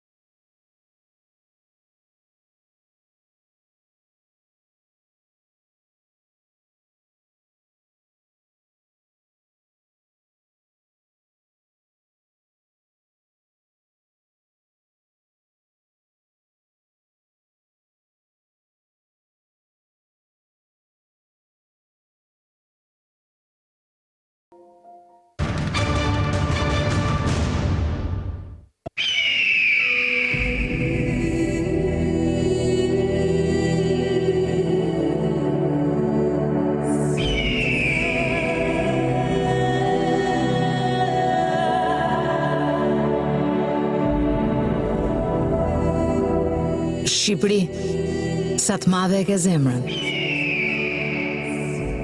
Djetë ula në gjunjë, Në ditën tënde më të bukur, kur nuse duhet ishe bërë për mortu veshe. Dje këto ditë, të deshën më shumë se kur të gjitha ta që prej vite e shmorën detin e malin. Plotësuan mira formularë lotarishe aplikime azilantësh. Se kështu je, e bukur e për të dasht. Se ti ke vënd për të gjithë. Për Gjulian që e arrestuan se gjeti rrjetet sociale si mënyrë për të ndar ankthin, frikën, pasigurin, pa dije ndoshta. Por ke vënd për 10 horra e kriminal që të ka të ndisën kështu. Berseburgu, si mban ata. Është i ngushtë burgu për ata që janë mësuar t'i vënë gishtin globit, e në hallan qef, ta shpjen veten atje ku ndjehen më të sigurt. Ke lënë vënd për mira duart e zgjatura për ndim këteja ndej kufive, por ke vënd edhe për ata që si shta dhunuan me qizme e kova tortën e pavarësisë, ashtu t'i zhytën duart edhe në bukën e nevojtarëve në qiell të hapur. Me sytë, mendin e zemrën e ato rënoja, me shpresën për të gjetë një jeta një varë, për nesër ku me qaj, ku me shfryt. Ke vënd për të paditurin, që me paret e gjakut fëmijës në kurbet, ngriti dhomën sot e banjën motë mbi një tokë që natyra s'ta falë, e një ditë do ja kthejmë. Por ke vënd edhe për të fuqishmën e të pangopurin që shet vdekje me zarfe turpi dhe lejon ndërtime aty ku toka s'mban.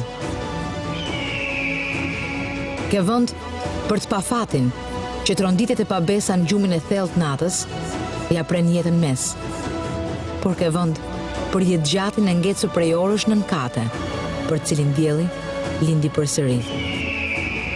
Ke vënd për klounët pa udhë cirqesh Facebook o Instagrami, që e shfrytzuan edhe këtë situatë për vëmendje e reklam. Por ke vënd për mira goca e çuna të rinj, burra e gra, që bën të mira i hodhën në det, mua aty ku natyra shpreh vullneta zemërat. Ke vënd si kur doherë për dashurinë e Kosovës, se në nëntor ta këputën prej trupi, e po në nëntor të ngjit pas ti për të të mjekuar plagët, për të mbështetur në prerin tënd. Por ke vënd edhe për ata që dikur ta zhvatën Kosovën nga trupi, e këto ditë marshuan drejteje për të dhënë frym prej së tyres. Ke vënd për hajdutët që vodhën banesat e bastisurat fatkeqve. Por ke vënd për shqiptarët Maqedoni, që shkruan me shkronjat e trupit, lutu për Shqipërinë. Se kështu je ti Shqipëri, e vogël e në nevojë për kujdes, por madhështore deri në adhurim. Veç na edhe një mësim të mirë Shqipëri. Jo veç një lule që rije mira lutje për shpirtrat e atyre që nuk janë më midis nesh, por një puthje, një përqafim, një dorë shtrëngim, më shumë për ata që kemi në shtëpi, për ata që kemi në pallat, në lagje, në punë, a në qytet.